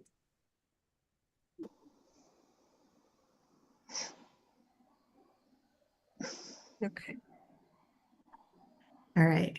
Michelle, that's because it's not at the Mascola threshold. Mark doesn't like to discuss anything under $1,000. So that wasn't a joke at your expense. Wasn't a joke. That was at your expense. all for Mark. It was, it went right over my head. So Yeah. It's okay. I don't want I get anybody to picked think on I'm a being lot, Michelle. insulting. It's not really fair. I might have to see, so. Yeah, I would not be, intentionally insulting without warning.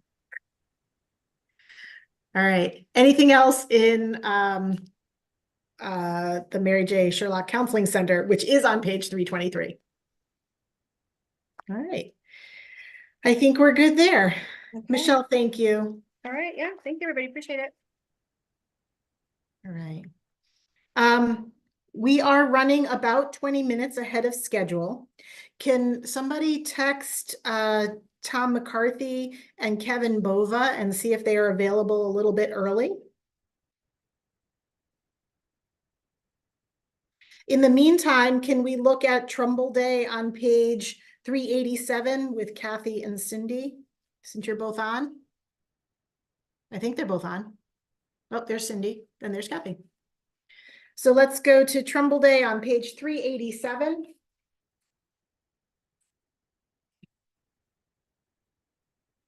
This is a really lengthy discussion. In 2023, there was $10,000 in for the fireworks. There is no money in this budget. It really doesn't make the Mascola threshold. Are we good though? We're going to have Trumbull Day. We're going to have fireworks and all that. Just take it all, Lainey. Take it all. I'm not taking anything. It's got to have a hand raise. This might break a record. I do have a question. First of all, I love that it's 0. Makes my day. Because I assume then I did it for you, Scott. Then I assume we had good revenue and therefore we have money in the account balance, which is what I was going to ask about, is how were those doing? I'm okay. I will say everything is up this year. The price of the fireworks, the price of the rentals, everything has gone up, but I'll be okay. And are we able to get some sponsorship? I know that we've talked about that in other years. It's all out. I've sent the letters out. We've usually gotten around $10,000 in sponsorships. So that seems to be, we hold steady. It was better before COVID. I just can't get some of them back. So understandable. And I have to, watch other things that are requesting money from places. So we try to spread the requests out. All right. But thank you all for your support, and may I invite you all to volunteer a few hours at Trumbull Day. I'd be happy to assign you to a spot. Awesome. Do we have a confirmed date for this year? The 28th and 29th of June. Excellent. No 4th of July weekend. That's perfect. Rain date the 30th. If Saturday's rained out, but it won't be. Right. We've had our bad weather for Trumbull Day. Last year was beautiful. All right. Moving on, I see that Thomas McCarthy has joined us. He's our Director of Human Resource and Civil Service. And Labor Relations. and Labor Relations. Yeah, keep going. There's probably more. Hey, everybody, can you hear me? Yes? Because last time there were sound issues, so I hope everybody can hear me. No, you're sounding good, Tom. Great. All right, so we're joining Tom on page 99 in the big blue book.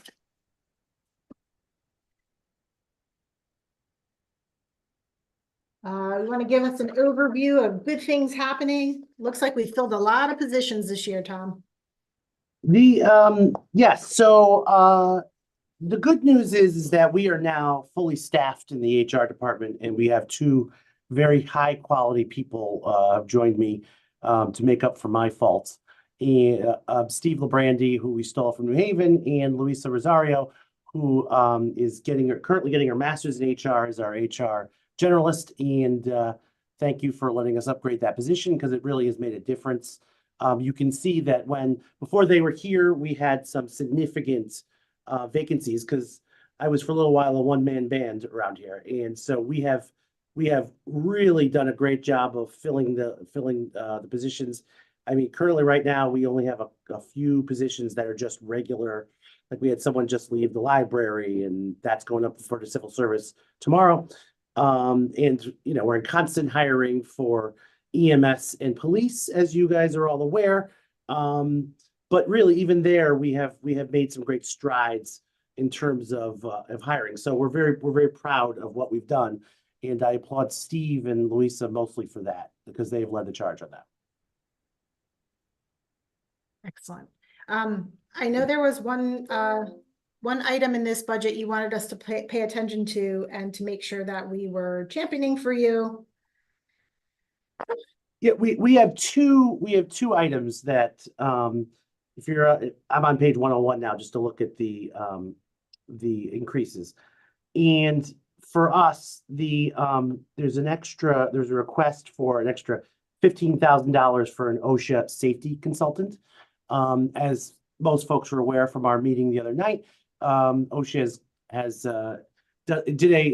we randomly got chosen for a surprise inspection for the entire town, and it was a significant inspection, and that's kind of driving this. But the reality of the world is that we need to generally do a better job of staying on top of all of our OSHA trainings and requirements, and it's a very complicated world. And so we're asking for the $15,000 for an ongoing OSHA consultant, someone that will not just get us up to speed in terms of what we're doing now with the current OSHA inspection, but also to be a regular person, person to come in, consultant to have us do the regular policy stuff, the upgrades, anytime that there is a change in the law or regulations, to come in here and make sure we're up to grade on that, and make sure the trainings are done consistently, so we're never behind that, and to do our own internal inspections on our safety to make sure that we're never behind on that, and also that, most importantly, that we have a safe environment for our employees and any constituents that might use our services. So that is one of our two big requests. The other second request is you all were generous enough to provide us with money for recruitment last year. It was particularly around the police department and all the hiring issues there. And as everyone knows, there's been a lot of work we've done on police over the last year, pension, et cetera. But we have implemented new strategies with the police department on recruitment, and we're starting to see a little bit of light at the end of the tunnel. The pension and the stuff that we've been doing to be more aggressive to get out there in the world and increase our recruitment pool is starting to show dividends. But I'm going to be very honest with you. We really have just put our toe in the water on that stuff. And so that's why we're asking for the $15,000 to go for next year for us to continue to expand what we're doing on recruitment. And we can talk more about that if you'd like us to. But we used some advanced recruitment tools through the police app, and that costs money. But what it does is it really gets Trumbull in front of the eyeballs of a lot of people that are keenly interested in being a police officer. So you're not just sending out a blanket type of thing to the world to say, hey, come be a police officer. We're doing that too, but also this is getting to direct people that have expressed interests through the police app in this area or even larger areas to be a police officer, and we're getting in front of them in a highlighted way, which is already showing a little bit extra in terms of the pools. Our pools for the last test, and currently we're in the process of advertising now, are bigger than we've had over the last few years. And part of that is, we believe, the marketing, but I can't give you the definitive answer on that because we're too early in the game. But when we have the full data, we will certainly come back and explain it to you. What we're asking is for you guys to give us another year of clearance so we can use this 15,000 to really try to dig deeper. All right. We did discuss the benefits of having the OSHA consultant and that it would save us money in the long run. So we had that discussion at our Board of Finance meeting last Thursday. Yes. All right, Scott. Good afternoon. I have a question and a comment for understanding. It sounds like you're advocating to accept the first selectman's cut to your budget. If so, I'm good with that. But your numbers that you asked for and the numbers that you just supported are different, but they are what Mr. Tesoro had cut down to. Question being, are you good with 15,000 for the consultant and 15,000 for the recruitment? Yes, 100%. Okay. We can absolutely operate under both those numbers. Perfect. And the other question is, you indicated the $20,000 and that would be 15,000 now, but it was indicated as move 20,000 recruitment dollars from salary to advertising marketing line. But there's no reduction in salary. I thought we had taken care of that. It probably is more of a Maria question, to be very honest with you. It was on a part-time salary line, and I think I thought we made that move to move it out of that line. Maria, do you know? Go ahead, Maria. So it was a $5,000 from the salary permanent and the salary seasonal, and then an additional 5,000, if that's the case. Yeah, initially Okay. it was budgeted in it was budgeted in 5,000 in the seasonal, and it was reduced. All right. Wait, yeah. And the part-time. No, I'll get back to you. I think it was in the salary first, and then we moved it to the two accounts. I have to look at last year. Sorry. All right, thank you.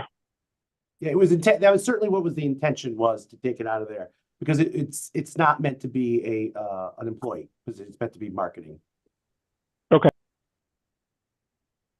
Mr. Galla, you had your hand up and lowered it? I did. I just had a question on the discrepancy between the previously requested 25 and then the 15, but I believe it was asked and answered. Thank you. Awesome. All right. Mr. DeGennaro. Vinny DeGennaro, Board of Finance. Tom, was that your picture smiling on the Connecticut Post on Saturday? Yes, it was. You look great. I just want to put that in the record. I appreciate that. You are now my favorite Board of Finance member. Thank you.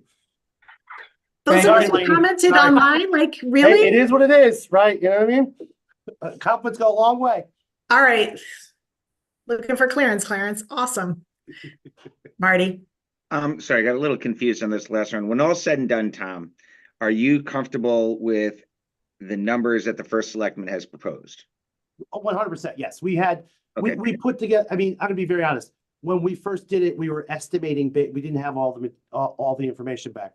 Once we got the information back, we crunched some numbers, sat with Vicky and Maria, and those numbers are more realistic than the ones we had before. I mean, I'll certainly take more money if you want to give me it, but. Thank you. Scott's shaking his head no. I also want to just say hi, Steve. Steve Labrandy joined us also. Steve Labrandy is our HR manager, and he's we were very lucky to be able to steal him from New Haven. He's been essential in moving the department forward. All right, Scott. I'm going to ask a question I know the answer to, but I'm going to ask anyways. Last year, we discussed a review process for our staff internally in the town. And I know that you've had other things come up, especially with OSHA. But has there been any talk or progress towards actually putting in some kind of formal review process for our employees? Could you, Scott, I'm trying to remind me, would you say review process? What are we talking about? Checking our employees to see how they're doing. Oh, okay. Oh, I thought you, okay. Yeah. So, no, we have started to implement a number of different things that during COVID and with the staffing issues we had internally in HR, training kind of lagged a little bit, and also the day-to-day EAP, employee assistance review type stuff had lagged a little bit just because there's only so many hands, right? And we have started to change that. We've started to train people up. We've started to be a little more aggressive in getting in working with the department heads in terms of reviewing with their employees about policies and performance and that kind of stuff. We do not have performance reviews. Those would have to be, as you know, negotiated, but we can always review performance, right? So we have had those kind of discussions, and we are going to continue to do that in the new year. Excellent. But we're good as far as staffing in your department now and all that. It allows you to do that. As long as Steve and Louisa stay, we're good. Excellent. All right. Two things. Maria looks like she's going to chime in. So. Yes, to address the question on the salary and the transfer. So last year's budget, there were $15,000 in the part-time account. So during the year, it was moved from the part-time to a seasonal, 5,000 and 10,000 to the professional, just like he mentioned that he needed it for advertising. So it's advertising and seasonal instead of 15,000 in part-time. Does that help? Thank you. Yes. Mary Isaac. Yes, and I'm probably confused.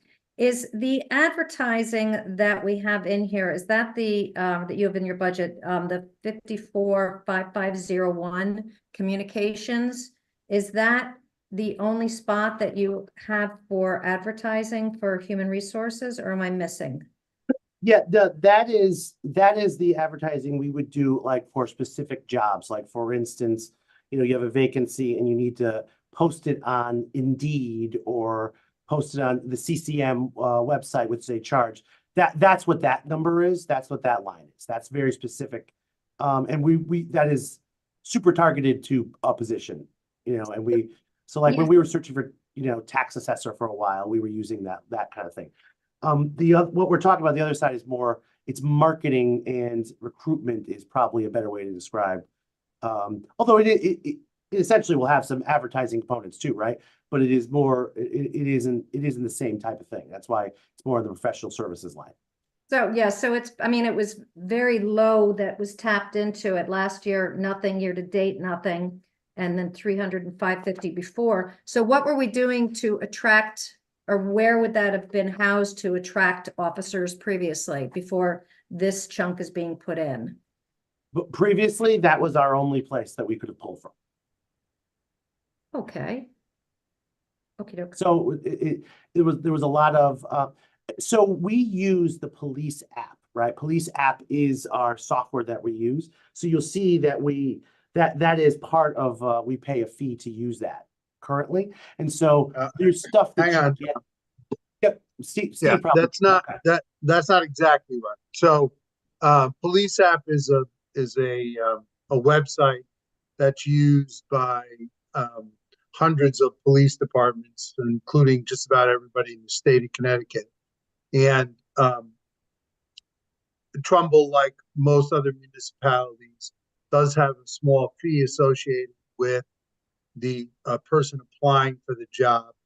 And part of that fee goes to pay for the use of police app. So we don't actually pay for the posting and the collection of data and the ability to use the police app for setting up our tests and scheduling our tests and communicating with employees.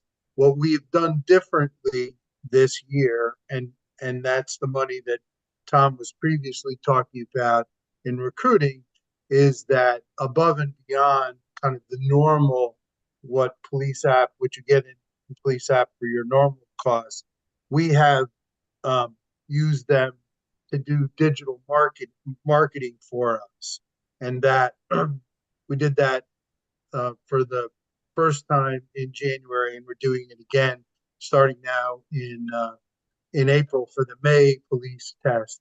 And that is an additional cost above and beyond what's built into the what you normally get with police app, and that's what that $15,000 represents. Thank you. Okay, so in the past, we really weren't doing anything like this. We were just going through the police app and Yeah, it was more of a passive kind of thing. I mean, anybody, if you're interested in law enforcement, you know about police app, right? So it's kind of where you go. Our other software that we use for application collection and recruiting is NeoGov, and that, so those jobs tend to be they are always posted, of course, on the town's website, but they are also automatically posted on the government jobs website. All of that comes as part of the cost of the software that we get from NeoGov, which is really how we manage the rest of the recruiting process for all the other jobs in town. So police apps kind of sits by itself, and then NeoGov handles all the rest of the posting and recruiting and scheduling, and again, you use that for communication with the applicants as well.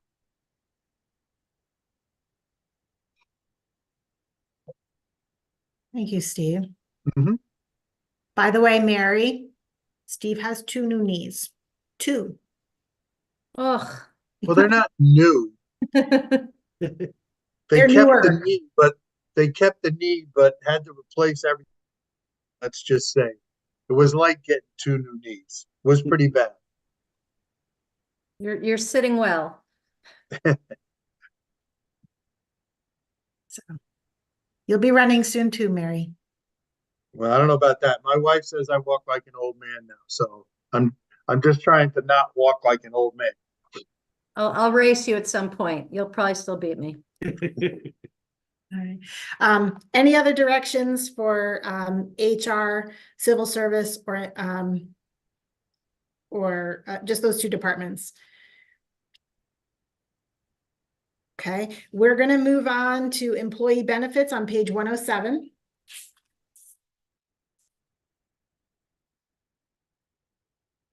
Maria, you want to walk us through this? Usually these are numbers that are kind of set towards the end. I'm sorry, Tom is on mute. Sorry. Everybody knows that we have the state partnership plan. So we're fully insured essentially through the state. And we stick with the state partnership plan because we get to draw from the massive pool. It's all the state employees plus a large number of municipalities are involved in this. So we get to have a much larger buying power. And there have been some some speed bumps with the partnership plan, but I think Maria's got some good news. I'm not sure if she's told you guys yet, but it sounds really good this year. You don't want to give the good news? Go ahead, Brady. You earned it. So we budget 5% increase in the medical for the partnership plan, which we were given that increase of maybe at the beginning of January or the end of January. It's now locked in at 2%. The savings will be about $190,000. Very nice. And to give a little perspective, Steve and I have been doing this in the benefits world for a long time. And generally, 8% to 14% is probably your general world of medical inflation. So 2% is, let's just say the first time it came out, Steve and I were in a little bit of disbelief. And we have pushed and pulled and looked at the numbers, and it looks pretty legit. So take the money and run as far as we're concerned. Let's not over discuss this area just in case. We don't want them to hear our shock and dismay. Yes. All right. Thank you. Marty, you have a question about pensions? I do. It's similar to the question last year, and I guess I don't understand the process how to stop this. We don't have the same assumptions for the police pension and the town pension. And the police pension is funded, radically better than the town pension. And by changing their assumptions, we're putting in a lot more money into the police pension than we put into the town pension on a per person basis. It doesn't make any sense.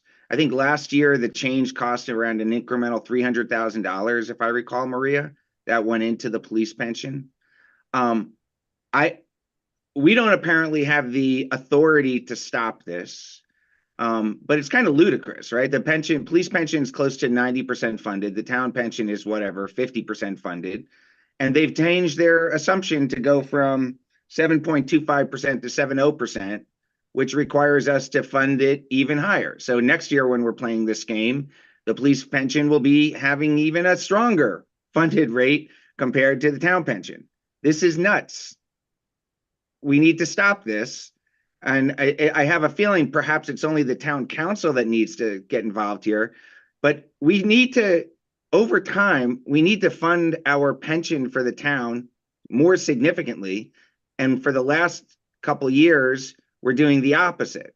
I mean, we're doing a great job on ARC, and that's great, but we should not be enabling the police pension to have different assumptions than the town when they're not paying for it. We're paying for it. So maybe somebody can comment for me, because this is kind of ludicrous situation we find ourselves. Before we comment, maybe also we can schedule at one of our spring meetings to have pension board representatives come to discuss as well. We can, but really what needs to happen is these assumptions need to get matched up. I mean, number one, and number two, I think it's, we need to separately, the town needs to do a better job. I know we do ARC, but I don't like having such a broad difference between how far the pension for the police is funded versus the town. It doesn't seem equitable.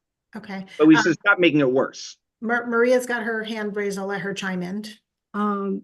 We are going to have a new valuation as of July 1st, 2024.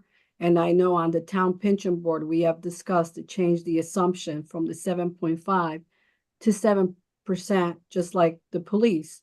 In the past, we had similar assumptions. It was last year that it was different. So we are making the ARC on both pensions. Maria, can I just interrupt for 1 second? Just Sure. I don't quite understand the approval process when they vote to change an assumption. Does that go to the town council that they're approving these assumptions? How does somebody stop an assumption from being changed if it's disagreed with? Because they're not paying for it, the town is paying for it. So I just don't structurally understand who has authority over these changes. What's to say that you don't go from 7% to 5% and significantly increase your ARC? I know on the town side, the pension board makes that decision on the assumptions. On the police, I think it's their commission. But do they report to anybody, or they have the final say? I We don't know if certainly, Vicky knows. if I can just chime in for a minute. Sure. So, Maria's quite right. It's on the town side, it's the town pension board that does not go to the town council. Whatever they vote for, that's what happens. And the same with the police commission, who is the pension board. So we can have a conversation with the town attorneys about this. There have been some conversations in the past, but as long as I've been involved, before I was on the town council, the Board of Finance, those votes never were in the hands of either the town council or the Board of Finance. They were just within those commission or the board, the pension board. So it would be best, I think, Marty, I could actually have that conversation with the town attorneys and see if they can opine on that. Thank you. I think that's helpful. I think we're in a situation where, you know, it's in the pension board's best interest, since we've made a commitment to meeting the ARC. It's in the pension board's best interest to continue to reduce those numbers, since they don't have to pay for it and the town does, and we're missing a control mechanism here. And I think, as demonstrated last year, we ended up putting 300,000 extra into the police pension. That's right. As compared to the town. And, you know, everyone's doing what they feel is right for their people. I'm not saying anybody's doing anything wrong. I'm just saying, as we have town-wide authority, it seems to be a mistake to put extra money in a police pension as compared to the town pension. And if somebody chose to reduce it to 5%, what I'm hearing today is there's nothing anybody could do to stop that. And we'd have to violate our ARC commitment. And we have a structural issue that needs to be addressed. I'll stop, but I would like to follow up on this, Vicky, because I think this needs to get solved. Mark, you want to chime in on this? Yeah, it's Mark Mascola, Board of Finance. Yeah, I agree with Marty. Just overall, in theory, I don't really understand the decrease in the discount rate, right? Like, that to me just doesn't really make sense. And also, the other assumption that's not listed here is the actual return on plan assets. Like, how much do we think we're earning on our assets, right, over time? That is this 7%. It's No, assumed that we I get a don't think return. so.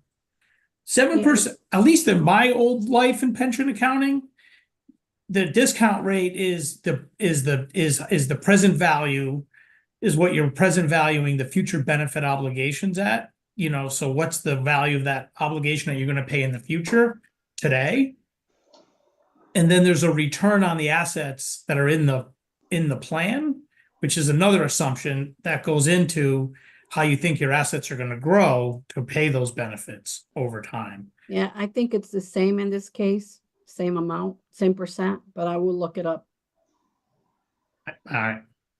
So that would be, I think that would be an interesting discussion, is to understand how these pension assumptions are set and what the performance has been. And I just find it odd that we're decreasing the discount rate in this period where I don't really understand that. So I agree with Marty. Long story short, I think we need to get more visibility into this.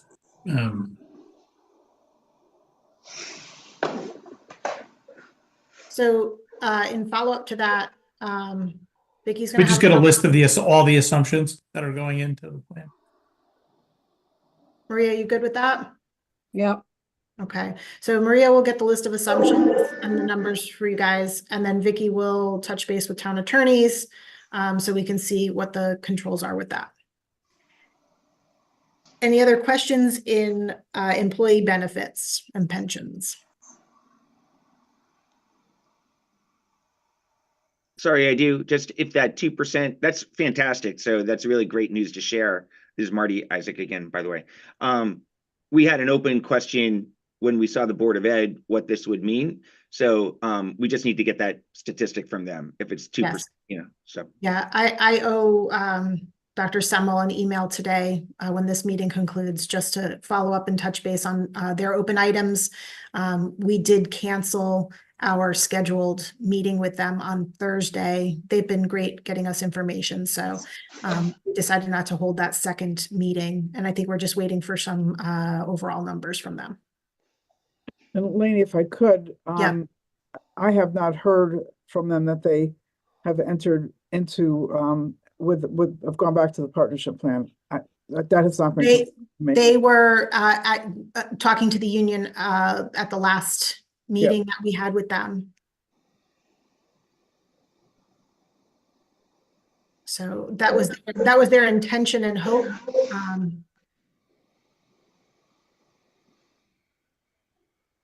But it had not been confirmed yet.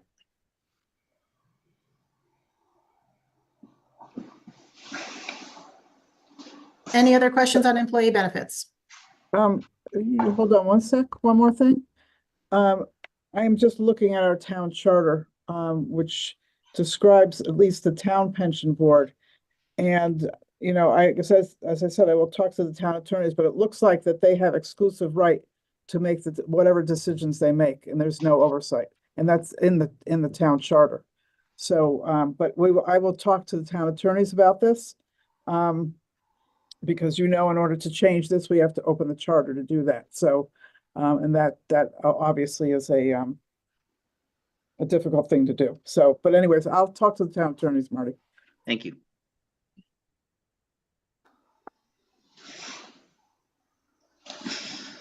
Mr. Timpanelli, did you have something? I do not. Okay. All right. We are moving on to purchasing, page 73 in the Big Blue Book. Thank you, everybody. Bye, Steve. Bye, Tom. Bye, thank you.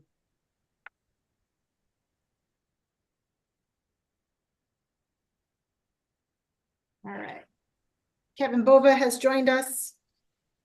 And he and Maria are going to talk about purchasing. Hi, Kevin. Hi, how are you? All hanging in here. Good.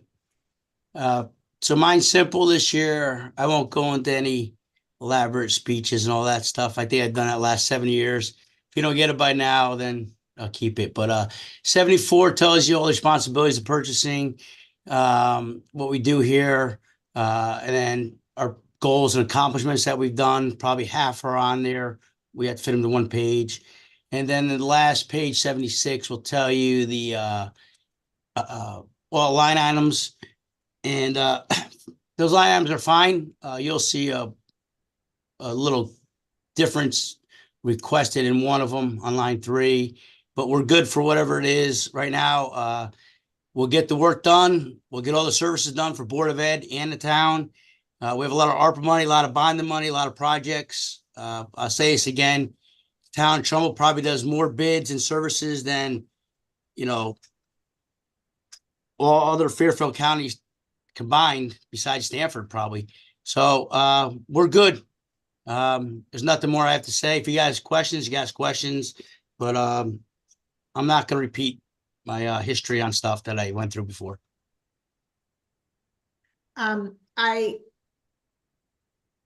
have a question for you in regards to Board of Ed. Have we been able to quantify the amount of time or the number of man hours you are spending on that? Or is there a way for you to track it? We're tracking. So Maria's asked, not to the micro minute of like, I took off like a week or 10 days and I have 1,000 emails, but if I come back, I'm giving her, and I'll give her again this week before I left, probably like 30 hours a week, Board of Ed, 30 hours a week, town. And then I'll give a list of descriptions of what we're doing right now, which is just a lot of work right now. You just have, again, purchasing, if you don't know, January to the end of August is the height of a height. It uses all the OT, uses everything. After that, it should slow down. Sometimes you try to get bids out. We're gonna try a different avenue next year coming up without getting so bombarded right now. What we're gonna try to do is we know all the bids that end next year, June of 2025. We'll know, I'm sorry, June of 2024, we know bids that are ending that will have to go out to bid for the following year. Instead of waiting till January, February, March, like we are right now, and doing like 4 or 5 bids right now at a time, we're going to try to start working on them in October, November. So there's a different approach me and George Estrada have. And then I've talked to Dave Cody on his side also. They're always willing to work with us. I bet I do a lot, and I don't know how to explain this, but I spend a lot of time at Board of Ed and a lot of other projects, and I'm trying to track it to the best I can, Lainey.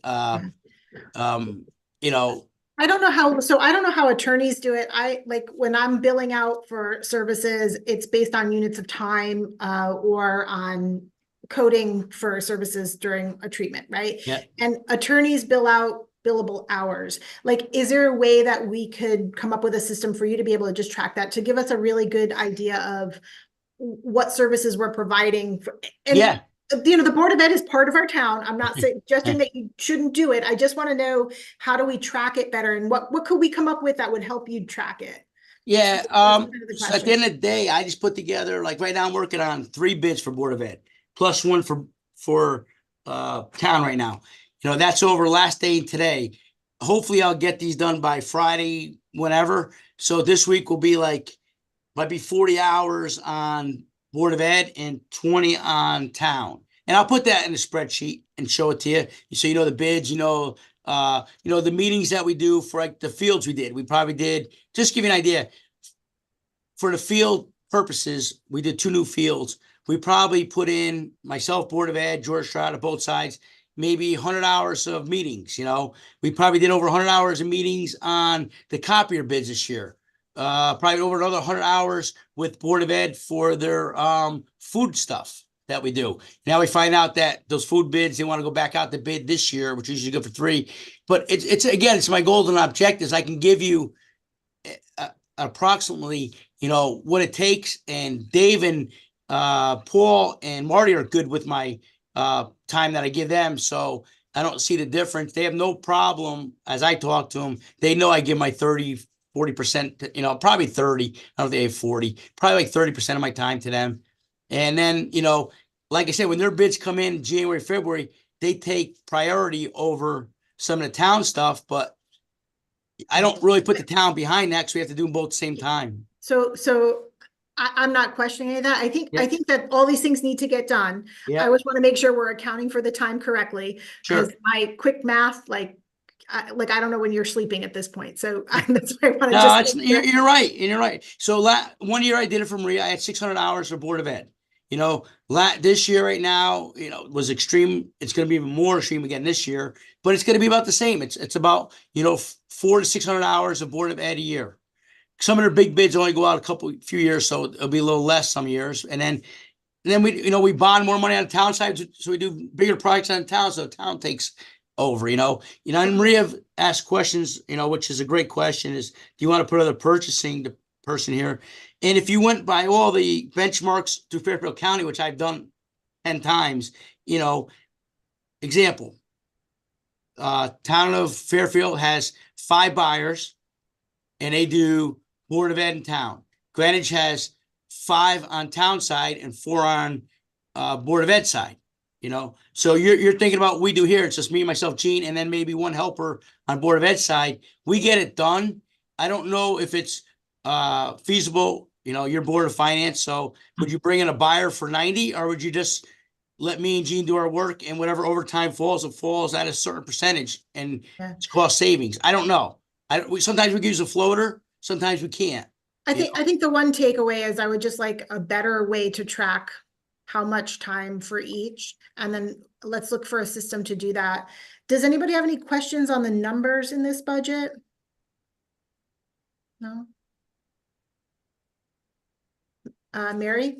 Yeah, actually, just a comment. Kevin, I was watching the last vet center meeting, and it really is just watching you try to manipulate all the timings to fit in and jump through all the hoops and everything that needs to get done. And you've got certain dates that you have to hit because of grants and things. And so, just thank you. It was you can come on here and say how hard you work and everything, but when you sit there and you kind of listen to the whole process, we know you're giving it everything. So thank you. And just on top of that, so we do a lot of committee meetings, which we do at night, which we guide, finance, and myself.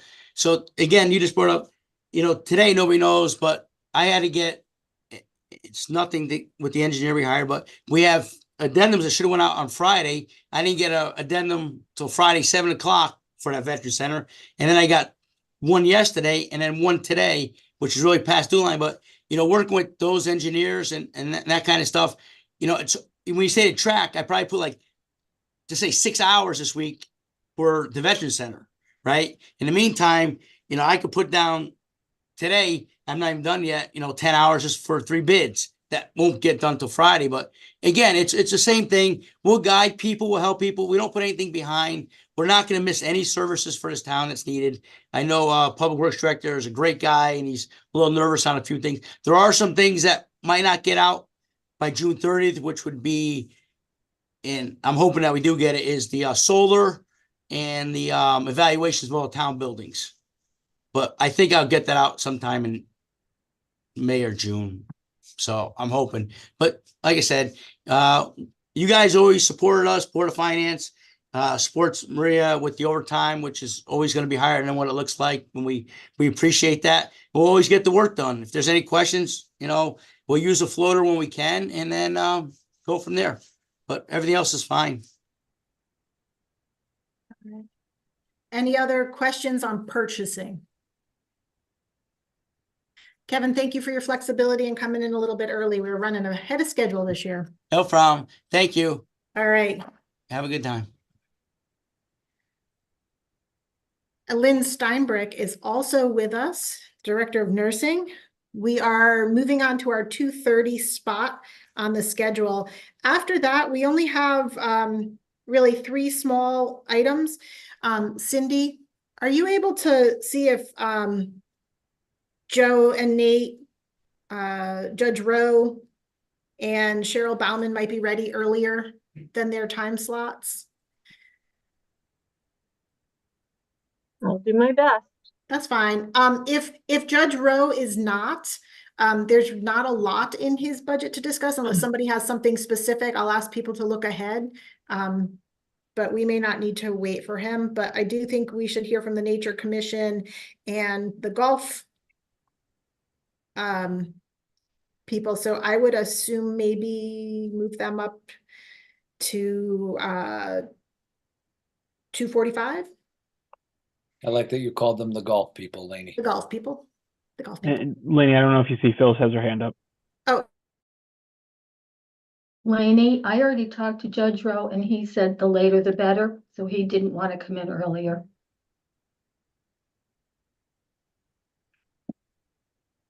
Oh, I'm sorry, Phyllis, go ahead. Any question, and we'll give him a pass. As we did for Anthony Musto, our town treasurer, we went through that last week, and he was online for our Board of Finance meeting on Thursday. Right, so I called Judge Rowe and he said he couldn't come in any earlier. That he said the later the better. So that's okay. So we'll revisit that. If there's any questions, we'll send them on. Other than that, if we can just check in with Cheryl and Joe and Nate. What time should I tell them to come? Let's see, we have senior wellness, public school nursing, and non-public school nursing to do first. And then, so it is now it's now 2 o'clock, so maybe 2:30, 2:45. You think that'll take that long? Or are we gonna have a break? I don't know. Lynn, are you gonna give us trouble? I try to at every turn. Okay, so let's say 2:30. No, it should be easy. Just say yes. That'll make everything easy. So. All right. So do you guys want me to start? Whenever you're ready, I will start. Okay, so in our big blue books, we are moving on to senior wellness. We're going to go to page 309.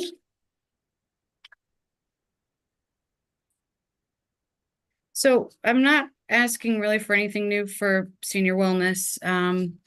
This is the position that helps guide and support senior citizens' health and wellness, and by offering educational programs, some outreach, some one-on-one support when people need it, guidance and professional support and recommendations. So we do have a part-time senior wellness nurse who works 19.5 hours a week, and I have no plans to increase that or reduce that.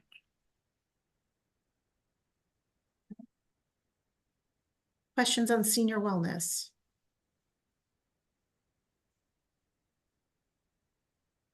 And Susan, our nurse, is doing a great job. Okay, good. No questions on senior wellness. We'll move to page 345, public school nursing. Okay, so the couple things I threw in a few new requests this year. The big one is health office assistants, certified nursing assistants for my 6 elementary schools and the 2 middle school health offices to support the nurses and to make it a more feasible, doable job and a safer job. So right now the nurses are kind of a one-man show in the all the health offices except for Trumbull High School. So, you know, there's a lot of, we've had some turnover with nursing staff. There's, you know, nurses have trouble getting a break during the day. They have, it's a constant volume of students that come into the health office. There's no support unless, you know, 911 is on the other end. And there's really no other health setting in which one person is expected to handle an unlimited volume or number of people or types of emergencies all alone all day long. So some of the things that, you know, I've identified is, you know, for example, on a daily basis, the majority of nurses do not get lunch breaks.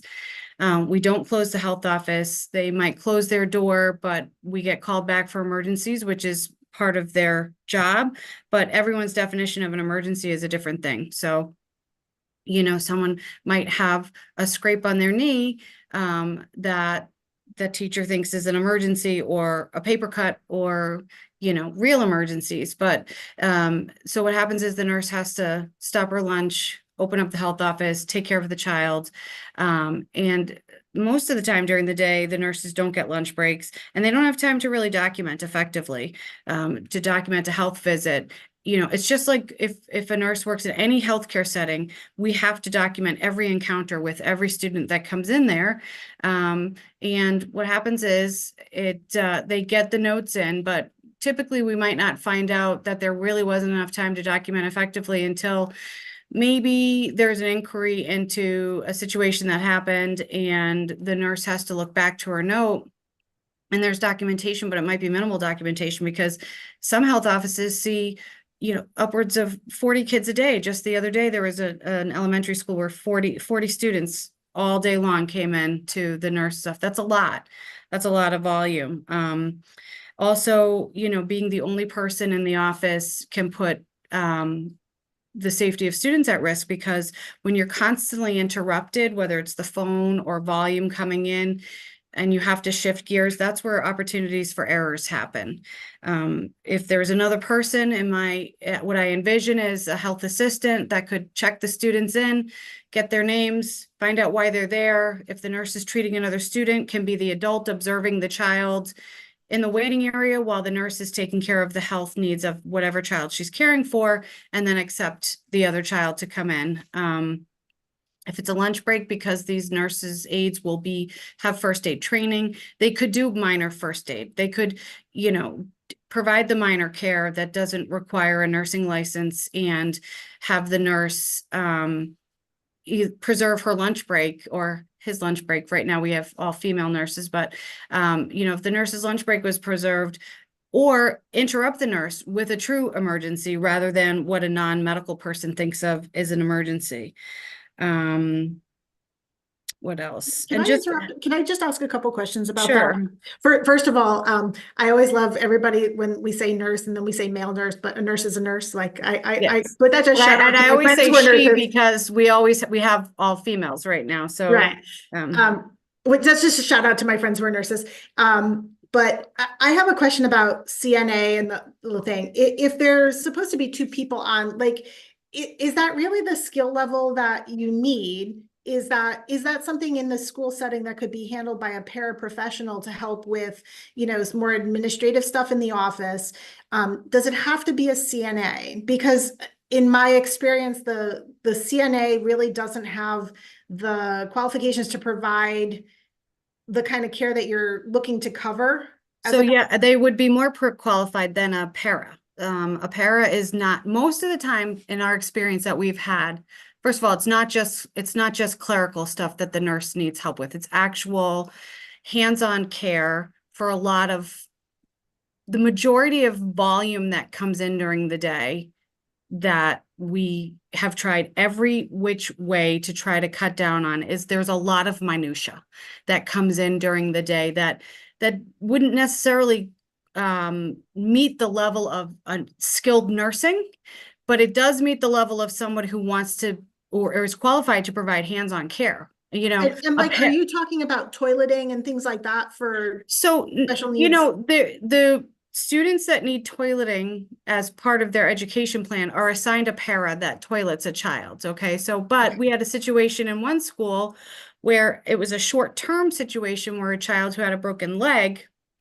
that needed toileting, that we could have used extra support. But no, this is daily stuff of managing health office volume that does need a nurse. I find that the majority of paras are great for classroom support, but when it comes to anything hands-on or blood or vomit or urine or feces, they want to take a giant step back, which is why we need someone who's certified in taking care of someone's bodily fluids.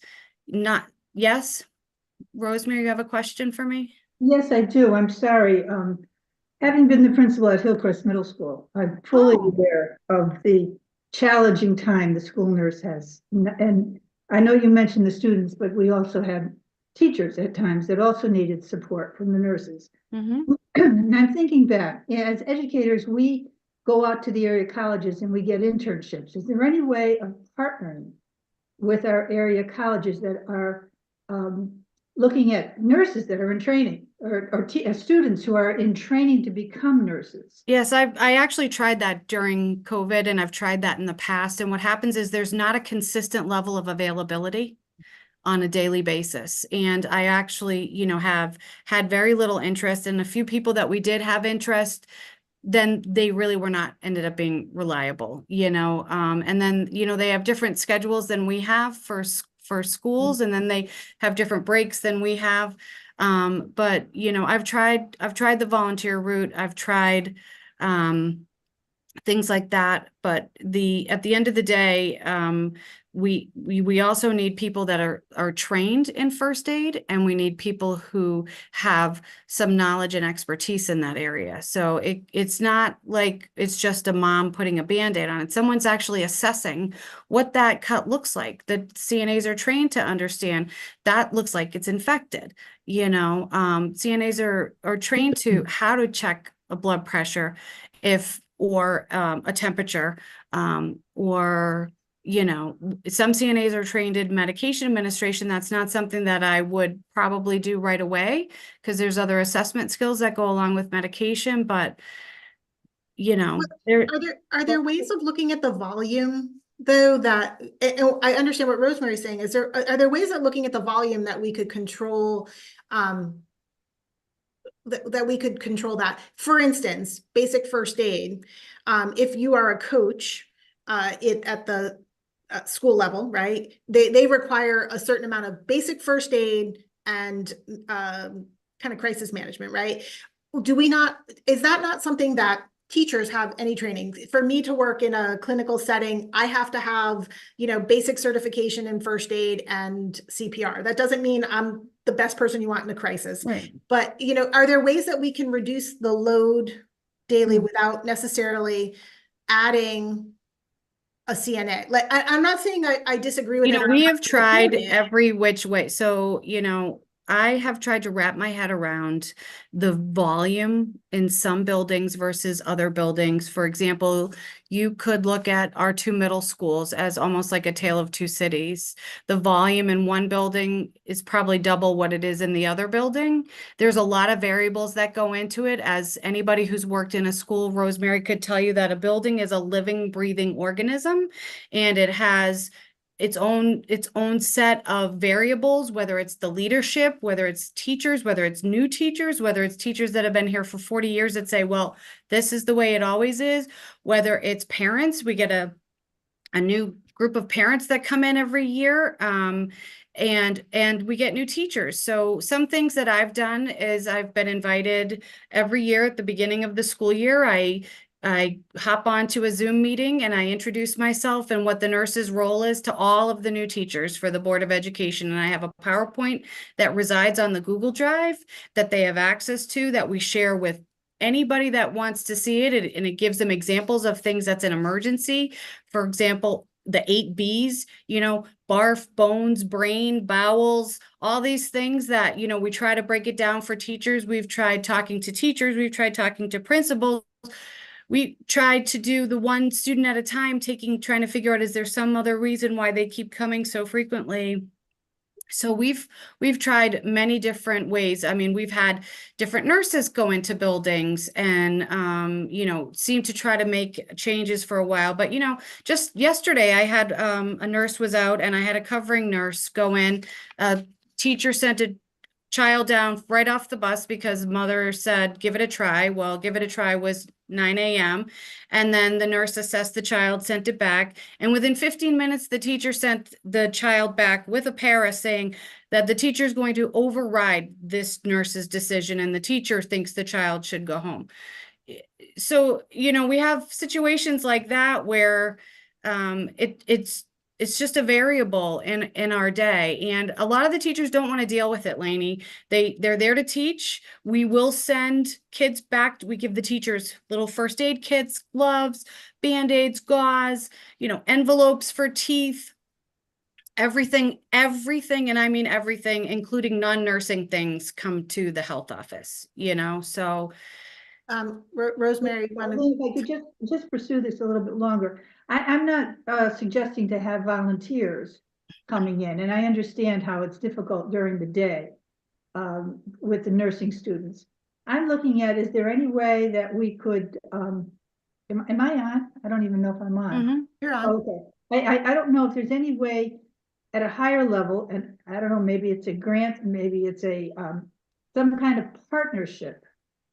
Just as teachers have to put in so many observable, or students have to put in so many observable hours before they become or even go through the certification program. And we were able to partner and to get interns at a We have Sacred Heart students that come for 2 days a week in the spring and the fall semester. It's 2 days a week. Right. And that's what I'm saying. Is there any way to augment that program in some way so that even if it's a couple of hours, especially during the lunchtime for our nurses, where they can come in, not do the nitty-gritty of nursing because they're not certified, but as Lainey was suggesting too, take a basic temperature check, sit down, okay, we'll take a look, let's have a little bit of water so that the school nurse can be alleviated from those kinds of. And would we pay these people, or I mean, well, you know, in the partnership that with the school district, the Board of Ed has with the colleges, that we pay them at a reduced rate and they put in so many hours. Then that goes to credit for their educational process before they become teachers. So I don't know, this is all beyond. Yeah, I mean, you know, I'm thinking for, you know, I yell at my husband for going to the negative first all the time, but I've experienced this and we've tried different things. So like, let's say we just would have them cover the lunch break. That's expecting someone to be available midday for an hour or, you know, travel to our campus, cover the office and leave. You know, and also I'd be training new people every year. So I'm going to have someone, then they're going to graduate, they'll move on. I don't know. I think it would be a lot of work for that. I'm looking for someone to make it their job, Another way to approach it, because I know the demands, and of course, Hillcrest, which was my personal experience, the pool was another chaotic situation. But we don't have one anymore. No, I understand that, and thank God we don't. But you know, no, unless you live it, you really don't understand what our school nurses are living under. No, and then honestly, every day there's something that you just cannot make up that someone sent to the health office that you think, honest to God, someone thought this was a nursing issue. Actually, I mean, I was covering a school a couple weeks ago and a teacher sent a kid to me because he was farting. So, you know, like instead of sending him to the bathroom, that would be the logical thing. As human beings, I think we've made that mind-body connection that when that starts to happen, we might need to toilet. So this is an adult who thought the best course of action was to send this child to a perfectly healthy, functioning child with a long note, took the time to write a note all about it and send the kid, who I basically was like, buddy, use the bathroom. You know what I mean? So, but that's just an example. I'm going to write a book and then I won't have to do this anymore, but I'm already planning to write a book, but I think we can make this a whole chapter. It'll be good. And I'm not belittling the amount of work that goes in. I you know, as we're looking to do that and to expand that, I just want to make sure that we're adding the right level of help and the skill that's needed and to do that. Yeah. And I think this warrants a little bit more discussion at some point. I see Kathy McGannon, who also has some educational experience and probably some good information for us. Oh, Kathy hears me all day, every day. Kathy knows all of my, you're never gonna believe this now phone call. So, you know. I will say Lynn handles her situation very well, but it is a constant. I have a nurse that I have no coverage. I have a nurse who saw 36 kids this morning alone. As a former teacher, I didn't stop to analyze why a student had a headache or why they thought they were going to throw up. I would just say, go to the nurse, go to the nurse, go to the nurse, because I'm trying to teach. I'm trying to hold the attention of a class full of kids. And I have a kid saying, my head hurts. Well, go to the nurse, you know, not, well, where does it hurt? Does it feel like a migraine? Do you think it's just a hunger headache? Do you need some? I don't have time in the classroom to do that. And I think, Lynn, that's why you get Right, and somebody we on do them. understand that teachers are there to teach. We understand that completely. And then teachers also get worn down from the same student asking, you know, 75 times to go there. And we understand it, but in addition to that, you know, the minor things, sometimes there's bigger things underneath it. And when you're handling, you know, 80 minor things, you don't have time to dive into what the real issue is with this child. It could be something at home. It could be something, it could be mental health issues. It could be something physiological. And that's the real reason why school nurses are there, to promote education and to keep children in classrooms. And, you know, and we want to help. The kids that are in school now have so many complex healthcare needs. You know, for example, some schools have multiple diabetics that the nurses are constantly having to really focus and pay attention. I was covering a school the other day and I had to, you know, I had a diabetic who was trending high. You know, I have to stop and read his orders. I have to call the parent. I have to focus all of my attention on this child with a high blood sugar before it becomes an emergency.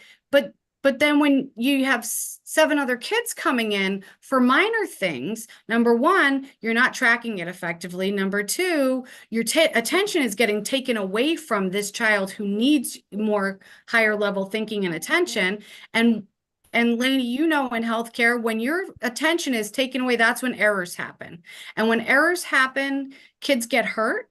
It impacts liability. It impacts, you know, well-being of human beings. Do you have any data on nursing to student ratio nationally? Do you have any access to that? So it varies widely because that's fine. Can you give us like a 1-page, like kind of like a I'll try to narrow it down, but what happens is, you know, it's different in different parts of the country. For example, in one part of the country, like the Midwest, we have teachers checking blood sugars and giving diabetic care while the nurse oversees the records. You know, we have if you could give us an idea of what that looks like generally, even if you just picked a regional area for us, if you looked at other schools in our DERG and to do that, just to give us an idea. It's not a huge number that we're looking at, so we don't need to belabor it, but I mean, I can tell you roughly it's probably, you know, 1 per 500, 1 per 350, between 350 and 500 is the average in our area. Okay. You know, just a 1-sheet little bit of data on that, just for backup, so that we can say that we've dotted our I's and crossed our T's. Mary had her hand up also. Mary, did you get your question answered? Yeah, pretty much just what you just asked, Lainey. And I guess what I was just thinking is, have you seen what other towns do? So not just the numbers, but have any? Some other towns have health assistants in the health office, CNAs. You know, it's just different. I mean, just like the schools are different, the towns are different. I mean, one school in this town could be different than other schools. You know, it depends on the demographic. It depends on the expectation. It depends on. Yeah, I just meant similar. I know, like we had Mrs. Ely at Daniels Farm forever, and is she still there actually? Mrs. Ely, who by the way stays till 6 o'clock to get her documentation done because there's not enough time in the day. You know, so that's another issue that you bring up. The nurses, you know, when you go from, let's say, working in a hospital to school health, it's so you have better work-life balance. 99.99% of these people want to come here so they can get their kids on the bus, go to work, still earn a living, and get their kids and be home. I have nurses that have to stay sometimes till 5 o'clock to finish their documentation because there's not enough time during the day and they're not willing to sacrifice their license because they don't have enough time to write a note. And so now this job that you took to balance your work-life balance, now you're buying takeout because you're not home to cook your children dinner and so on and so forth. I don't want to talk about that as far as, you know, when we're looking at the budget numbers. Healthcare is challenging across the board. So yeah, but you're if working you're in a telling me that challenging they're setting, looking I'm for an asking for easier support. job and the job's I'm not asking for easy. support staff, for people so they don't leave and they stay and they can maintain their work-life balance and we can keep kids safe. Okay. That's all I'm asking for. Okay, so get us some numbers just so we can look at them and then we'll. But the nurse to student, I'll give you the numbers, but that's not going to tell you the story that you need, because when you look at the number that says, oh, well, if the average is this, we have that. That doesn't mean that's what we're seeing right here in our own backyard and that there's not a need. I think if we could, even by the DIRG, that would be helpful, at least to provide some extra information.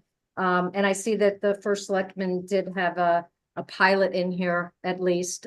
So, you know, there's options, but it would be helpful that way. And I was going to volunteer until you said all these bodily functions and now I'm out. So, well, Mary, you know, if you change your mind, we'll give you a pair of gloves. All right, Scott. Mine is hopefully a lot quicker.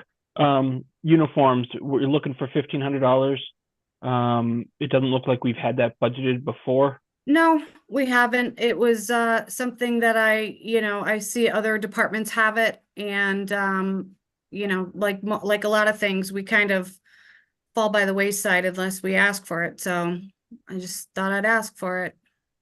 Are you looking for scrubs? Are you looking for lab So coats? yeah, it would be. So the thing is we could do the thing where I pick a vendor and we dole out one top and one bottom, but to the nurses, but some nurses prefer different types. So I just thought I would start with $100 per nurse to try to get them, you know, a pair of scrubs, you know, a vest. We've bought our own apparel since I've been here, our own like Trumbull nursing apparel. Other departments have it in their budget. So I thought we could add it to our budget. Pair of scrubs a year isn't a lot. I got to look through it, but I think the ones that have it, you know, that we talked about, making sure they have the right uniforms and things are the ones that are going out into the public and showing up at people's houses. I also think some of them are for OSHA requirements. I don't necessarily have a problem. I think that it's professional and it identifies them in the school building. I don't necessarily have a problem with that. I don't know if I do or don't. I'm just saying that they aren't apples to apples comparisons.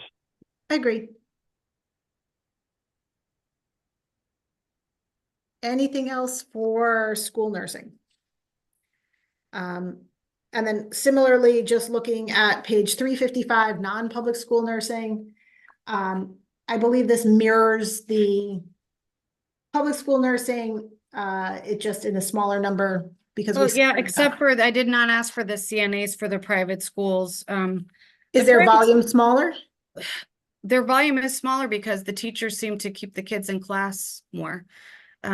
So in the private schools, I don't know if it has to do because they're paying for their education, and I don't know, but it seems that they don't have the nonsense, as we call it, you know, the paper cut, the hangnail, the chap lips, you know.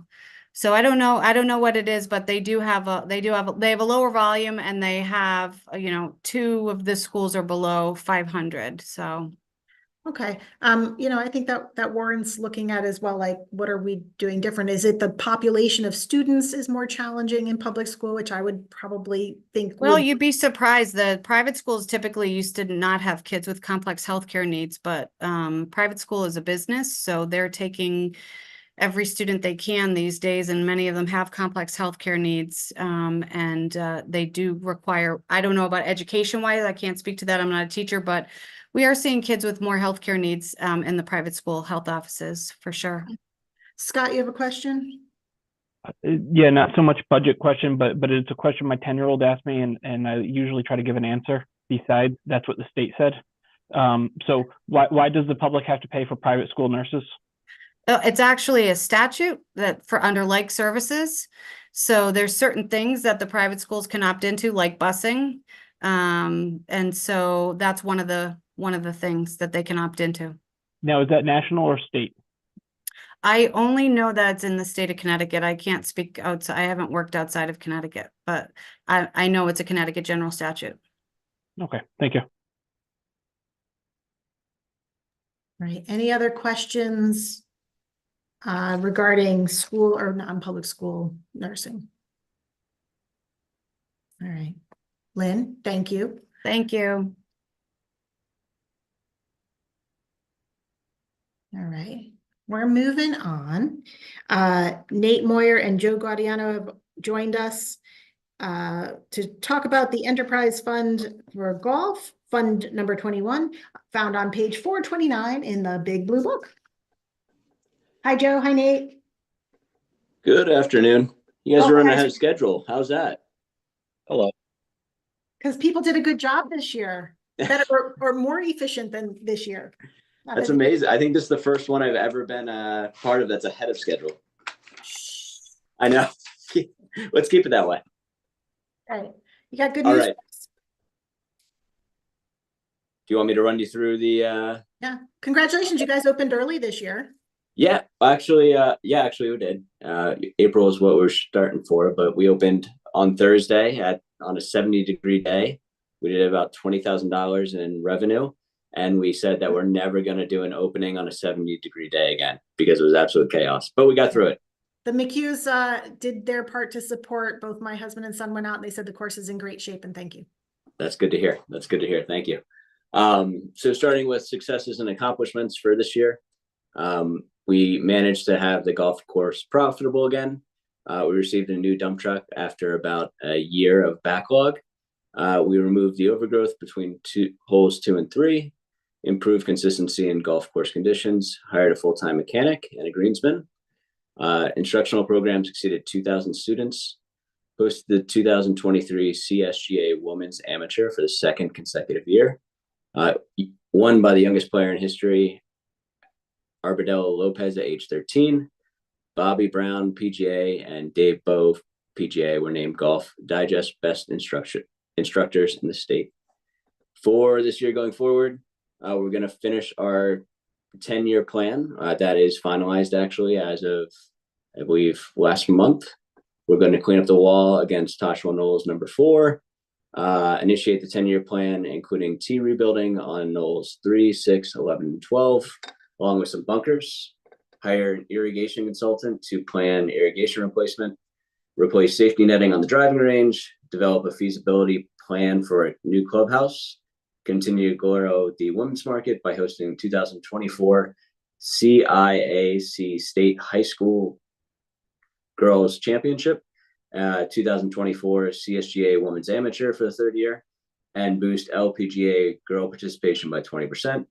And we're going to revamp Toshwell Knolls Junior Golf Instruction Program, providing parents and players with a clear vision of development. Wow. Yeah, pretty aggressive, but we're moving in the right direction.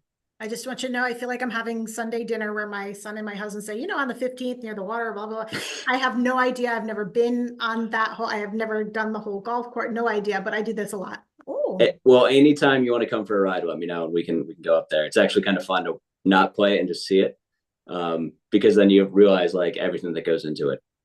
Yeah, actually, that would be good. And I would love to extend that invitation to the Board of Finance members. Absolutely. Absolutely. We can set sometime up a this season. day and you guys can take a tour, and we can have Andy and we can have Bobby there to kind of walk you through what goes on up there. I would appreciate a tour, Joe. That'd be great. Thanks. What, clubs or no clubs, Dave? You pick. So working through our budget a little bit here.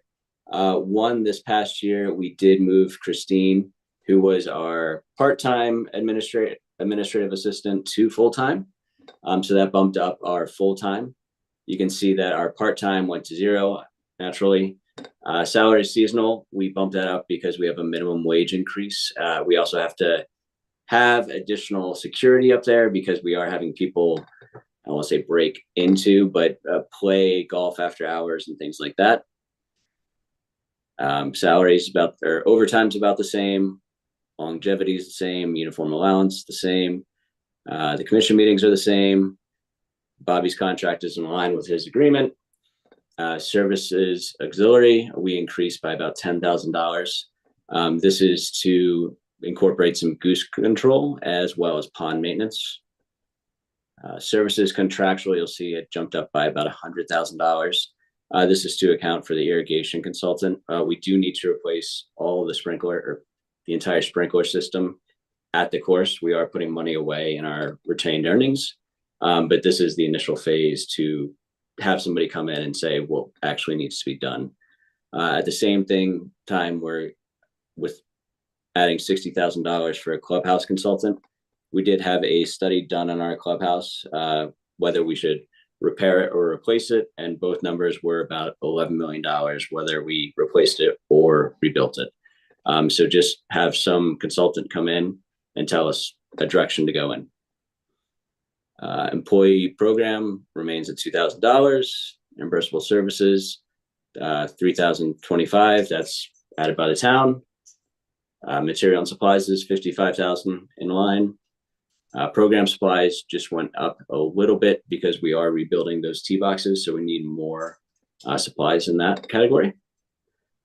Communications is the same. Seminars the same.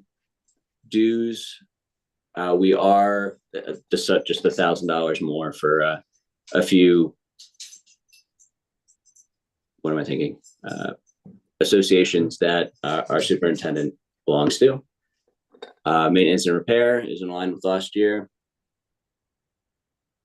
Maintenance repair supplies went up slightly by about $15,000. This is to repair our cart barn, which needs, I believe, a new roof. Refuse is the same. Capitals went up quite a bit. This is paving projects, on-course roofing, bunkers and tees, and equipment. Leases went up by $40,000. We are getting a top dresser and a few more equipment needs that we have. Occasional rentals, $8,000 in line. Heating oil, same. Electricity, the same. Water, cell phone, interest, and our bonds are actually coming off.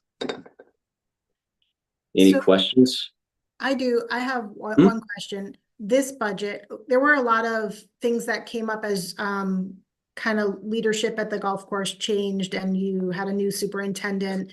There were some issues with supplies. There were a lot of need for supplemental from your own retained earnings. So it wasn't like there was more money, coming out. Did we address those issues in this budget so that we'll see you less? Yeah, so we actually have that 10-year plan implemented and we've built this budget around there. So we should see no change or requests from retained earnings this year. Okay.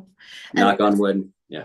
A $60,000 consultant to tell you whether to build a new clubhouse or to renovate So the existing one? we've already done the Because I'm looking for a lot less and tell you what to do. I mean, I can make it like no, we've already hired that consultant.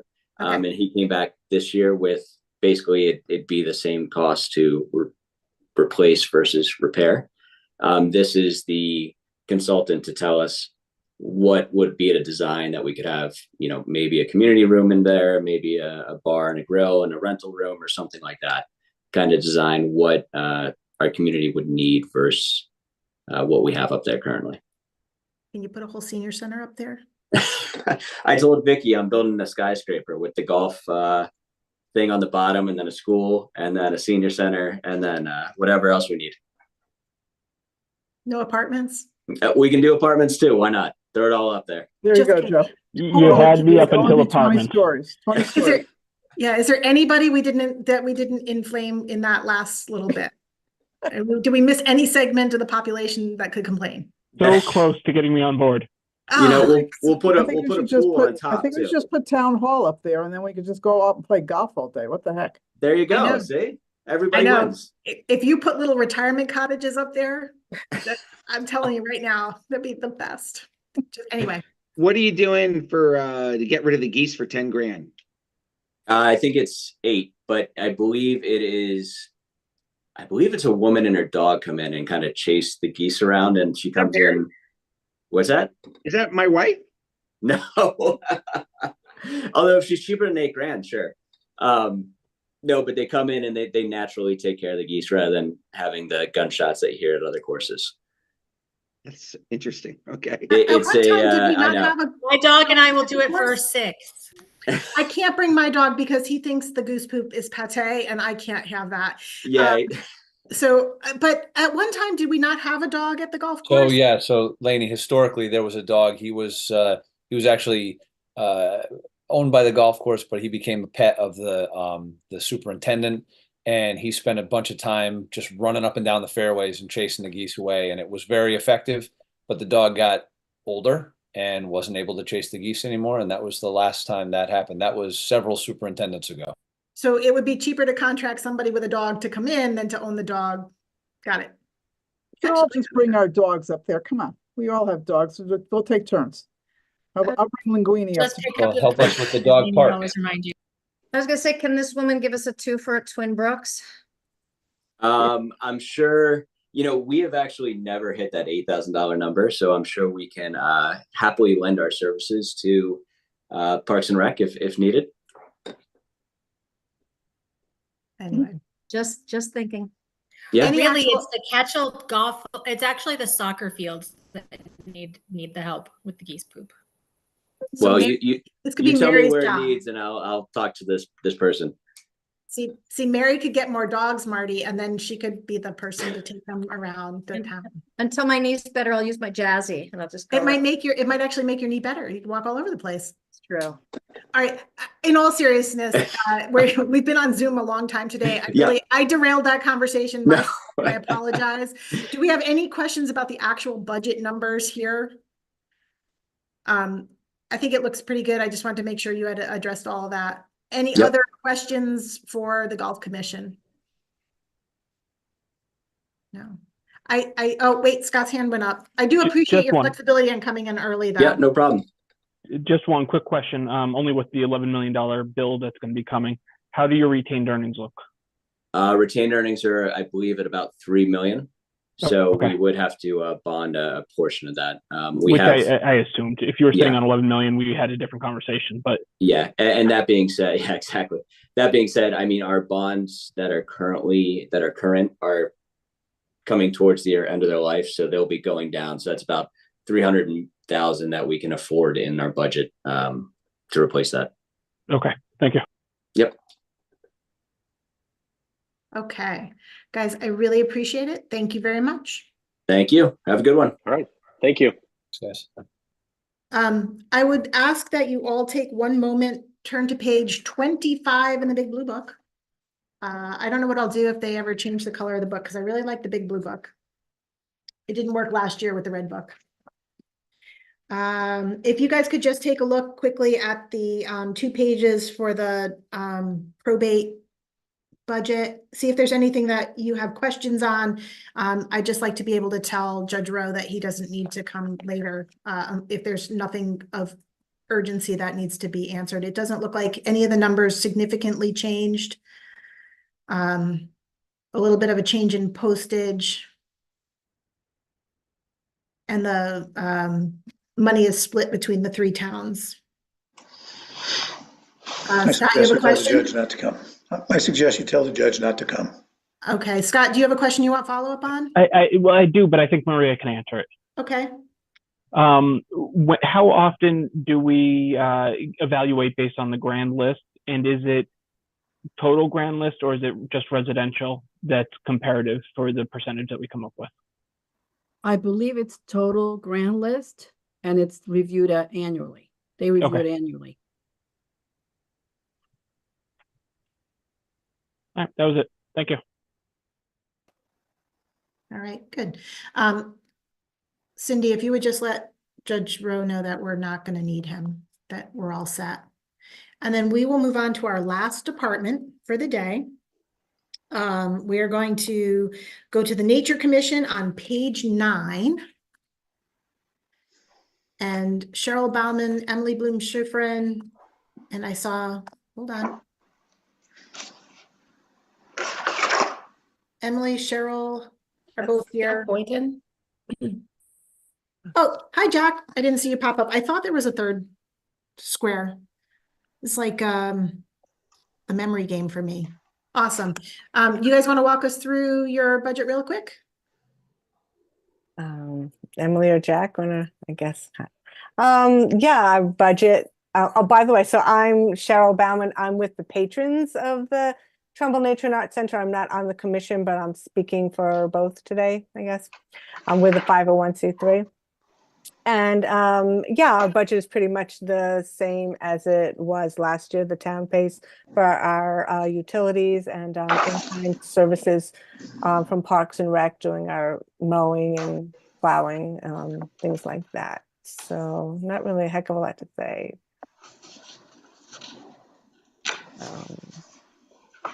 Yeah.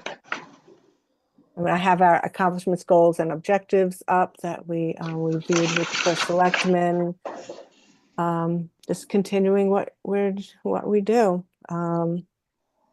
We're providing programs to all Trumbull Elementary School students. There are in the 23 to 24 school year over 1,700, about 1,700 impressions. So we're visiting all the schools and reaching all the students in elementary. So yeah, and we have a program with the high school students if you want me to talk about that. Anyway, budgetary, that's it. Questions for the Nature Commission? I know that there was some work that you guys were going to do in regards to use of some ARPA funding. Where are we? Has that work been? Yeah, so the ARPA, there was $75,000 allocated to us, and within that, the projects that were listed were completed. The new roof, the new ramp, outside doors, grading on our basement, that's all done. When we met back in January, Maria Pyrus had said that there was extra money, but money left over from those projects.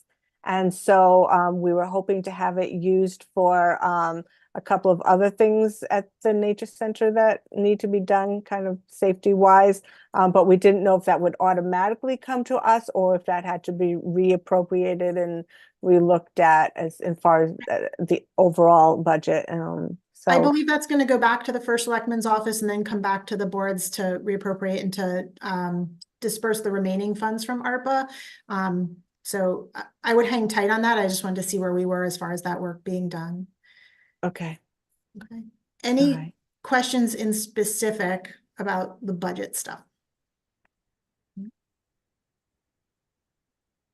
It looks like you guys are getting off easy today. Okay. Oh, I did. Well, it was going to be just one quick thing. I know George Estrada was going to ask for supplemental funding for design, interior design of the, you know what I mean? So construction, possibly for a design study to be done. And I know it was not bonded, but the Board of Finance thought the project should get done, but I think he's going to ask, but it wasn't going to be finished by August. So he's going to ask in the next budgetary year. I don't know if there's any updates on that, but. We have commitment that we are revisiting the things that were taken out of the bonding that we wanted to pay for in supplemental. It has to be that money is spent within the fiscal year. And if it couldn't be completed by August, then we asked them to wait until July 1 to ask for that money so that the project could be completed. Otherwise the funding goes back to the town and has to be redone. So he did what he felt he could get accomplished by June 30th. Or by August 1st, and then from there we'll be looking at it, but it was not eliminated. It was just tabled until that discussion. Okay, sounds good. Okay. Yep. Any other follow-up for the Nature Commission? Thank you so much. I appreciate your time. Okay. Thank you. Have a good afternoon. All right. It is currently 2:43. I have just a couple questions, and then we can adjourn early today. It is nice out there. It looks like blue sky and everything. Might get some fresh air. I just wanted to go back and make sure that I have the appropriate follow-up coming to you from our meetings with the departments.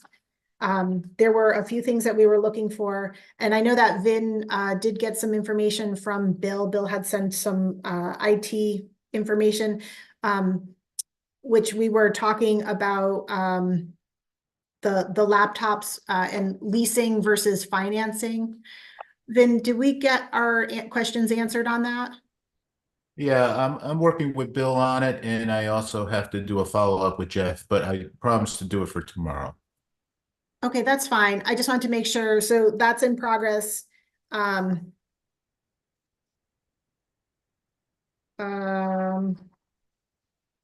was the IT department.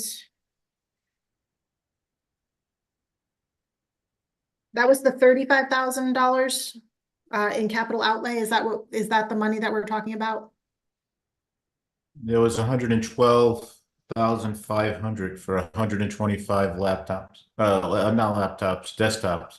Okay, Kevin, actually, I think it might have been you that asked about the reduction in capital outlay for 35,000. Did you get your question answered on that?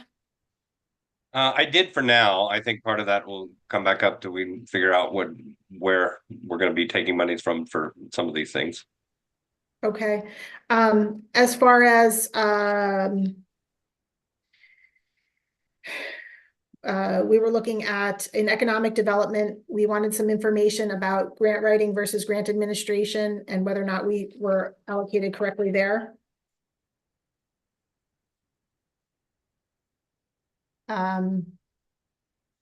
Going back through. The fire marshal, we had a discussion about the iPads. I think it was $4,500 for iPads. And whether that was something we wanted to pay for out of ARPA in that list. Did anybody have any follow-up on that? Scott? Not on this. I have a separate question, but I can wait till somebody answers this one first. You guys all look baffled. This is an actual work session for a minute. This is great. Yeah, I don't recall where we left off on that, Lainey. I'm sorry. I just have an asterisk that we wanted to look at that.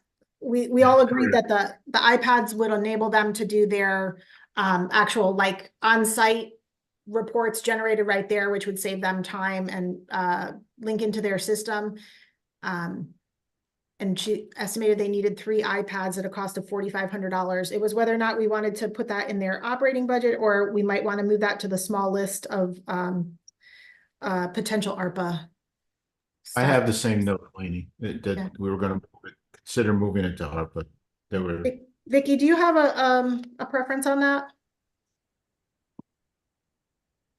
Nope, you're on mute.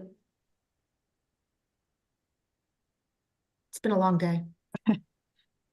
Certainly has. Well, it fits the bill for ARPA, so it's something we could look at. Okay. What else did we have for them for ARPA, Lainey? And we'll obviously discuss it at that time, but what other ARPA funds do we have earmarked for them? I don't think we had anything earmarked for fire marshal. There were a couple of small things in the police department. So there was police department vehicles, police department chairs, a $12,000 something for emergency management, but I didn't write down what that was. I'd have to go back into the big book. TCTV equiment, which that was for radios. The 12,000 was for radios. For the radios for emergency management. Those are the ones that there were 3 radios, and it gives them like the ability to talk from community to community and their command post. Right. The TCTV equipment for 25,091. And I have a note about $40,000 for sites. That's for that was for the guns. They have 125 from ARPA, and they wanted 165 because they wanted to get the sites. Right, and that allows them to do all of them at once and not in phases. Right. I think Okay, and then I would want to look at that 4,500 if there's room in ARPA. I think we were looking at a balance of about 453. Maria's shaking her head. So if 456 is what she told us. 450, that was pretty close. That was not bad. Yeah. So I'm gonna add the fire marshal iPads in there for discussion. We can decide if we wanted to do that. I definitely think that all those items we decided were things that were necessary, that we weren't removing them from the budget. There was no controversy over that, correct? It was just whether we wanted to pay for them in the operating budget or move them to ARPA. So we're looking at a total of 165,091. And some of those items had already been suggested to move into ARPA at the first selectman's level. And then I just have our follow-up for TCTV, the studio management, that they need to increase, they're requesting to increase that number by $4,000. And that was the discussion over program expenses versus salaries. And that's because they're contractors. That was from this morning. Okay. Marty asked them to give us information about cost for AI transcription for search and chapter. And by the way, that's really cheap. That's a couple $1,000 bucks. Okay. Is that something that is a one-time purchase, or is that a subscription they would need, Marty? It's a subscription. So that's a recurring expense. Yeah, I mean, mine, yeah, it's probably $1,000 bucks, maybe even a year. It's not a lot of money. I don't have a problem, but if it's a recurring expense, I wouldn't want to put it into ARPA. Right. Okay. So what I just put up on the screen, what I had taken out of my budget for ARPA, and we'll make the additional, add up the additional amounts that you've just suggested here. The 4,000. iPads, the sites for the pistols, I believe, was that at 40,000? Is that what you said? I believe so. Yeah. So that's another 44,500 on top of the 125. Can you tell me what that 40,000 was for? What budget was that in? The police department, I think it was their capital outlay. It's for the sites for their guns. But it was not a $40,000 item in the operating budget. It was like 11,000 or something like that. Right, 11,000. It was Got it. 11,000. So Got it. we could add, this is as an ARPA expense, but it's not going to reduce the operating budget by 40. It'll No. reduce it by 11. Right, but it also allows them to get all that equipment at one Yes. time versus only having some that are up to what they're hoping. Mm-hmm.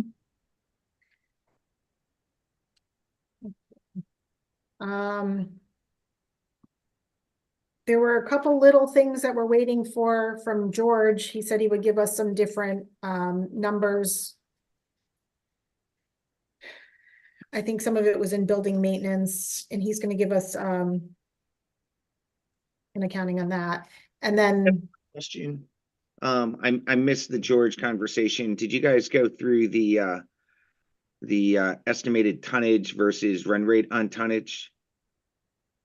in recycling, Both on refuse, leaves, all that. Like when I had looked at it, I wasn't here for that part of the meeting, but it seemed like if you took run rate, we were high by over $100,000. It's not related to ARPA. I just didn't know if you had that dialogue. no, this is not just about ARPA. We had a discussion about the tonnage was down overall. Mary, you were talking at that point when we were talking to the transfer station as well in recycling. Did I not? That didn't answer Marty's question though. No, the George's numbers were still kind of more on goal. And so I agree, they were a little estimating we'd have more of that type material than we had. So there's definitely room to play in there. So Marty, you want to know, can you just say that for me? Our run rate is over 1,000 ton. It's lower than what he had. He budgeted 16.5 and we're running at 15.5. That's Yeah, what so that in fact that impacts a couple different numbers. That's worth around 100,000. And then recycling, I didn't see the I wanted to ask him about it. I didn't see it on the book, but I didn't know if recycling. I wanted the same analysis on recycling. Okay. Would you mind sending that as an email and just copying me on it? Send it to George directly so that I phrase that correctly? Yeah, Or you phrase that correctly and I take credit for it, however you want to do it? okay. All right, yeah, I'll send it to George, but there did seem to be opportunity there. Okay. Good. I had a question on the dog park when we were talking about the dog park. We were talking, the number is 103,000 in the dog fund. What were we looking to use that money for? Was that for maintenance on the dog park? Was that for? No, that was the shelter. So Yeah, that was the shelter that wanted to use the dog park money. Yeah, shelter was for the paint that got taken out of the capital plan. So it was some. Okay, so we wouldn't need to adjust the budget for that, correct, Maria? Wait, you're nodding, but I couldn't understand what you're nodding. Yes, but I don't, Two I was different looking things we're before, I talking didn't see it in their budget. It was in there. Vicky took it out. Okay. I can find the right page, but it was notated as a That's under reduction. There was building two of them. maintenance. It's under building maintenance for that issue that you're talking about, for Yep. the dog, the kennel, actually. The kennel, yeah. The dog park is something different. Well, that's why There's I'm money in the asking. budget. You can't use these funds for the dog park. It's strictly for the dog pound. You Right. could do for their compensation, for animal control officers, for Okay. some construction and maintenance. So And they can get their paint out of that fund. yes, Okay, so that's covered. And then the upkeep of the dog park, when we talked about the dog park, are we adding that in? That's being added into the budget. That's covered also though. That's in the budget. And That then is not somebody will covered actually by the mow it. fund. The dog, that's not dog, they can't use the dog fund money for that. That's what I was confused on. I just wanted to make sure both of those items were accounted for. I got a little lost. Yep. Okay. Anybody else got lost and has a question? Scott, you had a question other than, Yeah, Maria sent us an email a few minutes ago regarding the pension payment and the ARC that it's being calculated on. Basically, it seems like a new ARC is calculated on 7/1 of 2024. And maybe I'm off on my thinking, but being that the market is at an all-time high, wouldn't we assume that the ARC would come down, not go up this year, unless they make other changes? Well, they lowered the discount rate. yeah, we're gonna yeah, But that was calculation was done as of 7/1/22, correct, Maria? that's This is a correct. new one.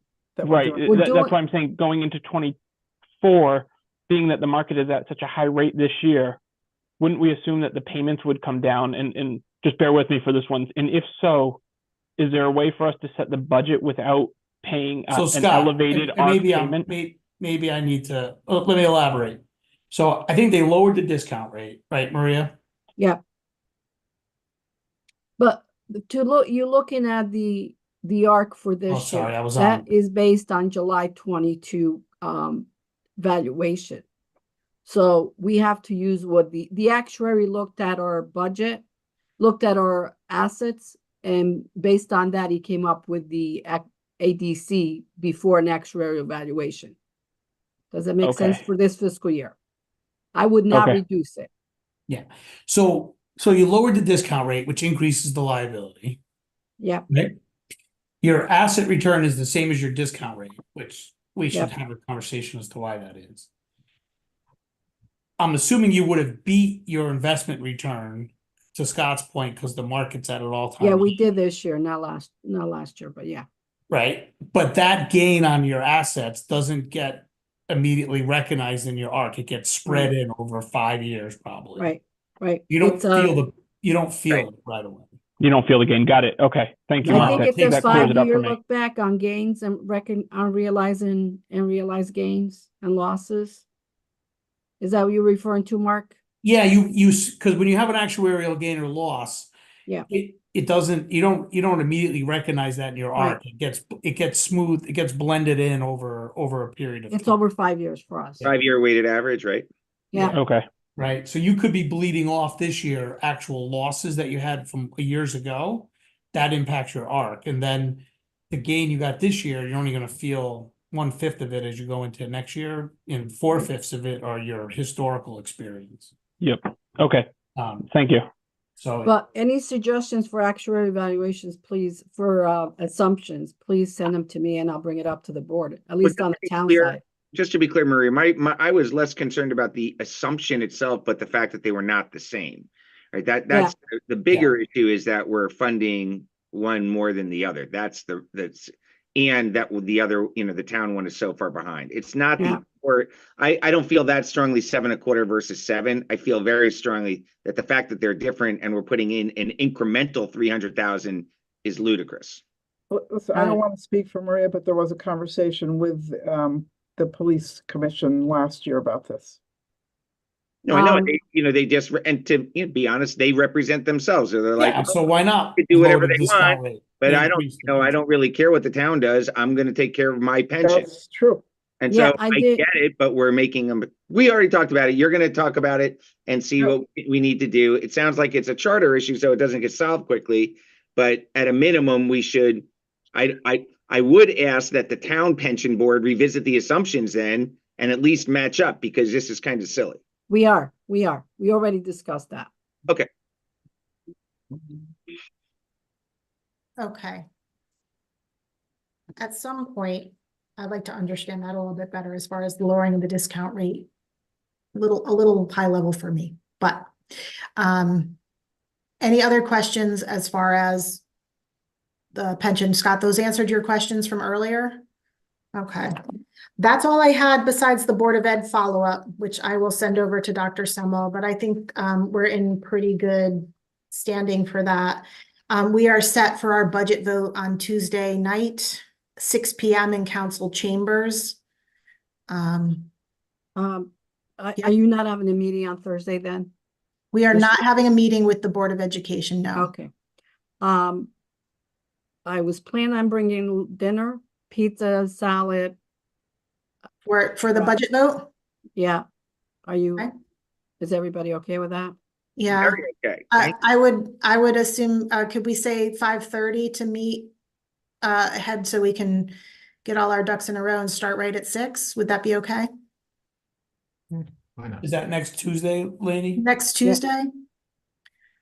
Scott's giving me a little, Yeah, I need to figure out. They have dress rehearsal for the whatever show that I couldn't miss on Wednesday. So I need to Okay. figure out that timing before I can answer you if I can be there at 5:30. okay. We'll save you pizza. The important stuff. We will not let him famish during that budget vote. Believe me, I could probably go a night without it, but All right. Phyllis, would Hey, you? Lainey, sorry, quick question Go for ahead. me. If we are not going to be around on Saturday, but would like to attend, how do we set that up to be on, Can you shoot me an email and I'll make sure that Bill sends out links to whomever will need them. As a reminder, I'm actually traveling this weekend and Paul will be running the public hearing at 10 a.m. in council chambers. okay. And there will be hybrid capability, I believe. We're going to try for the public as well. So this is a good dry run for that. How does but that gonna work for the clerks? Just trying to think ahead. I would assume that Phyllis will be at the public hearing. And if somebody speaks from online, it would just be like if they were speaking on Zoom, they would still have to state their name and address. And then that would be in the queue. And as we had all of 3 people at our online meeting, which was somewhat disappointing, I think this is a good dry run to try it out to see how we do and to go from there.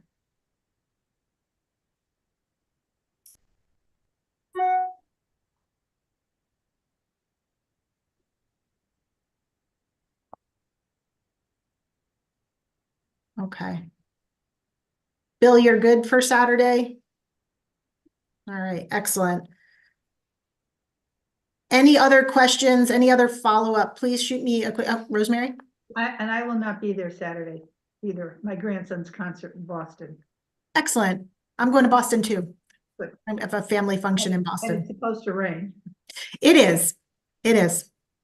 because I'm traveling and I get to Makes, be in Boston. that makes me as well. I'll let you all know. I will not be there on Saturday either. Okay. Town going on, it is scheduled. I guess I'll be the only one there. I'll be with you, Paul. I'll be there too, Paul. I'll stand right by you. All right, guys. I will join you. I'll be And there. ladies. I'll be able to listen in, but I won't be able to participate because I will be driving, so to do that. Thank you. This was very helpful for me to be able to, for all of us to actually talk about what information we're looking at and to exchange ideas this work session. I'm glad that we finished a little bit early and we were able to do that. I really appreciate your flexibility and ability to move stuff around to make that happen. And we are all set for today. I will take a motion to adjourn. So moved. Second. Thank you, Scott, and thank you, Paul. And you can all go home for the rest of the day. I will see you all at 7 o'clock. I was going to say until tonight. Until tonight. So just for those at home, there is a meeting tonight at 7 p.m. It will be live streamed, but it will also be live in Town Hall. It will be the Town Council and Board of Finance hearing from the Board of Education concerning the master plan for school renovations and long-term planning. So I would encourage everybody to pay attention to that as well. Have a great afternoon. Thank you.